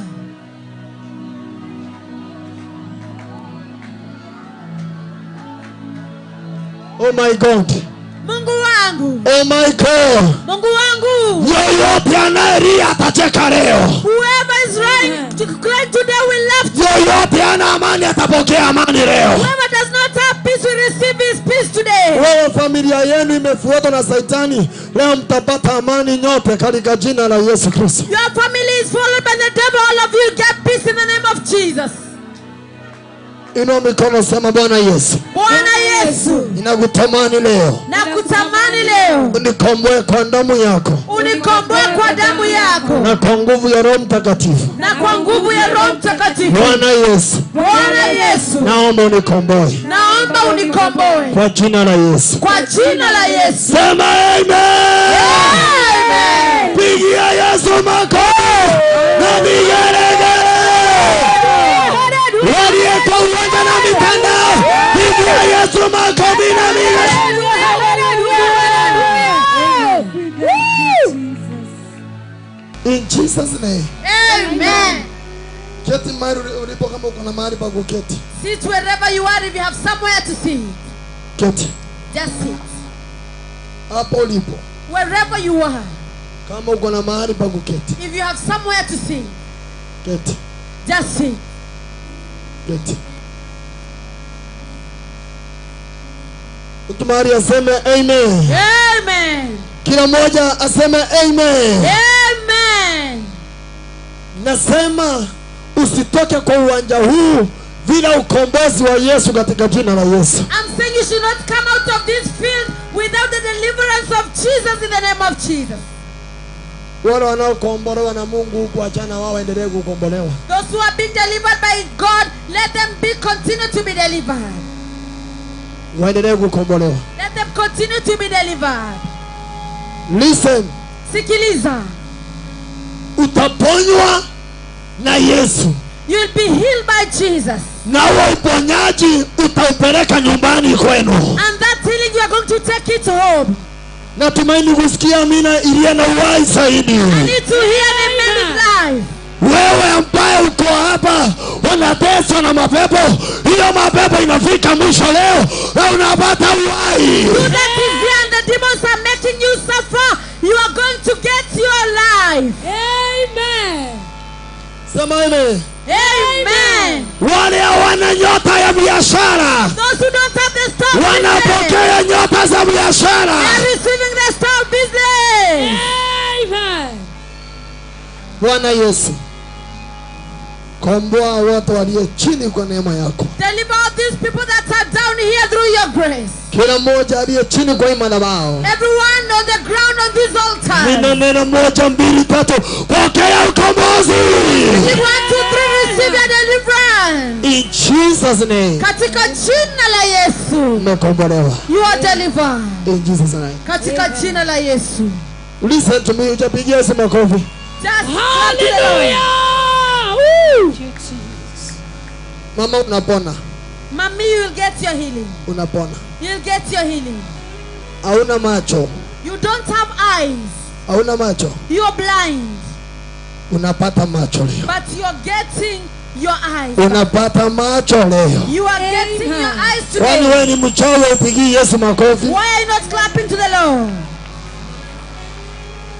Jamani, ukiona mtu apigi Yesu makofi ni mchawi. If you see a person not clapping to God, they are witch.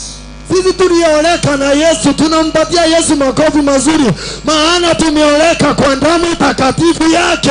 Those of us who are married by Jesus, we give him a good clap because you are married through his blood, precious blood. Na tuna njia ingine ni kumusikia yule aliyetuoa, naye anaitwa Jehova Simba wa Yuda.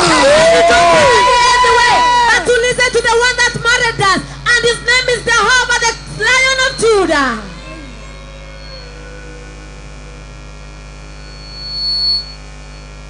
Am I talking to somebody here? Ninamnenea mtu hapa. Kuna mtu naongea na yeye. Is there anyone I'm talking to here? Aliyeiva nyota ya watu wenu leo imefika mwisho, maana utapokea na utasaidia wale wengine walioiviwa nyota. The one who saw the star of your family today has come to an end because you are receiving yours and you will help the others that their stars have been stolen. May you receive in the mighty name of Jesus. Katika jina la Yesu.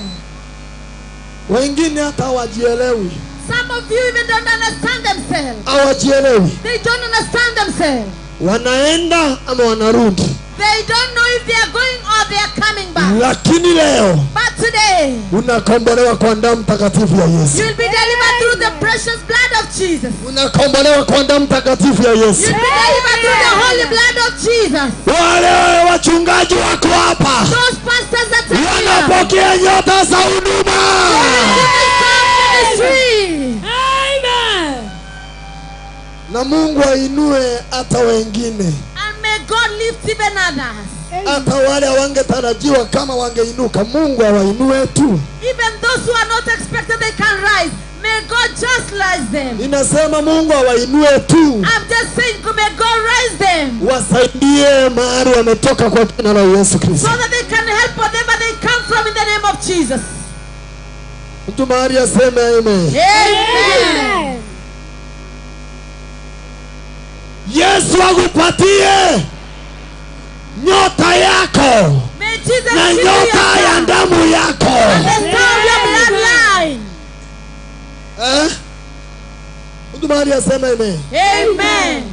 May the Lord give you your star. Hebu Mungu akupatie nyota yako. May the Lord give you your star. Wacha Mungu akupatie nyota yako. Umetoka wapi? Where are you coming from? Mulingene ni wapi? Igembe. Oh, that's good. Unaitwa nani? What is your name? Unaitwa Isaac Kamau. He's Isaac Kamau. Sikiza nikwambie ndugu yangu. Listen, I tell you my brother. Umeng'ang'ana miaka mingi. You have struggled for many years. Naona ukifuatwa na roho ya mandeni kwa sababu umekopa pesa, unafanya kitu inaisha. You are followed by the spirit of death. You do something but it gets to its end. Umeachwa na mandeni tu. You are left with a lot of debt. Umeachwa na kilio. You are left with tears. Nyota ya ndoa yenyewe ni shinda. The star of marriage itself is a problem. Lakini sikiza nikwambie. But I want to tell you. Unatoka hapa na nyota ya uponyaji, na nyota ya ndoa, na nyota ya kazi katika jina la Yesu. You are coming out of this place with the star of marriage, the star of job, and the star of the business in the name of Jesus Christ. Yoyote ana nyota ya biashara, pokea. The star of the business, receive. May you receive. Pokea. May you receive. Pokea. May you receive. Pokea. Are we together? Tuko pamoja. Are we together? Tuko pamoja.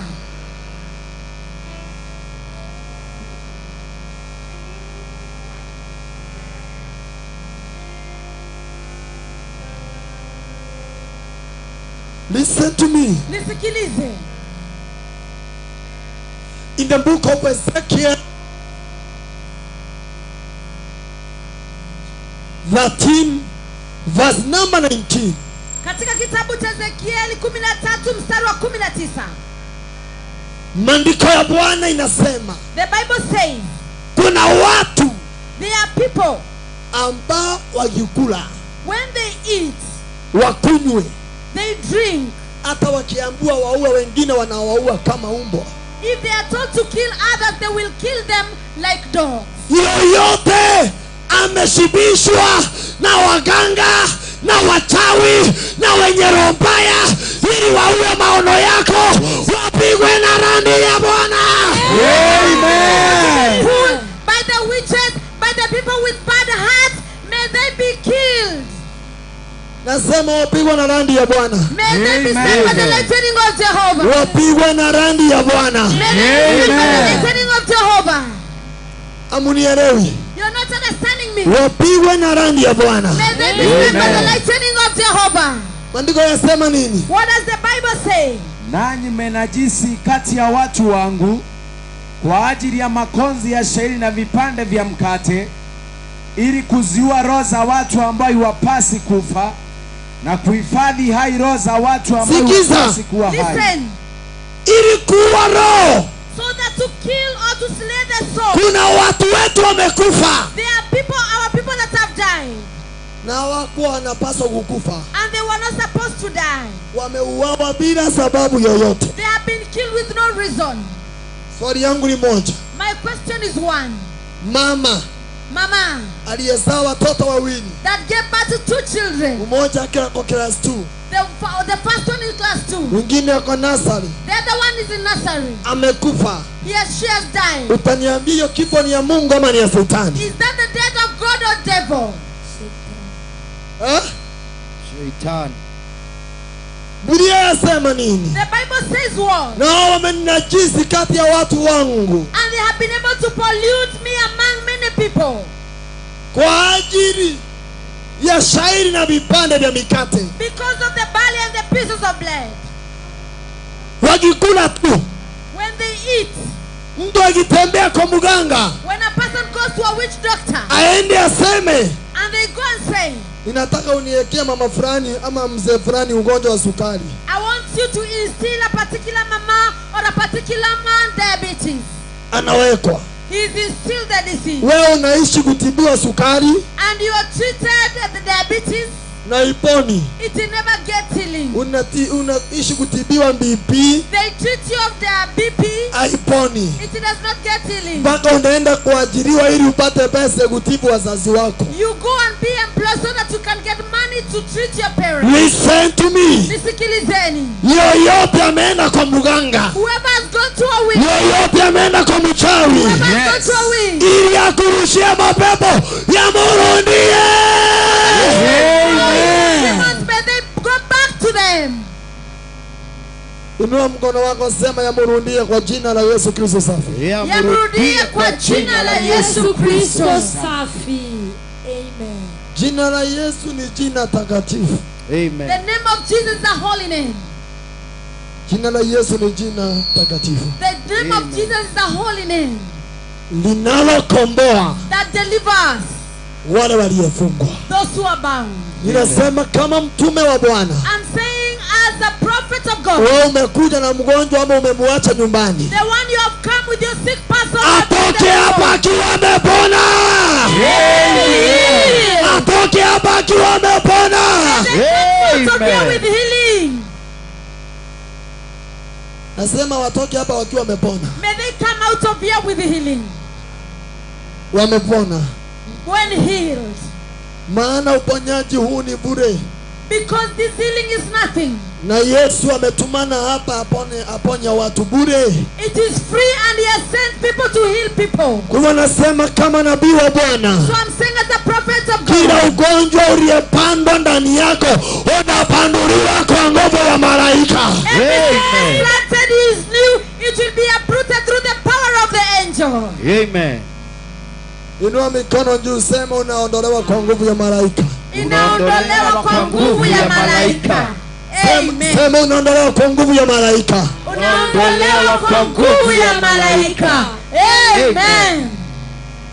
Jamani, uko hapa, you are here, umetoka nje ya Meru County. You have come from outside Meru County. Na purposely umekuja kukutana na mkono wa Bwana. And purposely you have come to be able to meet the hand of God. Inua mkono wako. Just lift your hands. Uko hapa, you have come here, umetoka nje ya Meru County. You have come outside Meru County. Umetoka nje ya Meru County. You have come outside Meru County. Na umekuja ili upone. And you have come so that you can get your healing. Umekuja ili kukutana na Mungu. You have come so that you can meet with God. Inua mkono. Lift your hand. Na umetoka nje ya Meru County. If you have come out of Meru County, inua mkono juu. Lift your hand. Inua mkono juu. Lift your hand. Umetoka nje ya Meru County. You have come outside Meru County. Inua mkono juu. Just lift your hand.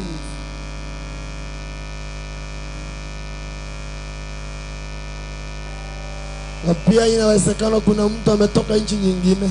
It is possible there is someone who has come from another country. Kuna watu wametutazama kupitia runinga yetu. There are people who are watching us through the television.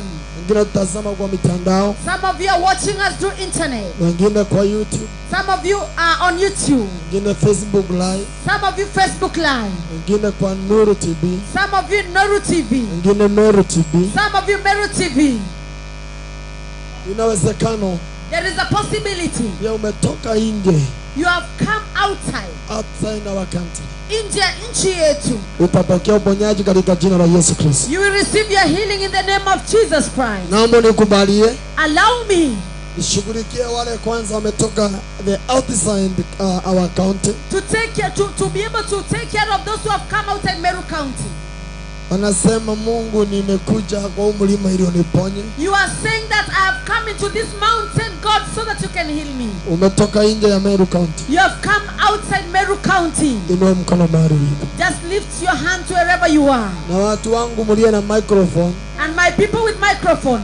Kisikia mtu ametoka Meru County, hiyo mic unaitoa kwa haraka. If a person is coming from Meru County, you take that microphone. Can you follow the procedure? Ufuate maagizo.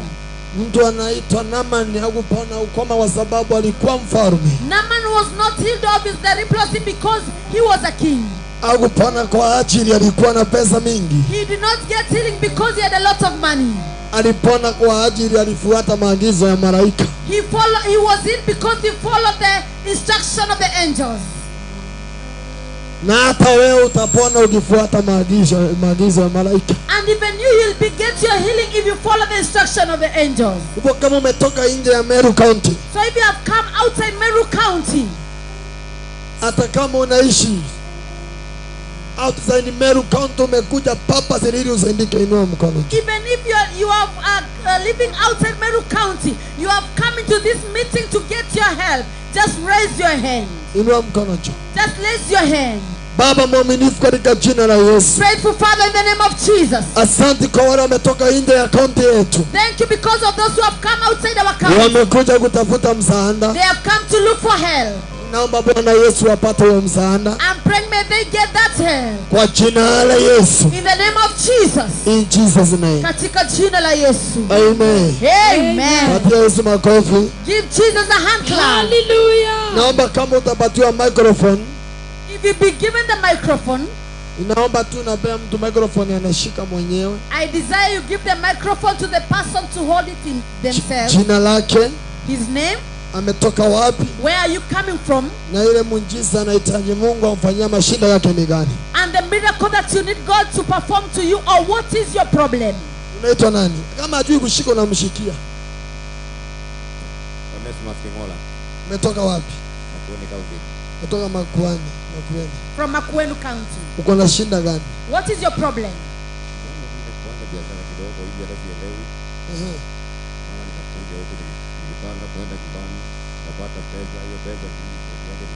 Wewe umeishi huku hujawahi, unaishi MAUA saizi?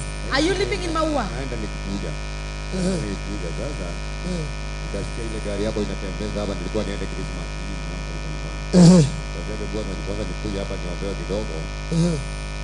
Sasa unataka kuombewa kidogo ama unataka kuombewa shida ishe yote? Nilisema mkubwa. Sasa nikasema moja niombewe kwa sababu ile pesa napata hapa ni ya pombe tu. Ukipata pesa ni pombe. Peke yake hakuna kitu kingine. Uko na bibi? Bibi hapo niko na bibi na watoto wengi kinao nyumbani. Wenda na kuuza yote. Sasa bibi amuishi na yeye? Bibi hapo nyumbani. Sasa unaishi peke yako? Naenda huko nikipanga kwenda kuona, nikipata pesa jioni yake na kuja kesho safari inairisha. Sasa umekaa huko miaka ngapi? Kama tuseme 19 hapo 20 years. Kuna vifungo vimefunga watu. There are bondages that bind people. Listen to me. Nisikilizeni. Na usione ikiwa kawaida. And don't see as if it's a normal thing. Na nisikize. And you listen to me. Mimi wakati nimeanzia kusaidia watu, When I start helping people, sisaidii huyu ndugu yangu peke yake. I'm not helping my brother alone. Ninasaidia kila mmoja aliyeketi hapa na aliye na shida kama hiyo, itakombolewa kwa damu ya Yesu Kristo. I'm helping everyone and anyone as a Kama mimi ni wewe ningesema amina mzuri kabisa. Amen. Ambia mwenzako acha maringo ya mdomo. Wacha maringo ya mdomo. Mwambie sema amen. Sema amen. Sikiza ndugu yangu. Listen my brother. Yeye amekaa for 19 to 20 years. He has lived for 19 to 20 years. Alitoka kwao. He came from their home. Akuja tafute pesa. So that he can come here and look for money. Alipokuja. When he came. Sasa definitely nyota yake ikabebwa. His star was carried. Na akafungwa. And he was bound. Akipata pesa. When he gets money. Anakunywa. He drinks it. Ye mwenyewe moyo wake unataka. His heart is desiring. Aende nyumbani aone familia. So that he can go home and see his family. Bibi yako na watoto? Wangapi? Watoto? Watoto niko na vijana mbili. He has 2 sons and 2 daughters. Wa mwisho ulimwacha akiwa na miaka ngapi ama miezi ngapi? Mwaka kwangu kuona. Nilikuwa ni mwezi wa 3 this year. Na nilikuwa naenda huko ndio sita tena tukae na then kwenda huko dogo. Then tu nikampigia simu. Ikabidi sasa niko naibu hata sitaki kununua simu. Sababu tu nikimpigia watoto wananiita na mimi siendi. Watoto wanakuambia ndirudi nyumbani. Ndio hata bibi sasa mimi nashindwa na kununua hata simu, nikasema sinunui. Na si ati niko na madharau na yeye hata sina. Penda tu. And you love him. Na ujui kile kinafanyika. And you know what's happening. Sijui. Sasa shida ni moja. Nikiwa sina shilingi kwa mfuko, sisikii kiu ya pombe. Ukiwa hauna pesa, hauna kiu. When he doesn't have money, he does not have the thirst for alcohol. Lakini kipata hivi. Hai. Inakuita. Itakuwa mingi excess. But when he has money, he has the thirst for alcohol. Sema kila madhabahu. Kila madhabahu. Kila roho ya kufuatiliwa. Kila roho ya kufuatiliwa. Kwa damu ya Yesu. Kwa damu ya Yesu. Inaisha leo. Inaisha leo. Amen. Kuna watu wanauliza ni nini nilifukuza ndugu yangu nyumbani. There are people who are asking, what is my brother out of home? Sikiza nikwambie ni nini. Listen, I tell you what it is. Kuna mtu anauliza ni nini nilifukuza sistangu nyumbani. There are people who are asking, what takes my sister out of the home? Na hata kuna wengine wameketi hapa wamekaa nje miaka na miaka hawajawahi nenda nyumbani kwao. And there are some of you seated here, you have stayed for many years never going home. Acha nikwambie ni nini shinda. Let me tell you what is the problem. Look at me. Niangalie. Kuna kitu ambacho kinaitwa madhabahu. There is something called altars. Madhabahu ama nguvu ya uchawi. Altars are the power of witchcraft. Ukitolewa nyumbani na nguvu ya uchawi. When the power of the witchcraft takes you out of your home. Hata ukijaribu kurudi. Even if you try to go back. Unapanga kurudi. You plan to go back. Lakini sasa unakuta unarudishwa na nyuma tena. But you find that it is making you go backward again. Maana yale madhabahu. Because those altars. Tayari yamejengwa kwa niaba yako. Already they are planted or they are built on your behalf. Sikiza. Listen. Kuna watu wanakunywa pombe. There are people who take alcohol. Sio kwa ajili wanapenda pombe. Not because they love the alcohol. Ni kwa ajili wamewekwa roho ya pombe. Because there is someone who have instilled them the spirit of alcohol. Sasa huyu ndugu hana pombe. So this brother has no alcohol in him. Na yeye sio mlevi. He is not a drunkard. Bali amewekwa roho. But there is a spirit put in him. Ametenganishwa na nyumbani yao. He has been separated with his family. Na sio wewe peke yako. And it's not you alone. Katika familia yenu. In your family. Mtu akitoka nje. When a person goes outside. Kurudi tena. Coming back home. Ni shinda. It is a problem. Hata kujenga. Even building. Hata nini. Even what. Munaishi katika maisha ya kung'ang'ana. You live a life of struggle. Unanielewa? Sikiza nikwambie. Listen, I tell you. Kuna Mungu mbinguni. There is a God in heaven. Atakukomboa. Hiyo tu ya pombe itaisha na hiyo madhabahu itavunjika kwa jina la Yesu Kristo. And that of alcohol will be able to end and those altars will break in the name of Jesus Christ. Ninasema kila madhabahu iliyowafuata hiyo madhabahu yote ivunjike katika jina la Yesu Kristo. I'm saying every altars that are following you, those altars may they break in the name of Jesus Christ. Sasa ndugu yangu, unahitaji utafute dhabihu. My brother, you need to look for a sacrifice. Ya kuvunja madhabahu ya pombe. Of breaking the altars of alcoholism. You need a sacrifice. Unahitaji dhabihu. Na sio sacrifice peke yake. And not only the sacrifice. Ile sacrifice utasikia imekucost. The sacrifice that you feel that it has costed you. Utoe kwa niaba ya maisha yako. You give on behalf of your life. Maana wewe ni mfungwa. Because you are in bondage. Ili ujue kuna Mungu mbinguni. So that you can know there is God in heaven. Kuanzia leo kiu ya pombe imefika mwisho katika jina la Yesu From Kristo. today the thirst of alcoholism has come to an end in the name of Jesus Christ. Kwa Yesu makofi mazuri. Give God a good hand clap. Thank you, Jesus. Sema Bwana Yesu. Bwana Yesu. Yoyote amefungwa kwetu na pombe. Yoyote amefungwa kwetu na pombe. Afunguliwe. Afunguliwe. Amen.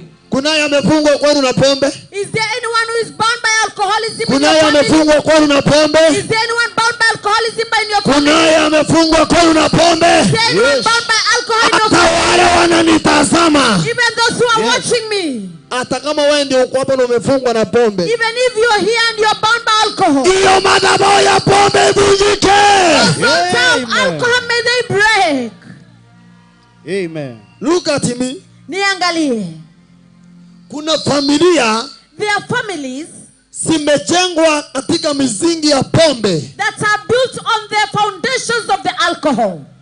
Are we together? Tuko pamoja. Zimejengwa namna gani? How are they built? Unakuta hata mtu ni pasta. You find a person who is a pastor. Mtu ameokoka yake yote. A person is saved completely.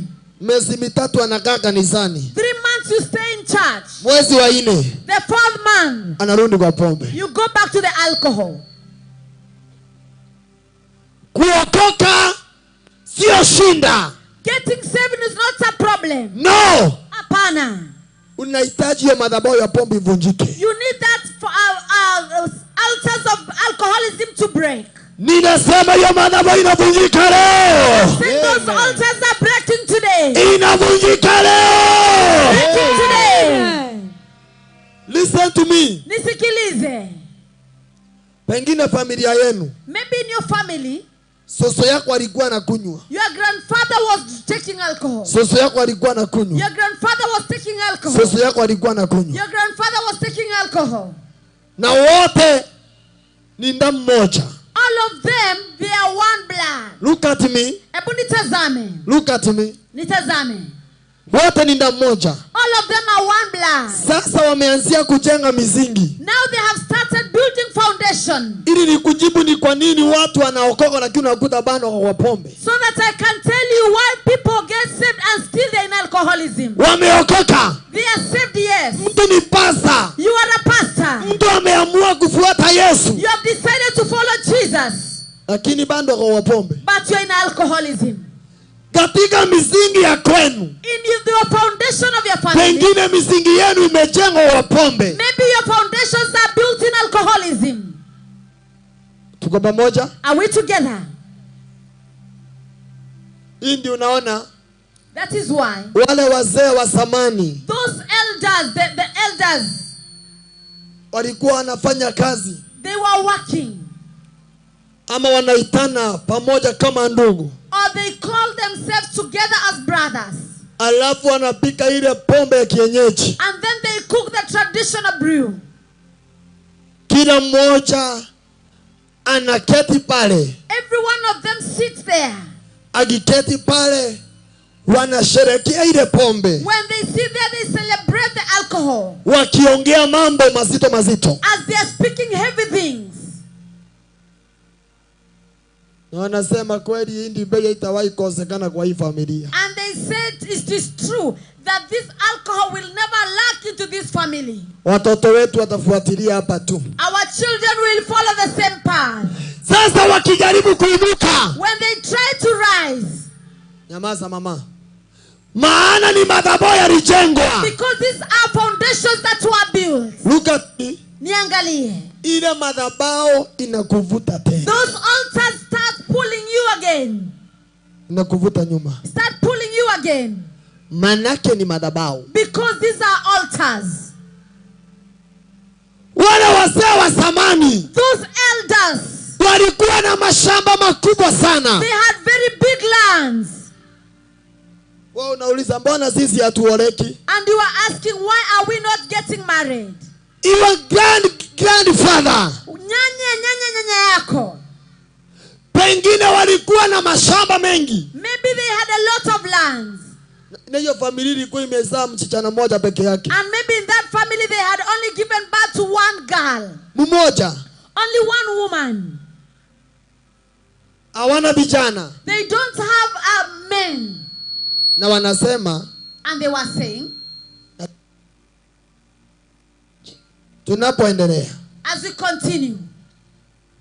Maana tumekosa mtoto mwingine. Because we don't have another child.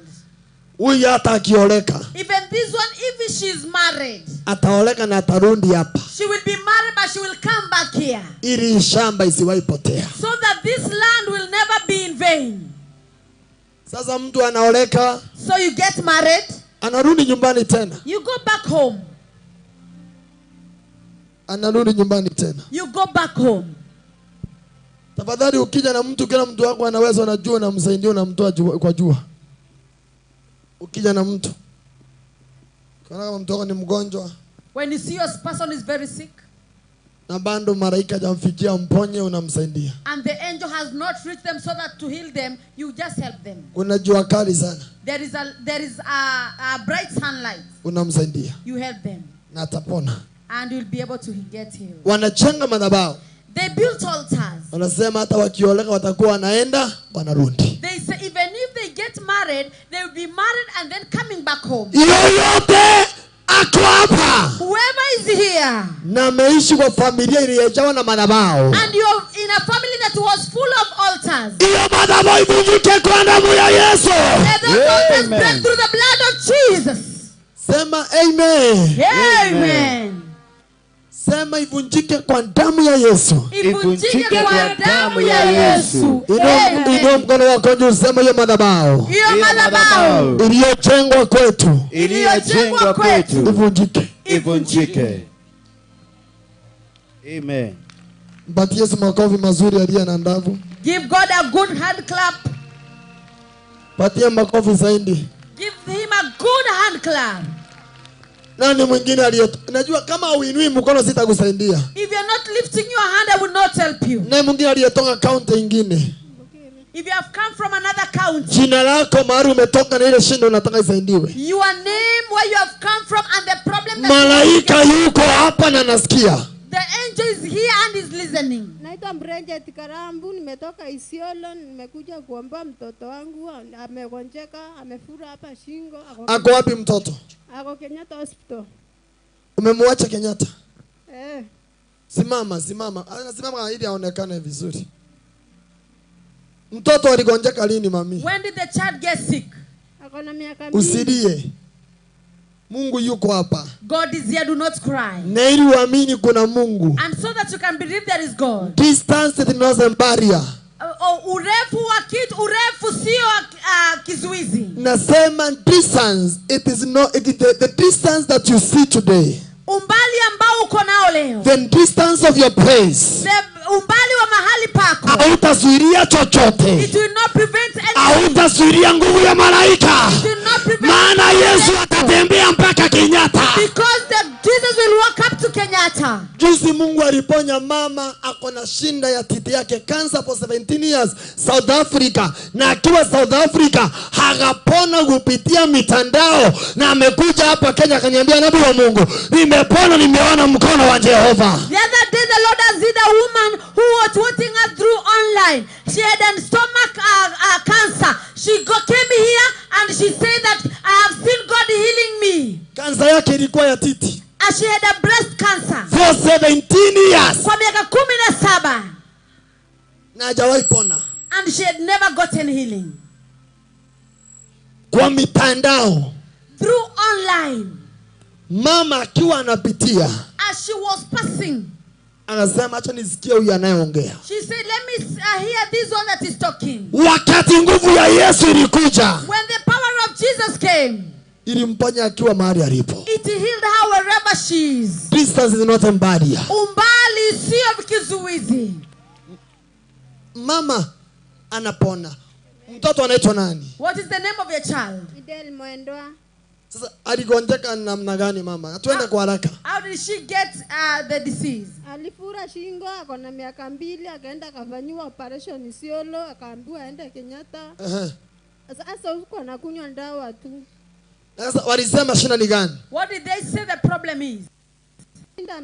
Amefura hapa ndani ya tumbo, kuna kinonda iko hapo. She's swollen on the stomach, she has a wound. Ili ujue some of sickness and demonic sickness. Ndio ujue magonjwa mengine ni ya kipepo. She has a swelling on the stomach. Shinda imetoka wapi huko? Where is the problem on the neck? It is a demonic. That one is shida ya kipepo. It is a demonic. Shida ya kipepo. Hiyo yote anateswa na ugonjwa wa kimapepo. Huyo ugonjwa udhoofishwe na Yesu. Whoever is persecuted by a demonic disease, may that disease be weakened by Jesus.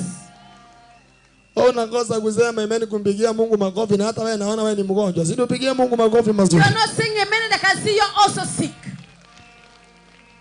Sasa ako na miaka 2 Kenyatta. Ako na miezi 5. Nimetuma malaika wa Mungu. I'm sending the angel of God aende mpaka Kenyatta. to go up to Kenyatta. Huyo mtoto asifikishe tarehe 15 akiwa Kenyatta, hakuja kwa mikono yako na akiwa sawa. If you should not reach 15 before coming out of Kenyatta, she should come to your hands when she is well. Mami niangalie. Mami, look at me. Today it is that the first. Leo ni tarehe 31. By indeed 15 January. Tarehe 15 Januari. Malaika atakuwa amefanya operation. Na mtoto atakuja akiwa amepona. Amen. Amen. Thank you, Jesus. Hiyo ni sauti ya malaika. That is the voice of the angel. Ngojea kwa Mungu. Listen to God. Ni hivyo umemaliza? Are you done? Sawa, patia mwingine. Thank you. Pigia Yesu makofi. Clap to Jesus. Mwingine aliyetoa akaunti nyingine jameni. Anasimama. Umetoka wapi? Umetoka Chuka.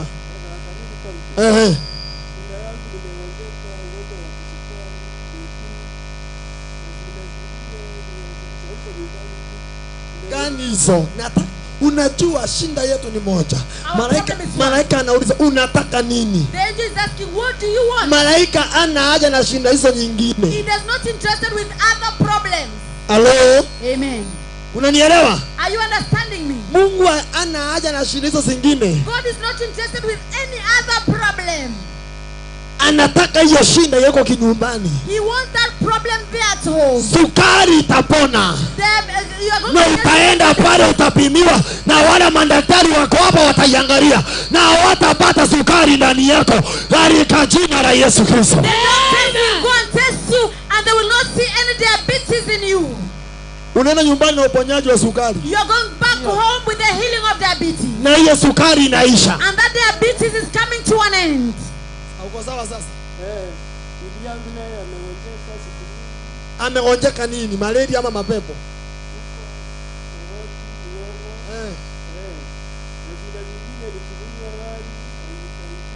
Ukinunua gari ikusaidie.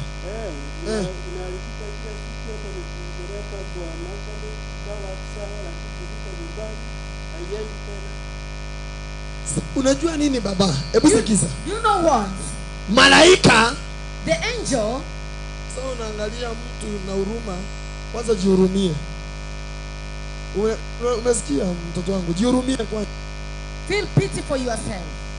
Wewe jihurumie kwanza. Feel pity for yourself. Ukihurumia mtu ambie Mungu nihurumie. When you are feeling pity for someone, also tell God, feel pity for me. Sasa unaona wewe ni mgonjwa na sukari. You are sick of diabetes. Ukinunua gari ikusaidie. When you buy a car does not help you. Bibi ni akona shida ya miguu. Your wife has a problem with akona shida ya mgongo. She has a problem with her back. Sasa nikwambie. Let me tell you. Unapona na mke wako atapona akiwa nyumbani. You are getting healed and your wife will get healed at home. Atapona akiwa huko. She will be healed when she is there at home. Hakuenda kwa umalaya. You did not go to prostitution. Ulikuja kutafuta Yesu. You came to look for Jesus. Nikwambie atapona na atakupigia simu atakwambia nimepona. I want to tell you she will be healed and she will call you and tell you she's healed. Amen. Atakwambia amepona. She will tell you she's healed. Hiyo madhabahu ya kukurudisha na nyuma. Those altars of making you go backward. Mimi Shetani ananishangazanga sana. The devil surprises me a lot. Sana. A lot. Tena zaidi. A lot. Sikiza. Listen. Kama mtu ana kitu, if a person does not have anything, ana shinda yoyote. She does not have any problem. Kama mtu ana wa kumuoa, if you don't have anyone to marry you, ana shinda ya tumbo. You have no problem with your stomach. Lakini wakati ataolewa aende kwake. The moment you're married and you go to your family. Unasikia fibroids ya tumbo. You hear fibroids of the stomach. Ati apati mtoto. She cannot get children. Sijui ugonjwa.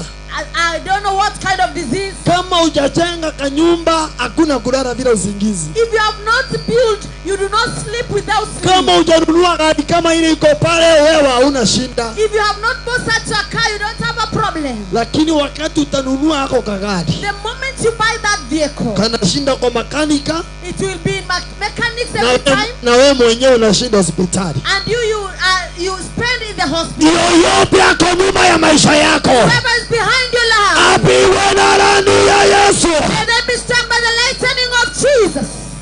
Amen. Halo? Hello. Tuko pamoja? Are we together? Utasaidika ndugu yangu. You will get your help, my brother. Na unaenda nyumbani na uponyaji wako na uponyaji wa familia yako. And you are going home with your healing and the healing of your family. Haujanielewa? You have not yet understood me. Naongea na wewe. I'm talking to you. Unaenda nyumbani You are going home na uponyaji wako with your healing, mpaka na uponyaji wa familia yako. together with the healing of your family. Unarejeshwa mpaka urejeshwe mwili mzima. You are restored in the whole of your whole body. Unarejeshwa mpaka urejeshwe mwili mzima. You will be restored the whole of your body. Chochote kimepandwa ndani yako, Mungu anakipandua leo. Anything that has been planted in you, God is. Ninasema yoyote ako hapa analia, pokea neema ya Mwenyezi Mungu juu ya maisha yako. Anyone is here and you're crying, may you receive the grace of the Lord over your life. Amen. Mtu mahali aseme amen. Amen. Wewe kina pastor, anaitwa pastor nani? Umeketi hapo iniseni mkuje mfanye kazi, mnaketi kama waheshimiwa hapo. Nitawagonga. Waachwa wengine wala pastors walikuwa wanatumika jana, waende wakatumike. Come on. Nitawachapa viboko. Haina shinda. Wachungaji mko sawa? Ni hawa watoto wangu niko na shinda na wao. Nyinyi mko sawa? Nyinyi ni mtasaidia wangu mkiwa hapo. Sina shinda na nyinyi. Na mkuja na kipiti hapa. Pita hapa mbio. Talamuka hivyo mbio. Wapigia makofi mazuri. Hallelujah. Hivyo endelea kutumika sasa. Can I tell you? Niwaambie kitu. Yani kabla mtu hajaweka biashara anashinda. Before having a business, Hauna shinda. Wewe sikiza vile naongea. you don't have any problem. Lakini jameni, wakati ambapo umeweka ka biashara kidogo, But the moment you put a small business, ndio mashinda inakuja. that is when problem comes. Are we together? Tuko pamoja. Sikiza nikwambie, Listen, I tell you. anayeleta shinda kwako, The one who brings hiyo shinda inamrudia kwa jina la Yesu Kristo. problem is going back to them in the name of Jesus Christ. Kabla mtoto hajapita aende university anashinda. Before a child passes to go to university, does not have a problem. Maana wajui yako na nyota ya aina gani. Because they don't know what kind of a star do they have. Are we together? Tuko pamoja. Are we together? Tuko pamoja. Lakini mtoto akifika standard 8 peke yake, But when he reaches in class 8, waone huyo mtoto ako na nyota ya kukua daktari, ako na nyota ya kuingia university, ako na nyota mzuri ya kuenda shule mzuri, mtoto anaanzia magonjwa usiku na mchana. and they see that child has the star of becoming a doctor, going to school, he starts problems days and nights. Sikiza kanisa la Bwana. Listen, the church of God. Yoyote amechukua nyota ya watoto wako, nyota ya ndogo zako, anapigwa na radi, anaachilia. The star of your children, the star of your brothers, they are being struck by the lightning and they will release it. Sema ifanyike hivyo. Ifanyike hivyo. Wewe haunisikii vizuri. You're not Sema ifanyike hivyo. Ifanyike hivyo. Amen. Sasa wakati mtu amenunua karoli kamoja ndio kameleta shida yote. When you have bought one rolly, that is what is bringing all this problem. Wakati mtu amejenga kanyumba karumu mbili, When you have built a house of 2 rooms, umeendewa kwa karibu kukufa. you are they have gone against you, you are even about to die. Sikiza maneno ya unabii. I listen to the words of the prophet. Sikiza sauti ya Jehova. Listen to the voice of Jehovah. Yoyote aliye kinyume na wewe, Whoever is against Jehova atasimama kinyume na yeye. Jehovah will stand against them. Sema amina mama, acha. Amen. Sema amina. Amen. Watu wanapona leo. People are getting their healing today. Watu wanarejesha leo. People are being restored today. Sasa najua yule mzee amenistua. You know that man has shocked me. Na shinda sio ingine. And the problem is no other. Ni yako kagari tu. It is only that car.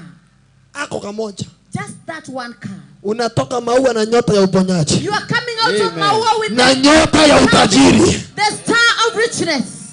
Yaani mwanaume umefika mahali hata ukakosa ladha ya maisha. You reach a place you lack the sweetness of life.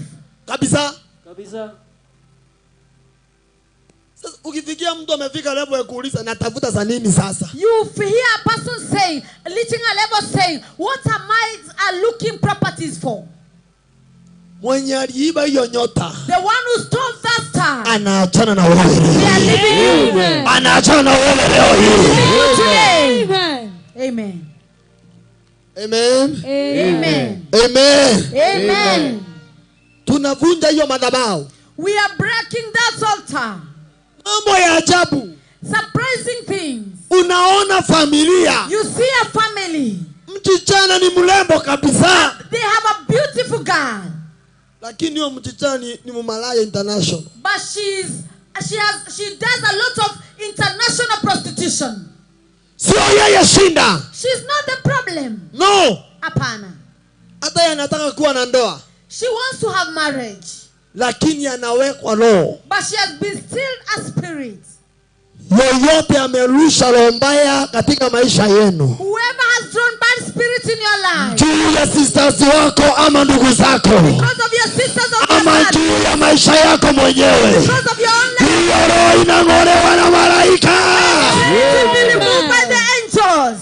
Sema amen. Amen. Unaona kijana mzuri kama huyu. You find such a good young man. Ana akili. He does not have the mind of his own. Huyu ana akili. This one has not mind of his own.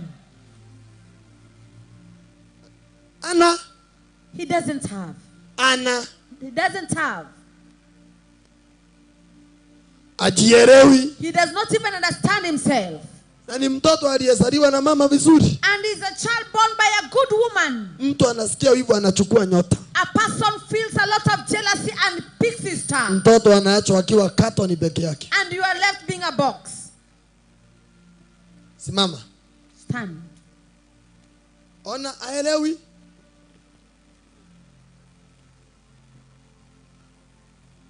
Ni wanani?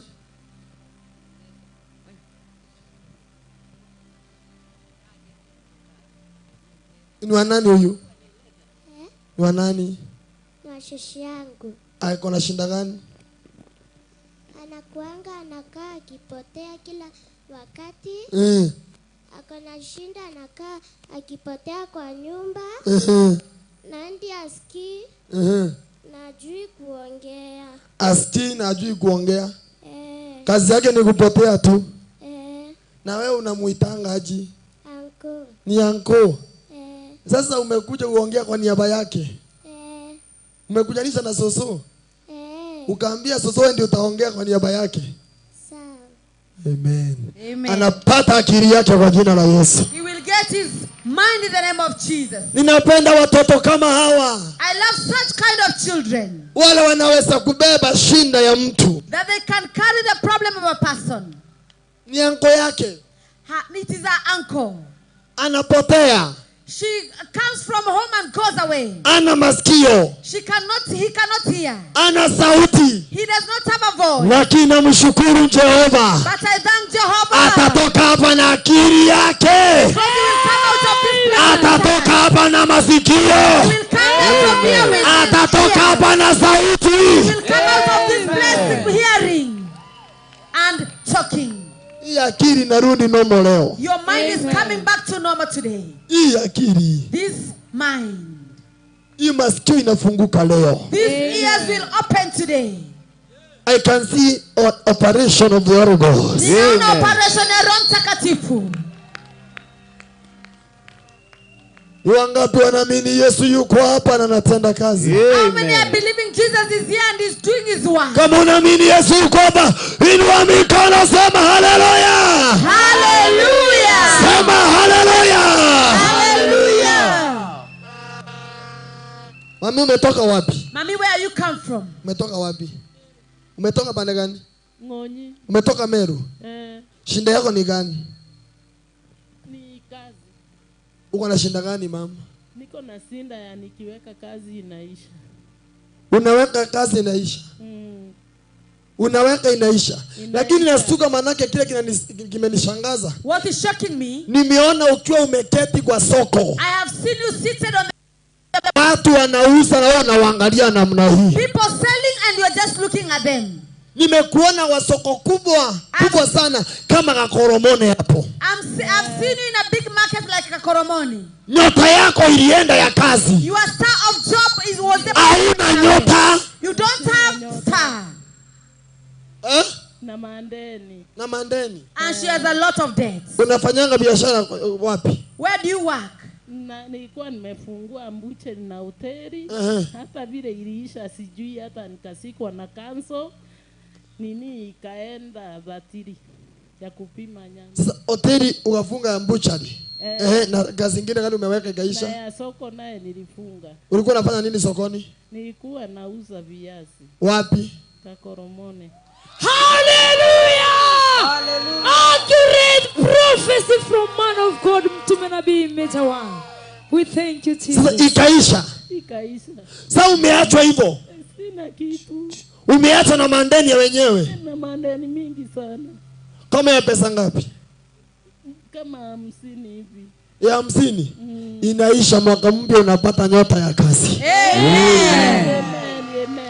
Unapata nyota ya kazi. You will get a star of job. Ninasikia sauti ya mwanamke. I can hear the voice of a woman. Sikiza. Listen. Sauti ya nani?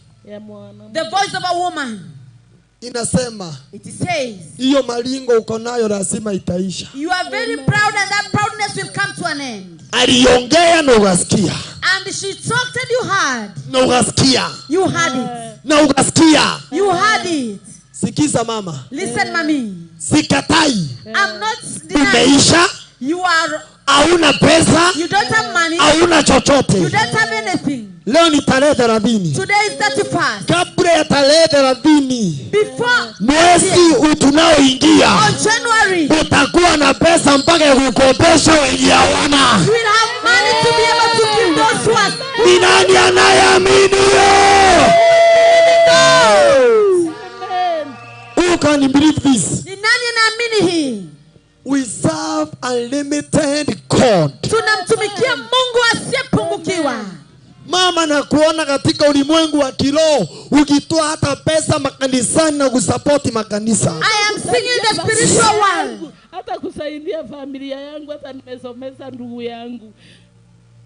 Nimewasaidia kabisa. Umesaidia kila mtu. Na saa hii wataki kuniona. Hawataki kukuona. Lakini wakati ulikuwa na kitu walikuwa nakupenda. Walikuwa wananipenda sana. Sasa umeisha, hawakutaki. Hawanitaki kabisa, hata nikiwaomba hawawezi kunipea. Na mbeleni walikuwa nakuja kwako. Mimi ndio nilikuwa nawapea. Ninaombea mtu leo. I pray for someone today. Jehova fungue mtu. Let Jehovah pokea nyota ya utajiri wako. See the star of your riches. Hata walie kuacha kwa ajili ya kukosa, wakutafute kwa ajili ya kupata. Even those who left you because you lack, may they look for you because you are in plenty. You know, unajua kuna watu wanapenda mtu kwa sababu you have. There are people who they love people because you have plenty. Lakini wakati utaisha, the moment you lack, wanatoroka. They run away.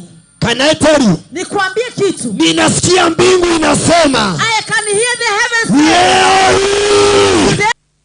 Kuna watu zaidi ya 300 wanarejeshwa na malaika, wanapokea nyota zao. There are more than 300 people that will be restored by the angels and they will receive their star. Amen. Free. Bure tu. Nasema free. Bure tu. Nasema free. Bila gharama yoyote. You will be the brand winner of your family. Utakuwa mtu ambaye anatwalia familia yako. You will be the brand winner of your family. Utakuwa mtu ambaye anatwalia familia yako. Pokea hiyo nyota. I receive. Pokea. I receive. Pokea. Receive. Mama. Nataka nirejeshe utajiri wako. Amen. Nataka nirejeshe utajiri wako. Amen. Kwa nguvu ya Yesu nataka nirejeshe utajiri wako. Amen. Fanya mikono hivi. Miwili hivi. In the mighty name of Jesus. Katika jina la Yesu. Mungu wa Isaka na Ibrahimu. The God of Isaac and Abraham. Mungu wa baba yangu Bishop Meru. The God of my father Bishop Meru. Mungu wa baba yangu, the Lord of Nazareth. The God of Nazareth. Ninakuita ukiwa Sayuni. I'm calling you when in Zion. Nimeita utajiri wa mama kona zote nne. I'm calling the properties of this woman in the four corners of the world. Aliyechukua pesa zake agafunga na agachimbia shimo akiwa amefunga mara 21 ifike mwisho leo. Whoever took our money, pokea utajiri wako. Receive your Receive. In the mighty name of Jesus. Katika jina kuu la Yesu. Baba yeye njoo msaidie kule, msaidie kule, msaidie. Carry her to the altar. Fanya haraka mtoto wangu harakisha. Msaidie kule, msaidie. Sipigie Yesu makofi, iko wapi? Clap to the Lord. Hallelujah. Iko wapi makofi ya Yesu? Clap to the Lord. Kuna watu wanapatiwa utajiri leo. There are people who will be given riches today. Msaidie tu. Inua mikono juu. Lift your hands. Mweke hapo tu. Mweke.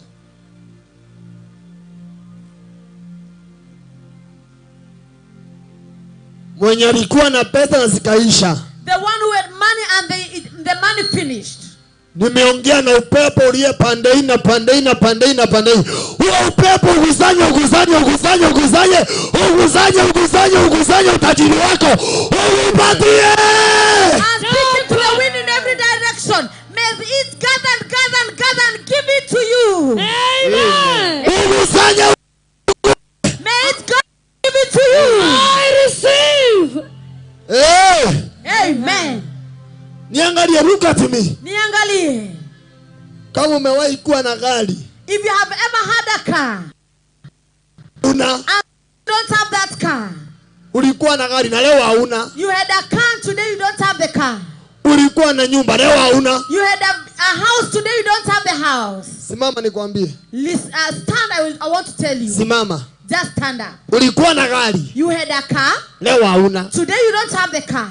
Ulikuwa na nyumba mzuri. You had a good house. Leo hauna. Today you don't have the house. Simama. Stand. Listen to me. Nisikilizeni. Utajiri wa mtu. The riches of a person. Unatolewangwa mapawa. It grows wings. Niangalie. Utajiri. Riches. Unatolewangwa mapawa. It is made to grow wings. Na wenye utoa mapawa. And the one who makes it, witch doctors and the witches. Unanielewa? Are you understanding me? Nitakusomea mstari sahi. I will read a verse right now. Unaweza kuwa na utajiri. You can be very rich. Kesho. Tomorrow. Uamuke bila kitu. You wake up with nothing. You need a prophet. Unahitaji nabii. Sema kwa sauti yako nabii. Nabii. Sema nabii. Nabii. Ili arejeshe utajiri wako. So that he can restore your riches. Can I tell you? Nikwambie. Watu wanapokea utajiri wao leo. People are receiving their riches today. Na hata wale wako na utajiri utachungwa na Bwana. Na wale hawana watapokea upya. Amen. Receive it newly. Biblia inasema nini? Proverbs 23 verse number 5. Je, utavikazia macho vile asi ambavyo si vitu. Maana bila shaka mali hujifanyia mabawa. Kama tai yarukae mbinguni. Sema ishindwe. Sema wasauti ishindwe. Ishindwe. Mali hujifanyia mabawa. Because properties can be able to grow wings. Mapawa mami. They make themselves wings. Unakuta mama ulikuwa tajiri. You find that you are very rich. Leo. Today. Kesho. Tomorrow. Unaanzia kuambia watu nisaidie tafadhali. You start telling people, please help me. Kama vile uko sahi. Just the way you are right now. Sikujui. I don't know you. Lakini saizi unaishi kwa ajili ya kusaidiwa. But right now you live because you are being helped. Yeah. Umetoka wapi? Where are you from? Isiolo. Kulifanyika nini? Nilifukuzwa kwetu. Nikaenda kwetu nyumbani wakanifukuza. Mahali nilienda Isiolo nikachomekewa. Sasa sina mahali. Hauna chochote? Sina chochote. Inua mikono juu. Lift your hands. Sema Bwana Yesu. Bwana Yesu. Chochote umenipatia. Chochote umenipatia. Hakitatoka mabawa. Hakitatoka mabawa. Sema hakitatoka mabawa. Hakitatoka mabawa. Amen. Sema Bwana Yesu. Bwana Yesu. Hata kile nitapata. Hata kile nitapata. Utachunga utajiri wangu. Utachunga utajiri wangu. Bwana achunge utajiri wako. Amen. Jehova uchunge utajiri wako. Amen. Amen. Wale waliokuwa na utajiri ukaisha. Those who have riches and it flew. I can see now. Ninaona sasa. I can see now. Ninaona sasa. Mungu anarejesha utajiri wao tena katika jina la Yesu. God is restoring their riches in the name of Jesus Christ. Inua mikono juu. Lift your hands. Inua mikono juu. Lift your hands. Pokea kwa jina la Yesu. Receive in the name of Jesus. Inua mikono juu. Lift your hands. 1 Chronicles chapter number 20 verse number 20. Mambo ya Nyakati wa kwanza 20:20. Inasema muamini Bwana uende mbinguni. It says believe in God so that you can get to heaven. Muamini nabii ufanikiwe. Believe in your prophet and you will be able to. Yeyote anaamini leo. Whoever is believing. Ninarejesha utajiri wake na vitu zake. I'm restoring your riches and your property. Amen. Amen. Look at me. Nitazame. Kuna utajiri ulitoka mabawa. There is riches that grew wings. Kuna vitu ziliisha kama moto. There are things that finish like fire. Haujui vile ziliisha. You don't know how they ended. Haujui ni nani alituma hiyo leo. You don't know who sent that spirit. Look at me. Nitazame. Kwa jina la Yesu. In the name of Jesus. Nimeinua mkono wangu juu. I'm lifting my hand. Kama nabii wa Bwana, may you receive. Prophet of God, may you receive. I receive in Jesus' name.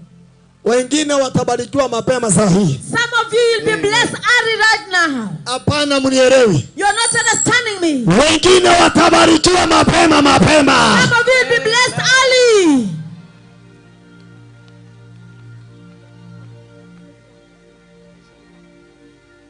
Nguvu ya Mungu inashuka. The power of God is coming down. Nguvu ya Mungu inashuka. The power of God is coming down. Wengine wanarejeshwa mapema. Some of you will be restored early. You can shout a better amen. Amen. Young people. Watu wadogo. Old people. Watu wazee. Trust in the Lord. Aminini katika Bwana. Watumishi sio haupasi kushika mtu na njia hiyo. Nitakugonga. Kama ulitamani kufanyia Mungu kazi, ukule ushibe na uombe sana. If you desire to work for God, eat, be satisfied and play a lot.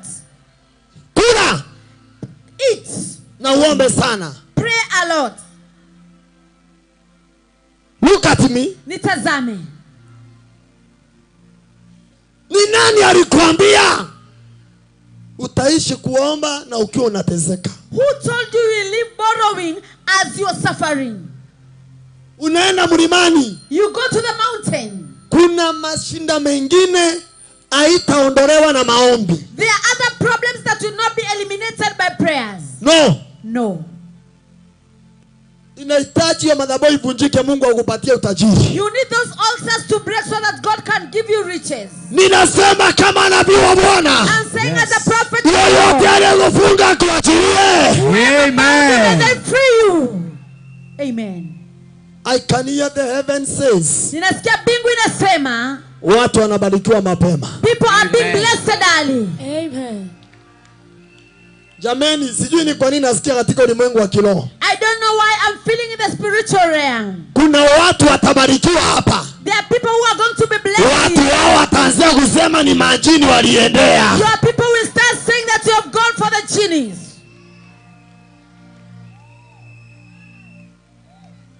Jameni, hatuhitaji pesa. We don't need money ili tufanikiwe. so that we can succeed. Wachungaji wenye wako hapa, Pastors that are here, hatuhitaji mistari mikubwa mikubwa. we do not need a lot of scriptures ili Mungu aponye watu. so that God can heal people. We need the star of the Lord. Kile tunahitaji ni nyota ya Bwana.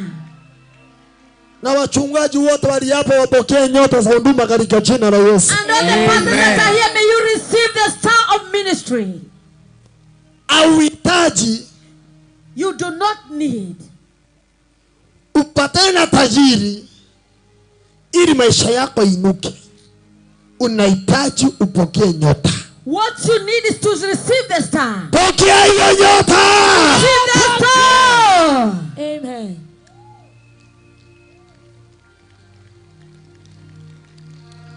Leo dunia mzima, taifa mzima inanitazama. Today the whole world and the whole nation is watching at me. Watu Marekani wananitazama. People in America are watching at me. Hebu nisikize nikwambie. Listen, I want to tell you. Some of the people from our family, Watu wengine katika familia zetu walikuangalia wakaona ukiwa the last person. they looked at you and saw you are the last person. Hauna mbele wala nyuma. You do not have any way. But I want to tell you, Lakini nataka kukuambia, Jehova Adonai Jehova Adonai anarejesha mali yako na maisha yako tena. He's restoring your riches and your life in the name of Jesus. Pokea hiyo nyota. I receive. Hallelujah. Hallelujah. Hallelujah. Hallelujah.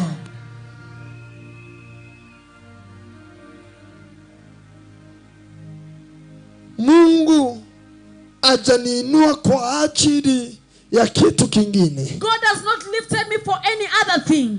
Ameniinua ili nisaidie mioyo ya watu. He has lifted me so that I can be able to help. Ninasema kama nabii wa Bwana, may you receive your star.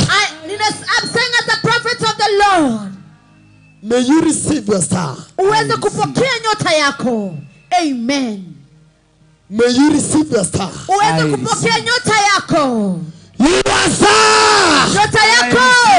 Your star. Nyota yako. Hata yule mtoto wako anakunywa, ninasema apokee nyota, atoke kwa pombe na ajielewe kwa jina la Yesu. Even your drunkard child, I'm saying may they receive their star and come out of alcoholism in the name of Jesus. Acha nikwambie. Let me tell you. Sijatoka kwa familia ambayo inajiweza sana. I've not come from a good background. I want to tell you for free. Nataka kukuambia bure. Useme ati wewe umefika mwisho. You say that you have reached your end. Kuna Jehova. There is Jehovah. Anapeana mwanzo wa mtu mahali. He gives the beginning of a person somewhere. Watu wanakudharau manake wajui umebeba nini. People despise you because they don't know what you carry. Lakini ulichobeba ni cha dhamana. But whatever you carry is so precious. Kwa maana na kuona katika utukufu mwingine wa maisha yako. Because I'm seeing you in another glory of your life. Amen. May you receive a favor. I receive.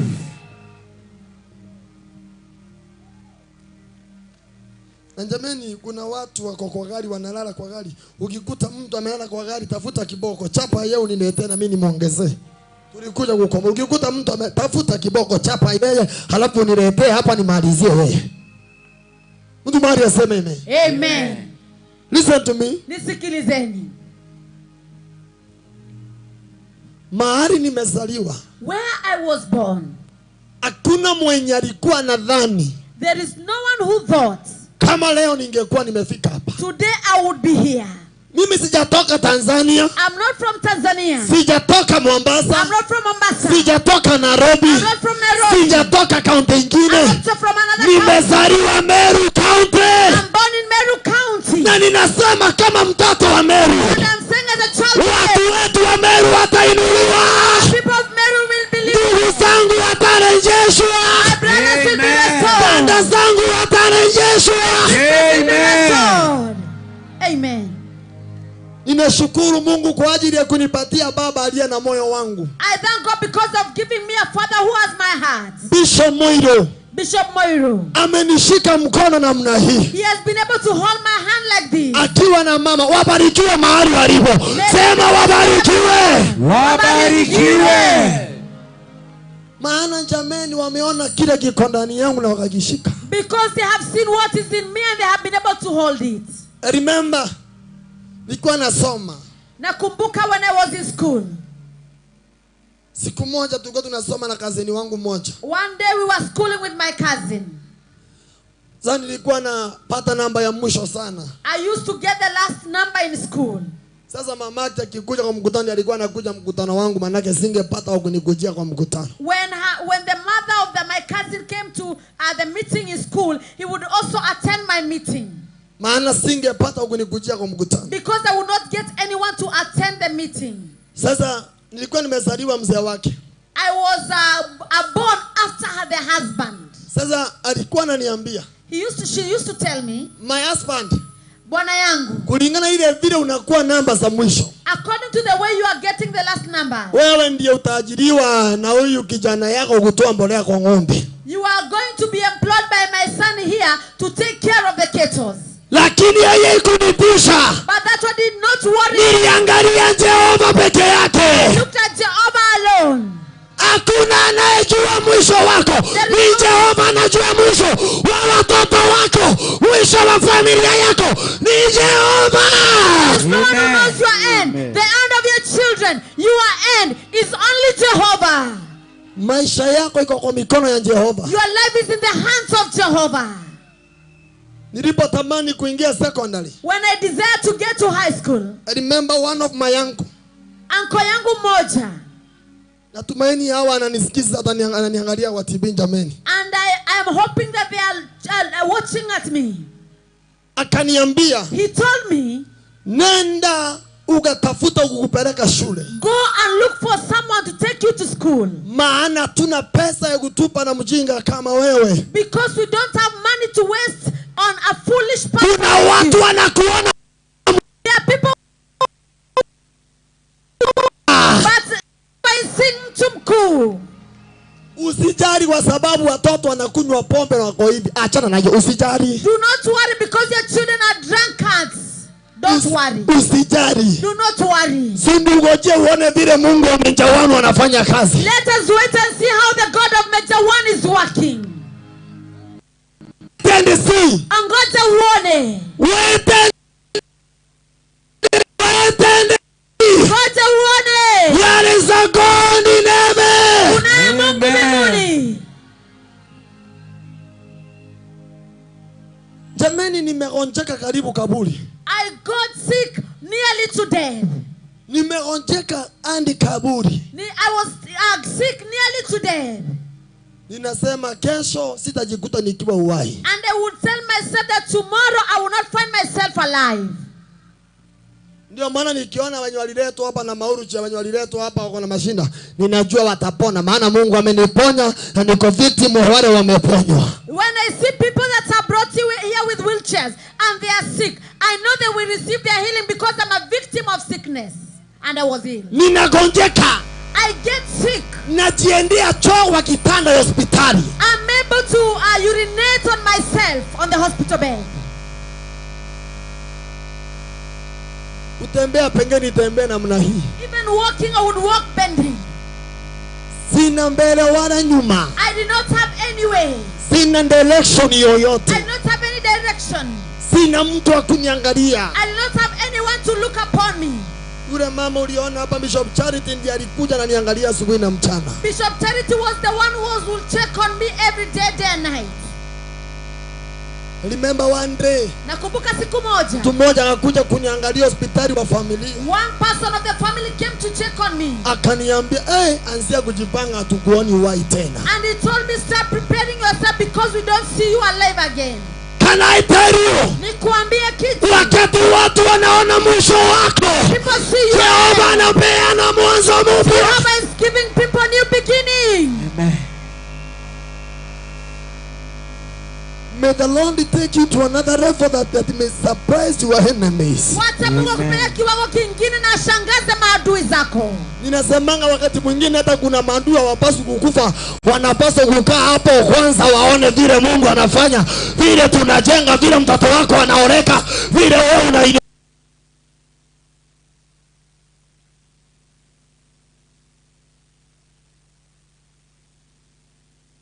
Your children are getting married, how you are building so that they can be able to testify the doing of Jesus.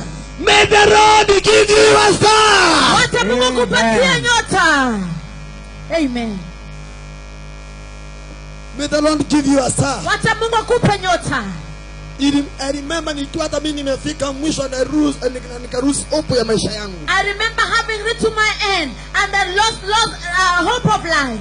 Nikiwa kwa kitanda ya hospitali. When I was in hospital bed. One day I heard a voice. Siku moja nikasikia sauti. Ikaniambia. It told me. Kimathi.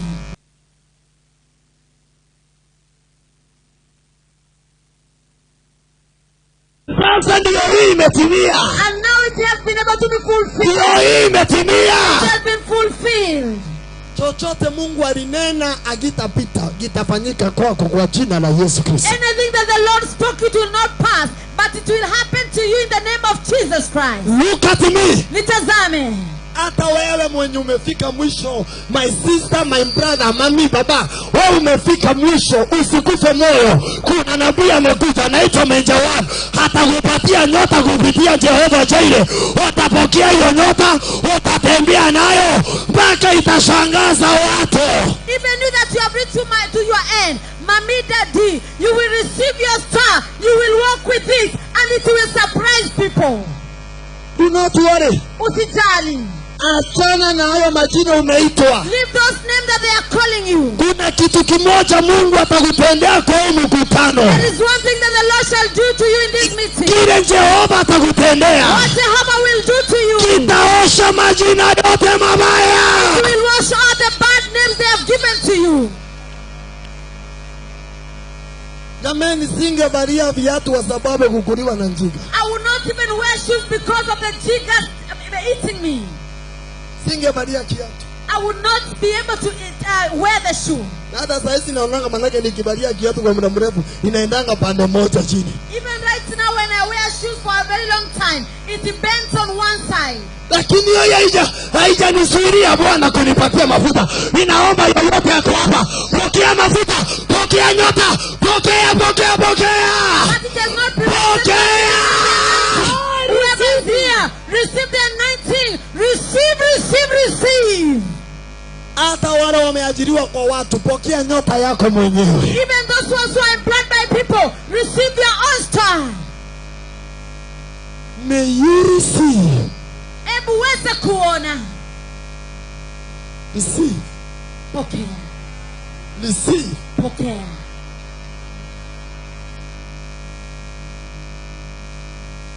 Waliyekuzimia simu. The ones that switch off your phone because ili of you. usiwapatie mashinda yako. So that you don't give them your problems. Somebody to understand me to this. Mtu anielewe hii.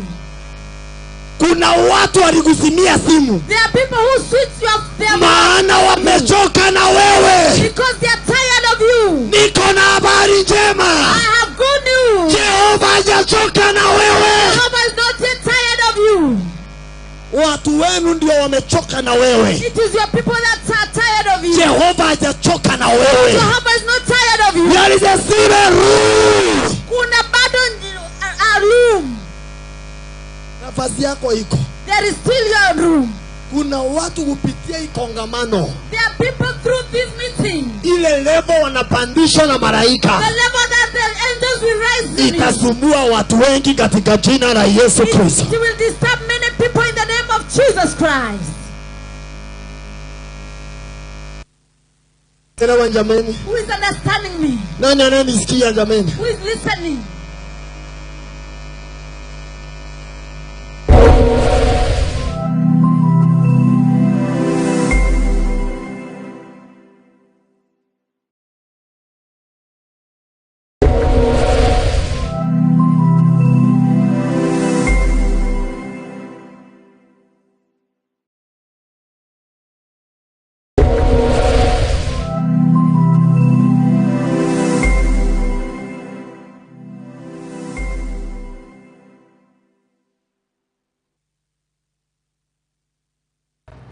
Weru boma na burabu daragira mtu wonde nibo kinyete ndigurune weru bubu ibwari ndigurune na rotato rwandikirwe gukurukira we tugikongwera weru bubu Meru TV na Dere FM itugo kwendera digonko yojori weru bwa Jesu Kristo.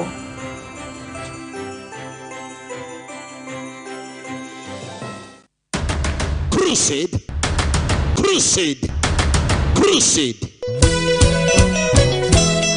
hii Friday ya tarehe 30, Saturday tarehe 31 na tarehe 1 Sunday 2023 MAUA Stadium Meru. Ni ushirikiano wetu na Prophet Kimathi, kwa jina lingine Major One. Nguvu za Mungu zitaonekana, kwa maana Mungu ni mwaminifu na Mungu atawaponya watu wake. Tunawakaribisha watu wa kutoka Meru, MAUA, Isiolo na maeneo yote mkabala, kwa maana kuna crusade kubwa sana ya siku 3, ushirikiano wa Maximum Miracle Center, Bishop Pius Moiro na mtoto wetu wa kiroho Prophet Kimathi, commonly known as Major One. Ni MAUA Stadium Meru. Kumbuka mikutano hii itakukujia moja kwa moja hapa Meru TV na kwenye mtandao wa YouTube Meru Digital, kwenye mtandao wetu wa website www.merudigital.co.ke na pia kwenye mtandao wa Facebook Meru TV Kenya. Vuka mwaka mpya na baraka.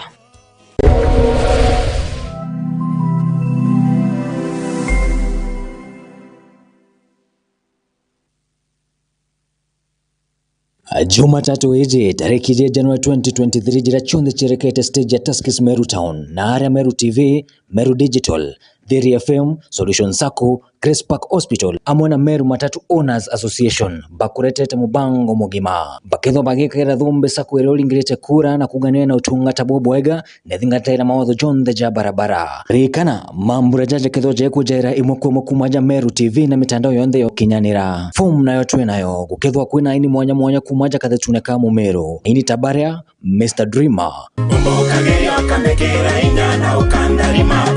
Anthony Mwai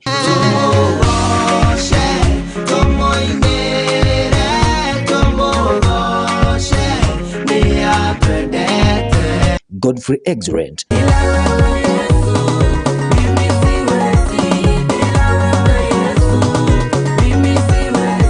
Damaris Kim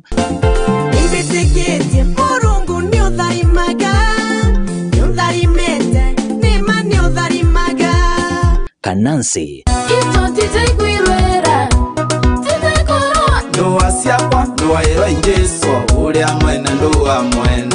Nathan Mtume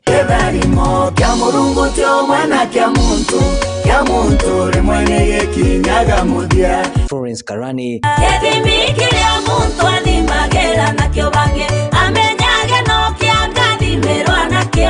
Sonata na bange baba inge nkoroki Grace Park Hospital baketho bakeja na utunga tabote na marei kana wenda free medical camp rikana ni kwambia thina cheroke ri mwankatha mugwanja cha muthenya Meru TV chonere mwanya Negi taringeria gukongwera mwanoka gitagaka ka thigongo cia Christmas na mwaka jomweru Dere negi tarire anto bachokaira matorene gukongwera na anto bamuchie na chore bao amona bore tukathingatira mawatho jau kamati na ugendi barabarene riboti kumakirwa ngirwa ngendo ukamati na mitaratara NTSA iliona ni anto biombe magana kenda na banana ni bakonaino na mitino ya barabara kuma mweri jua ire mwanka mweri jua 10 mwaka jo. Kinya mitino ikiongerekaga kiuria niri ndereba beto ni bakumenyera ukaria bwagendi bao kana kiabata ni ngotorega torine. Nema mo batuja gendi bantuko gwantuko ni jagetomi na ni babatere kudoja ngari iria bakogenda nacho mwanka matorene. Guchoke biore bi Meru TV, Meru Digital, Dhiri FM, bagwatanirite na Solution Sacco na Meru Matatu Owners Association. Nitokoreterete kampeni cha usalama barabarani gukurukira kuringa kura kiri sako ya ngari iria wendete giotungata ogiteri na uthingatiri bwa mawatho ja ukamati. Kampeni idi imurekete agendi na atumiri ba barabarani kenda bakarari itho riria bagendete. Nande kiuria ni atiri baria bagendete gonto mwanya mwanya bari na umenyo bwa kujukia kanya kuringa kura kiri sako iria bakwenda. Neu kuringira sako ya kukura dionga kiri Facebook page yetu ya Meru TV Kenya. Ridikana kuambiria na rietore yaku na leo kuringa kura uri na sako iria ukuringira kura yaku. Nkoroki no uturingire thimo kana utume SMS gukurukira namba iji 0720 888 000 kana 0734 444 725. Oringi bwa kura idi bukaingwa ntariki 1 Januari mwaka 2023 na muchindi kwewa kewa ntariki 2 Januari mwaka 2023. Idhagathage nande kwigika sako yaku. Machindano jari gukinyira gukurukira wonjorithia bwa Meru TV, Meru Digital, Dhiri FM, Solution Sacco na Meru Matatu Owners Association.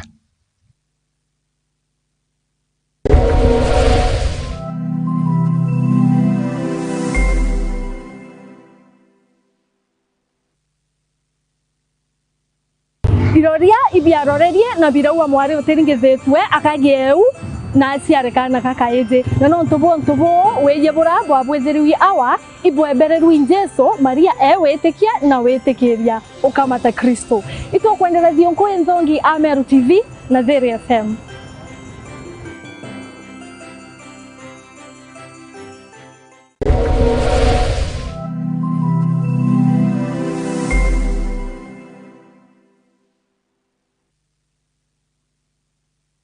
Chukuri ya St. Agnes Marega mairi thatu kuma tauni ya Mikindori barabara nene ya Meru kuerekera Mikindori. St. Agnes ni chukuru ire tongairi ya kimathomo aja kaunti ya Meru na Kenya ngima. Nande turi na kiguni kiregwe muchari uturi ochurage ina mwana okuwa kathomera. St. Agnes tulitana mathomo ja Kichungu, Kiswahili, Mathabu, Social Studies, CRE na Kenya mathomo ja kompyuta. Korokine tukinyanitia Kenya kire ukinyaniru bwa mutarajo mweru jwa CBC.